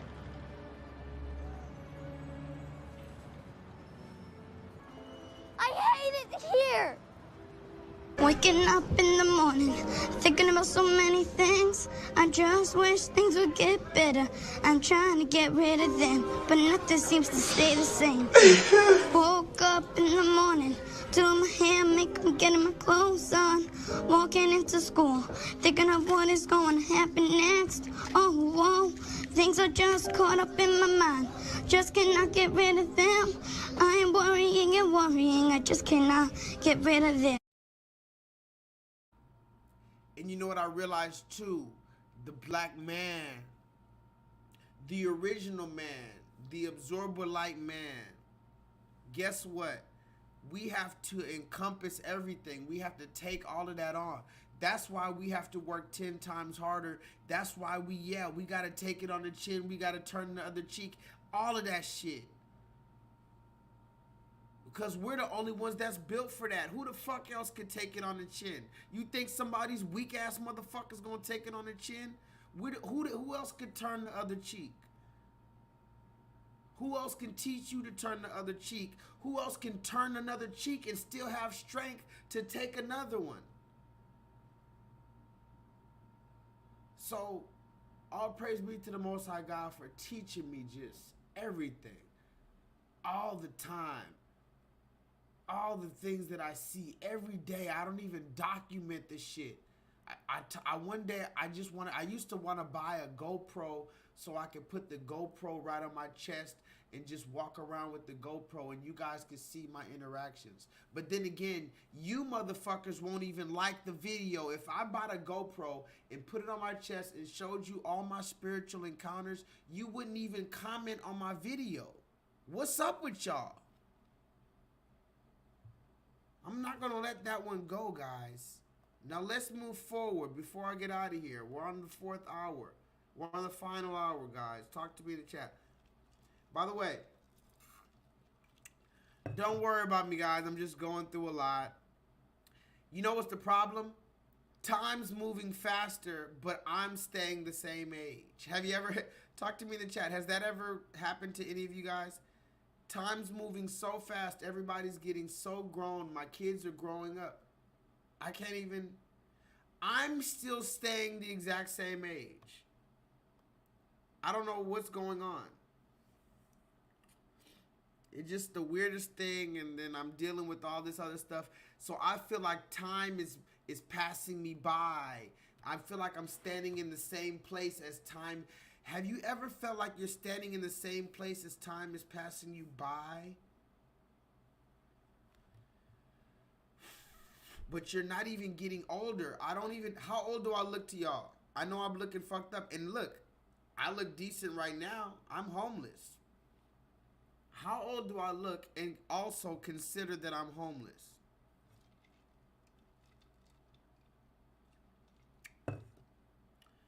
Now let's play these last few receipts before I get out of here. Thank you guys for joining me. By the way, guys, this is journalism right here. This is journalism right here. Real, unadulterated, fucking give it to you raw. What you want, one of these fake ass news anchors that give the news to you so perfectly. In today's news, we have a temperature of 63 degrees and blah. And also, Donald Trump recently came and blah, blah, blah, blah, blah, blah, blah, blah, blah. And I am a white man. I'm a cuckold. Yes, believe it or not, I'm a cuckold. And I'm just giving you the news. And I work for CNN. Blah, blah, blah, blah, blah.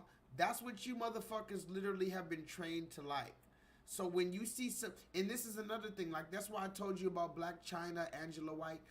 We have to give certain people the benefit of the doubt to be able to be followers of Christ. If we believe everybody's an agent, then that means there are no followers of Christ. There are no disciples walking around.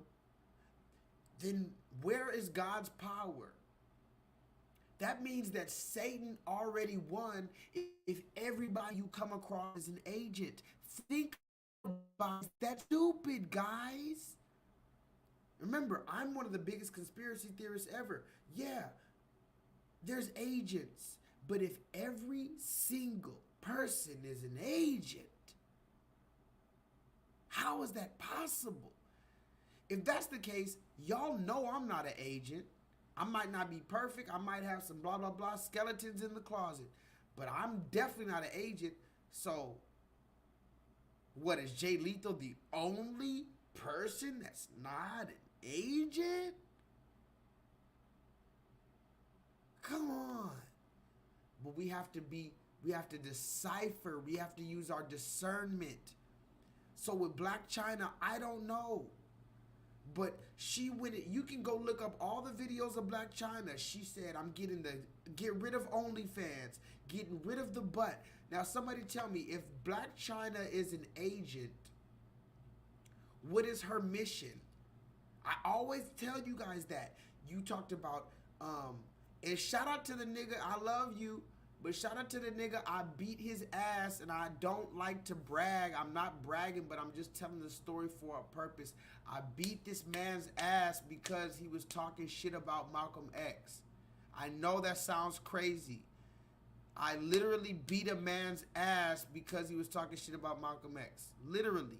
That literally happened with me. I beat a man's ass for talking shit about Malcolm X.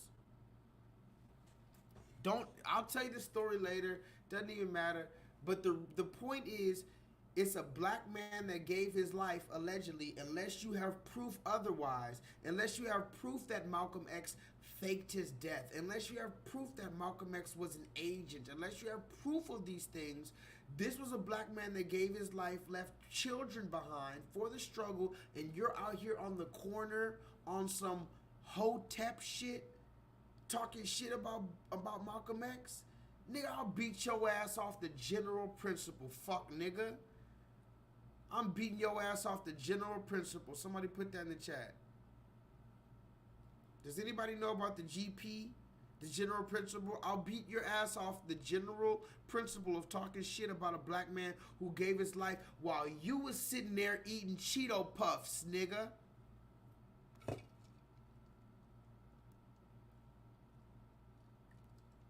Journalism.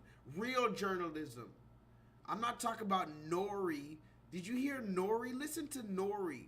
Oh, Jay-Z called me and I was scared from what Jay-Z was going to tell me because, what did I say on the podcast? Remember, he deleted the Kanye West interview, but he's scared of Jay-Z. He apologized to Hot 97 for having Kanye on. He's scared of Jay-Z. He doesn't want to answer the phone. Imagine a nigga calling you and you're scared to answer the phone. That sounds like your boss, nigga. How is Jay-Z your boss and you're supposed to be the boss on a podcast? I'm being honest. Getting a Jay-Z call is not all cracked up to be. Yo, no. Because he will check you. Like, I'm being honest. If I see the whole call, I don't, really pick up fast. Because I'm like, what did I do? You got to prepare yourself. I hit the engineers. I hit Has. What did we say last week? And be like, we're in the clear. All right, cool. Okay. What's up, Hov? Khaled album had dropped in August, it must have been. Whenever that Gods did drop, I was having an argument on the pod. Like, I don't think that's the best verse that Hov ever done, right? Well, I did that part and then went to somewhere for my birthday. But anyway, I got a text that morning from... And I just didn't think it was to wish me happy birthday.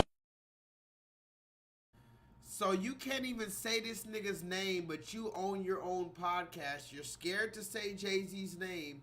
Jay-Z called you because you said you didn't necessarily like his rap verse. What type of shit is y'all niggas on, bro? Man, listen, I'm glad I'm not famous or none of that shit. I'm understanding that shit now. Y'all niggas are all generic. You're not the same. You have no magic. You have no magic of your own. You have to have the red man's magic. It's cool, though. It's cool. I'm just bringing you the news that the news doesn't show. By the way, that's not real journalism. Some nigga who says he's a leader in the black community and he's over here interviewing all the legends in the black community and he has a podcast, even though you don't see the dude behind the camera, the dude behind the camera is a red man. You don't see this? Man, that's not journalism. You want to know what journalism is before I get out of here?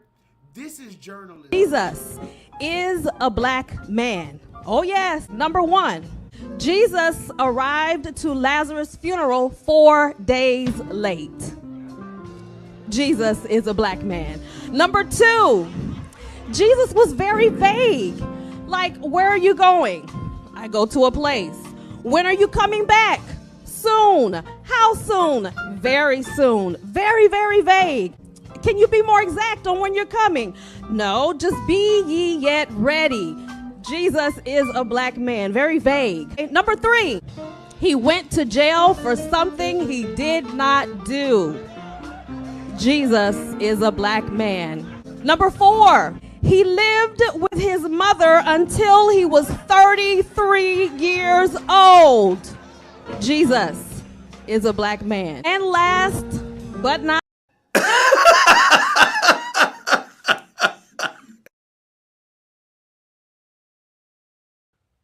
Yeah, man. Sensational. Jesus is a black man. Oh yes, number 1. Jesus arrived to Lazarus' funeral 4 days late. Jesus is a black man. Number 2, Jesus was very vague. Like, where are you going? I go to a place. When are you coming back? Soon. How soon? Very soon. Very, very vague. Can you be more exact on when you're coming? No, just be ye yet ready. Jesus is a black man. Very vague. Number 3, he went to jail for something he did not do. Jesus is a black man. Number 4, he lived with his mother until he was 33 years old. Jesus is a black man. And last but not least, Joseph was not Jesus' real daddy. I'm not gonna lie, I found that funny. You know what's the thing about comedy? Because I'm a fan of comedy and I call myself a comedian on a side gig. The thing about comedy is you're not always gonna get it right. You're not always gonna get it right, and especially if you're a good comedian, you're gonna try experimental stuff that might not always land, or it might not be delivered properly, or the people don't necessarily get it, or it's too controversial, or they're not comfortable laughing with it, or it's just not as funny as you thought. But either way, as a comedian, the whole point is you have to constantly be able to create narratives, and constantly be able to create some type of truth from what you're talking about. So I appreciate stuff like that. In that video in particular, I played it because I think that's funny. The idea of talking about Jesus being black because of those things. But also, it's more so, again, as I told you before, I'm not a racist. It doesn't matter if Jesus is black, white, this is the thing. I need you to understand how. Okay, ask yourself this. When we talk about the Jesus thing, before I get out of here, how different would church be if Jesus had a nigga hanging on a cross? If church had Jesus as a nigga hanging on a cross and it was very clearly a nigga, how different would church be? This is a conversation this is the reason why they want me to be shadow banned. How different would Creflo Dollar's church be? And that's a black church. Tell me what would happen in the black church. Because they don't even have a nigga Jesus hanging up in the black church. But let's talk about the regular church. Joel Osteen and Benny Hinn and all the popular ones on the mainstream that have millions of dollars, these pastors. Hang a nigga Jesus up and you're going to see a difference. But see, the Matrix, whatever, I don't even like using that word, the Matrix, almost anymore, because they've almost, you know what the Matrix has become? The Matrix has almost become like woke. I'm so tired of certain people using the Matrix. It's like, all right, cool, I'm glad you're on the right train, but Matrix is a little bit better than woke, because at least they're using Matrix in the right word and the right way, but they're just kind of vague with it. That's what I don't like about when they talk about the Matrix. But the Matrix taught you that when we talk about Christ, you can't talk about him being a black man. That's blasphemy. You just need to focus on him dying on the cross. Notice how every time, even if you bring historical, geographical, biblical prophecy to these people, all they're going to say is, It doesn't matter. All you need to focus on is Jesus' salvation. I get it, but we're having a separate conversation about the man's physical race. If he comes back today and he's a black man and everybody's been painting him as a white man, how are they going to recognize him, sir? Somebody put that in the chat. I just realized that right now.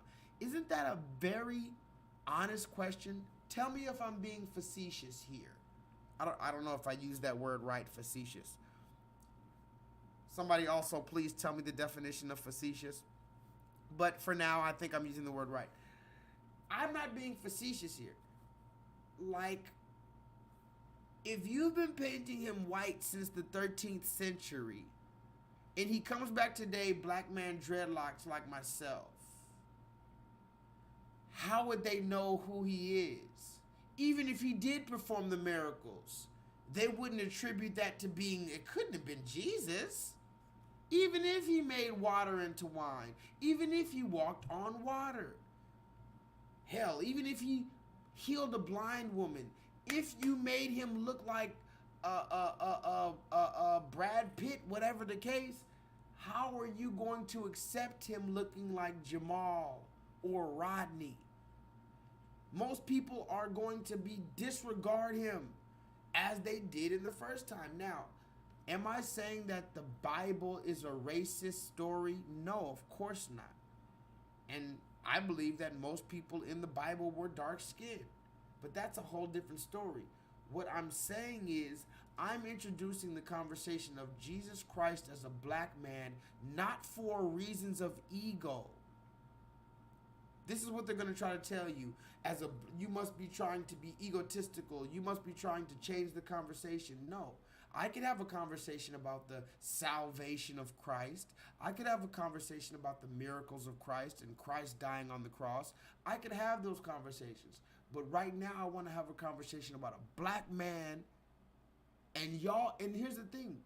I be pulling up on these Mormons and all these people. I pull up on these motherfuckers all the time. They all know it. The Jehovah's Witness, the Mormons, all of them know it.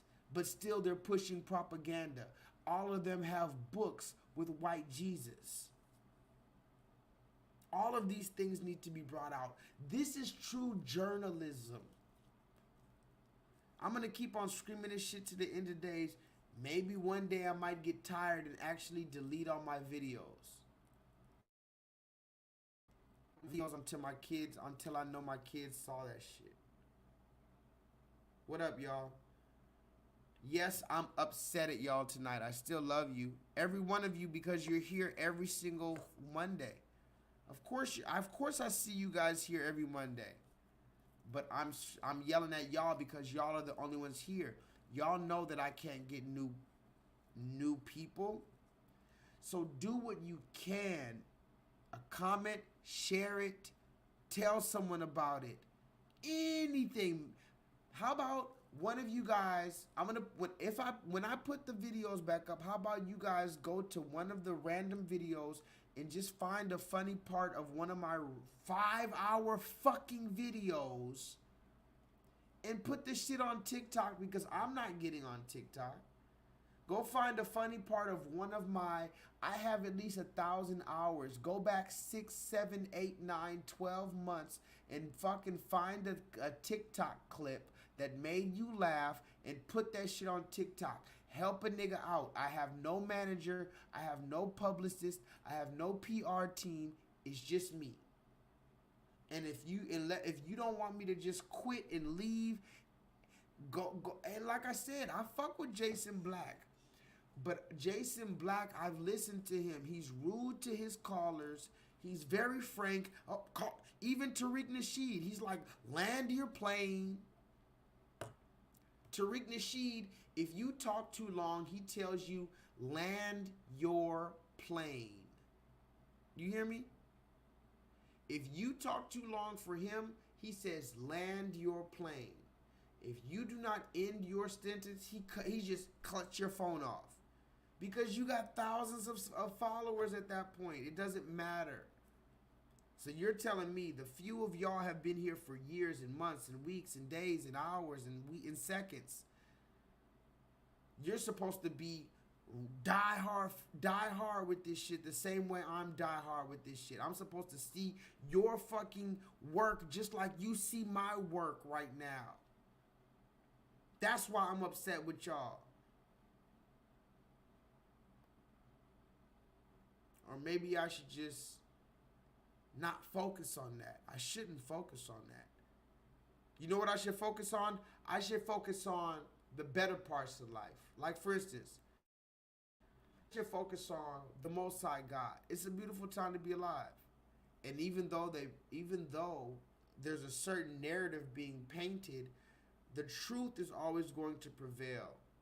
And shout out to my boy, King Kieran, for being a shining example of what black men are. And I'm going to try to come back to you for Talk My Shit Tuesday tomorrow, because I do got to talk about Tekashi got his ass beat. Solo Dolo.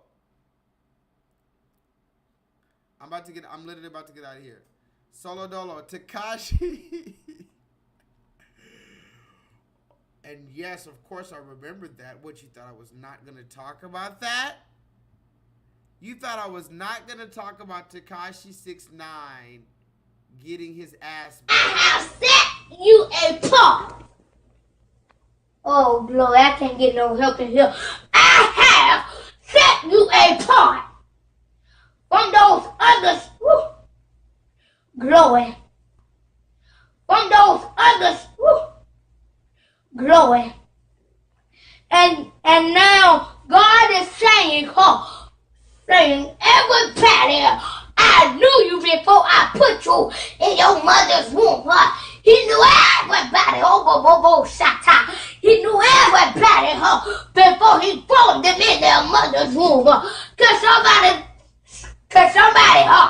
just tell your neighbor, God knew you before you was in your mother's womb.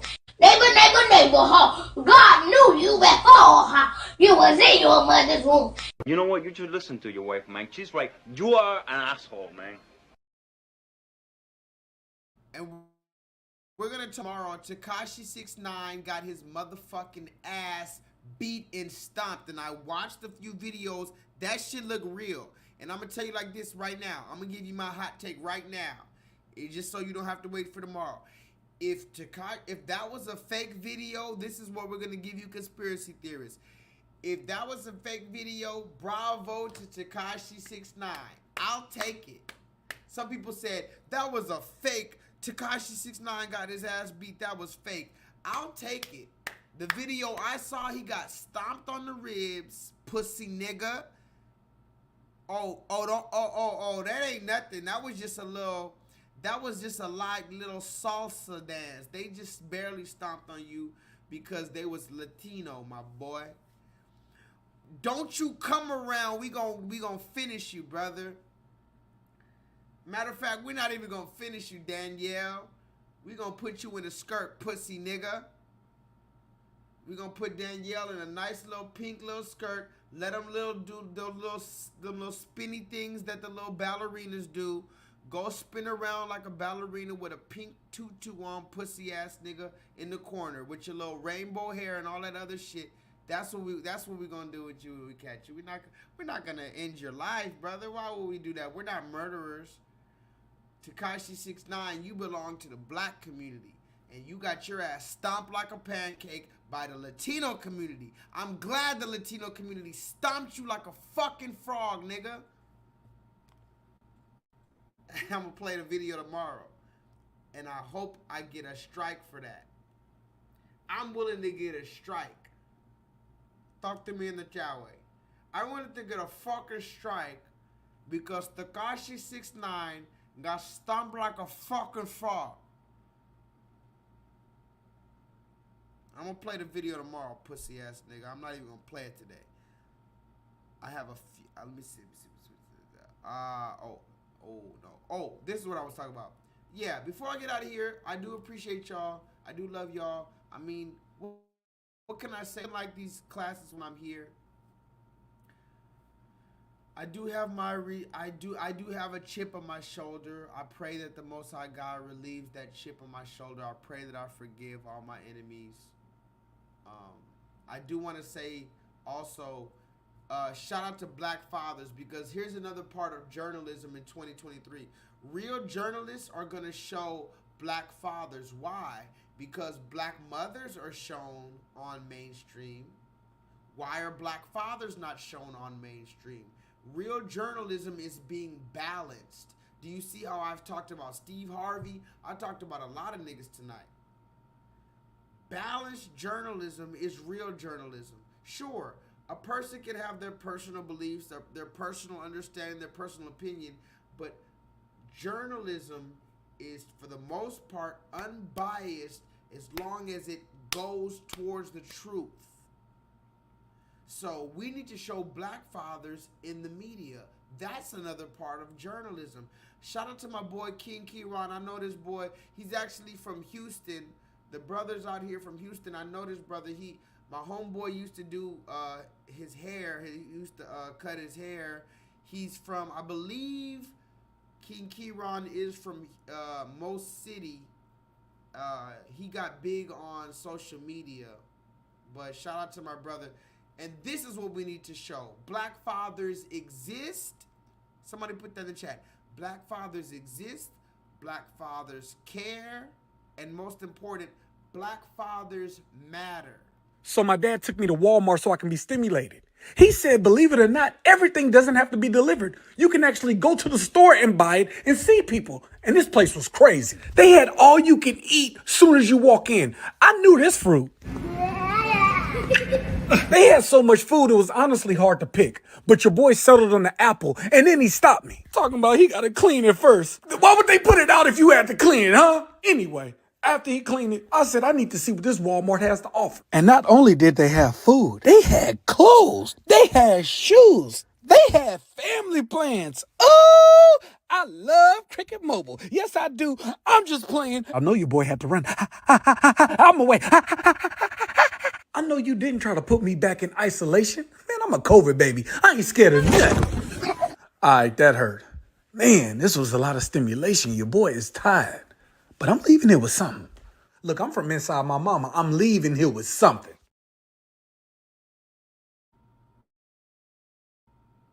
Oh my God! Wow! Oh my God! So shout out to my brother King Kieran. He just had a kid recently, and the brother, he made a whole Instagram page for his son. Shout out to the brother. He made an entire Instagram page for his son, and he's like a social, one of those social media comedians or whatever. But I actually know of him. I don't know him personally, but I know some people out here in Houston that know him. And I just think it's cool to show black men in a good light, because I think that's a part of journalism, right? Showing black men in a good light. How do you not show black men in a good light? I mean, like really think about it. You have to at least be balanced. I'm not saying that black men that we're some saints walking around here. Like, let's be real.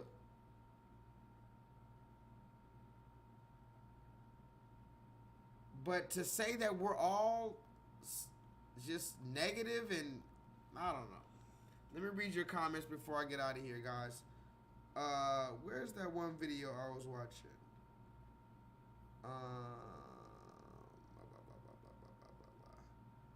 Y'all, somebody go listen to these Kanye West AI songs before you get out of here. The Kanye West AI songs. I don't know what it is about Kanye's voice, but this shit sounds crazy to every single song, bro. They got thousands of Kanye West artificial intelligence songs, and every one sounds crazy. I'm trying to find one that you guys might know. Hold on.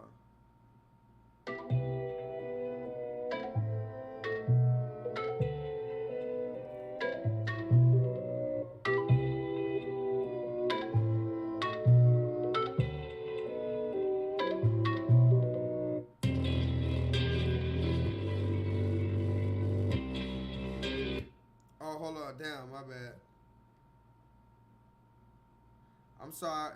Listen to this. Yeah, you ease all mine, you make everything feel fine. Worry about those comments. I'm way too numb, yeah. It's way too dumb, yeah. I get those goosebumps every time. I need time. Throw that to the side, yo. I get those goosebumps every time. This shit is crazy. Not around. To the side, yo. Solo. I need you to watch. I need you to go listen up this artificial intelligence Kanye West songs. This shit is crazy.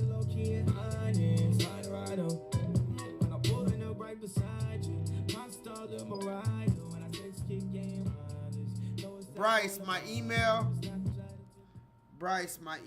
is I'm gonna make a whole email for my for I guess a business email or some shit. This is my email real quick. If anybody want to email me, because I know you guys don't have me on Instagram. Not everybody has me on Instagram. If anybody wants to email me, that's my email in the chat. Hold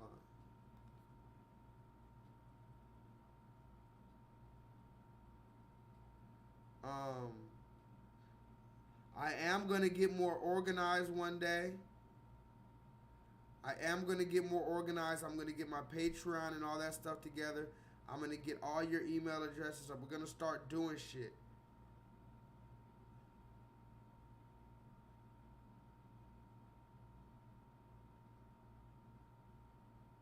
What was the video I had? I wanted to play another song. Y'all put a song in the chat that I should play to end this stream. I had a song that I wanted to end the stream with, but I forgot.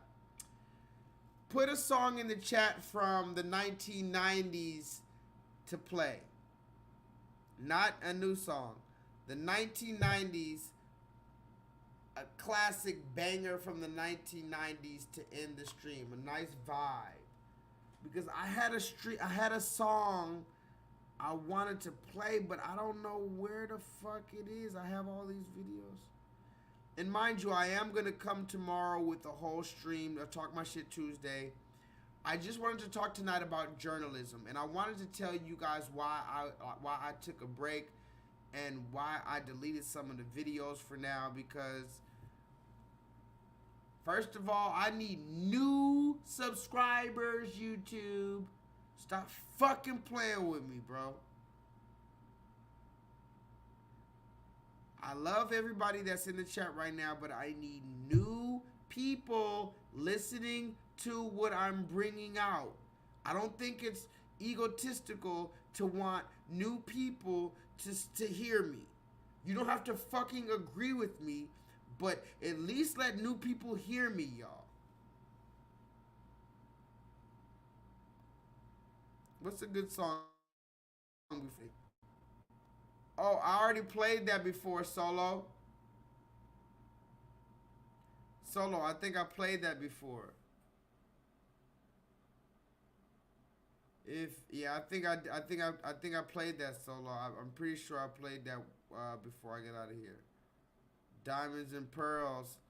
Oh, Diamonds and Pearls is a good one, but the thing with Prince is diamonds.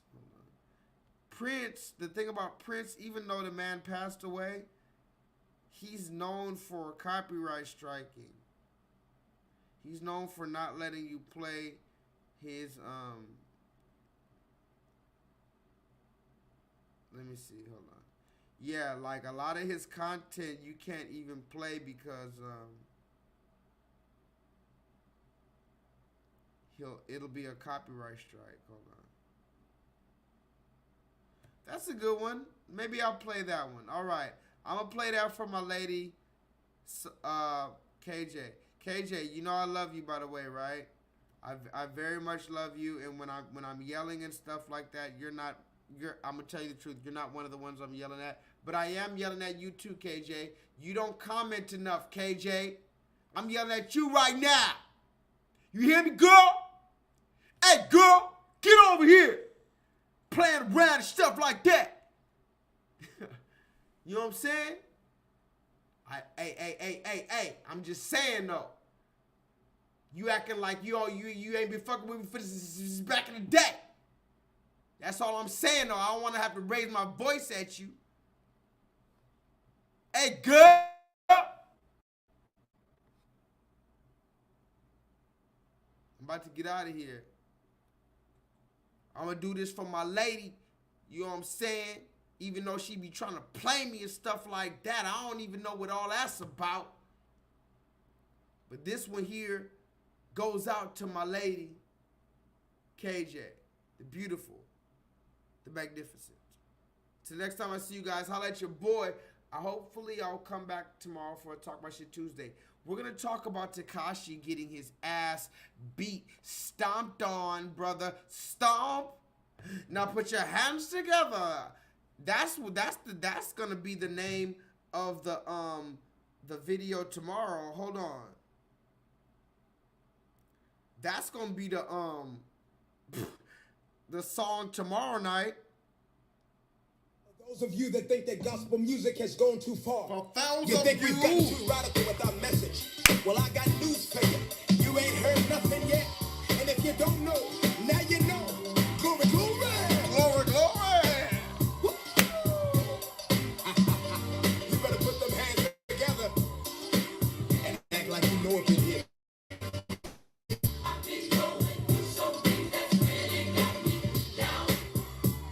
Put your hands together.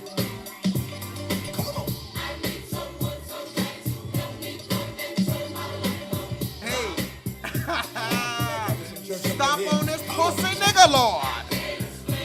I can't explain it, Lord. I can't attain it, Lord. Pussy nigga got stomped like a pancake car.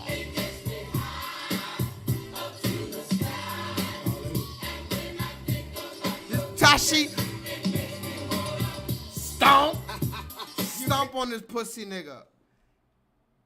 And when I think about Tekashi, it just make me want. Somebody put that in the chat. It gets me high up to the sky. And when I think about Tekashi, it just make me wanna stomp. Talk to me in the chat, pussy nigga. Now put your hands. The last thing I'm about to say before I get out of here, every single one of you better put your hands together.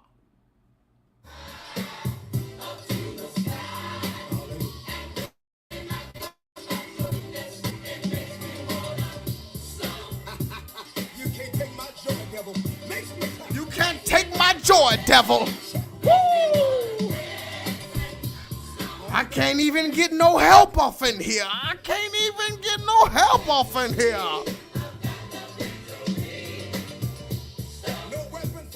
I'm Tekashi, I'm coming for your ass tomorrow. Till the next time I see you.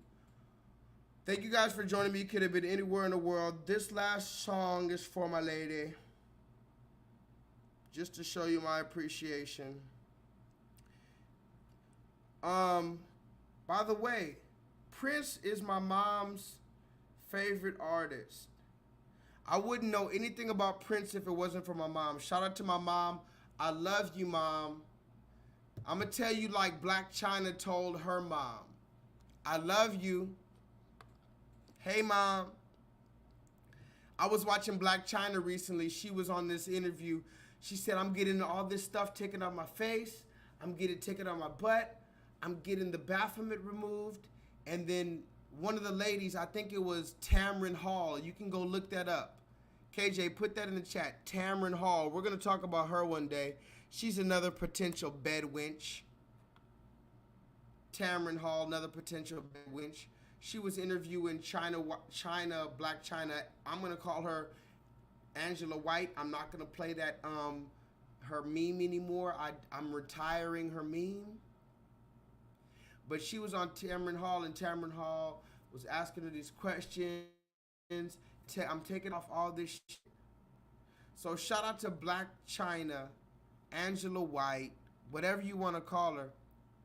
I appreciate you for doing that. That was cool in the midst of all this stuff going on. That was real dope. We're going to talk about all that other shit later. And yeah, My mom, I'm going to tell you like Black China told her mom. Hi, Mom. I love you. And guess what, Mom? It's not all your fault. A lot of it is my fault too, Mom. I'm sorry for how things have turned out or are turning out. I hope things could turn out better. But, Mom, I'm going to tell you the truth. As I stand right now, until I see my kids, you cannot see me, Mom. Until I see my kids, you cannot see your kid. Does that make sense? Put a 7 in the chat if I'm being unreasonable when I tell my mom, until I see my kids, she can't see her kid, which is me. But I might be crazy. Till next time I see you, holla at your boy. I might come to you tomorrow. I probably will come to you tomorrow. We got to talk about Tekashi. We got to talk about a few more things. Please, vibrate higher. KJ, I love you.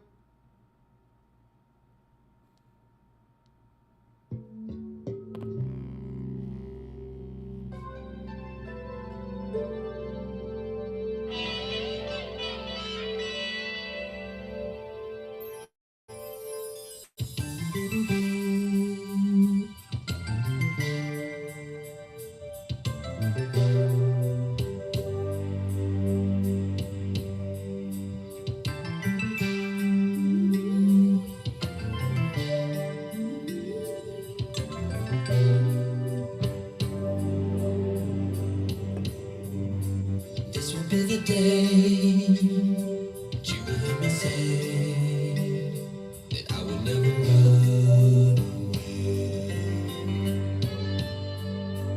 I am here for you. Love is meant for two. Tell me what you're gonna do. If I gave you diamonds and pearls, would you be a happy boy or a girl?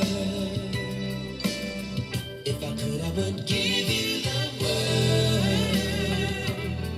All I can do is just offer you my love.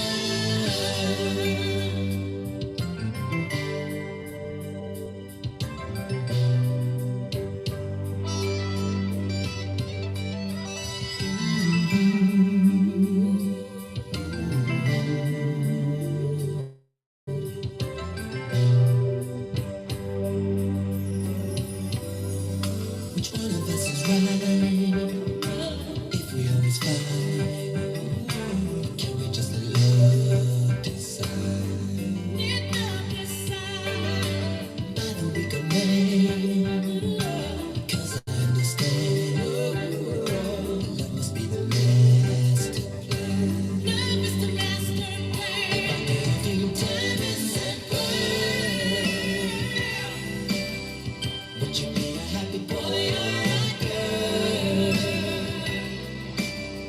If I could, I would give you the world. All I can do is just offer you my love.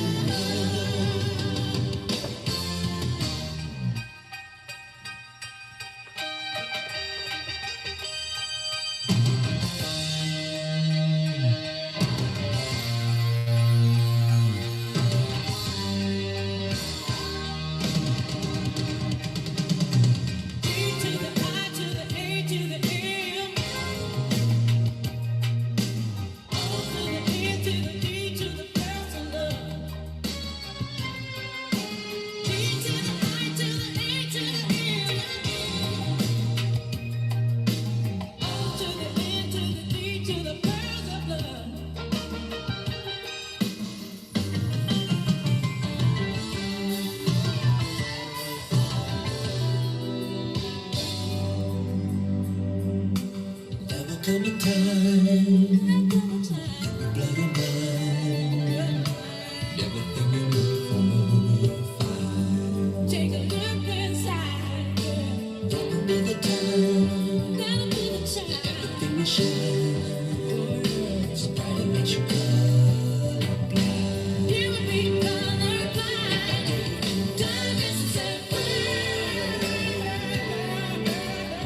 Would you be a happy boy or a girl? If I could, I would give you the world.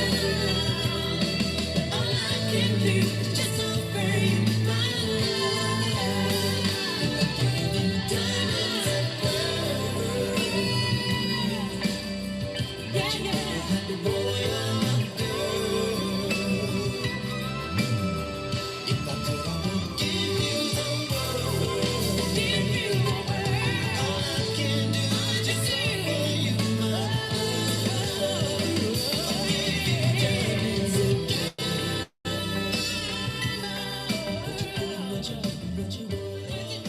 Thank y'all. I appreciate y'all joining me. Until the next time I see you, holla at your boy. I might be back tomorrow. If not, it was a beautiful time to be alive. 7 in the chat, Runaway Slave Gang. Vibrate higher.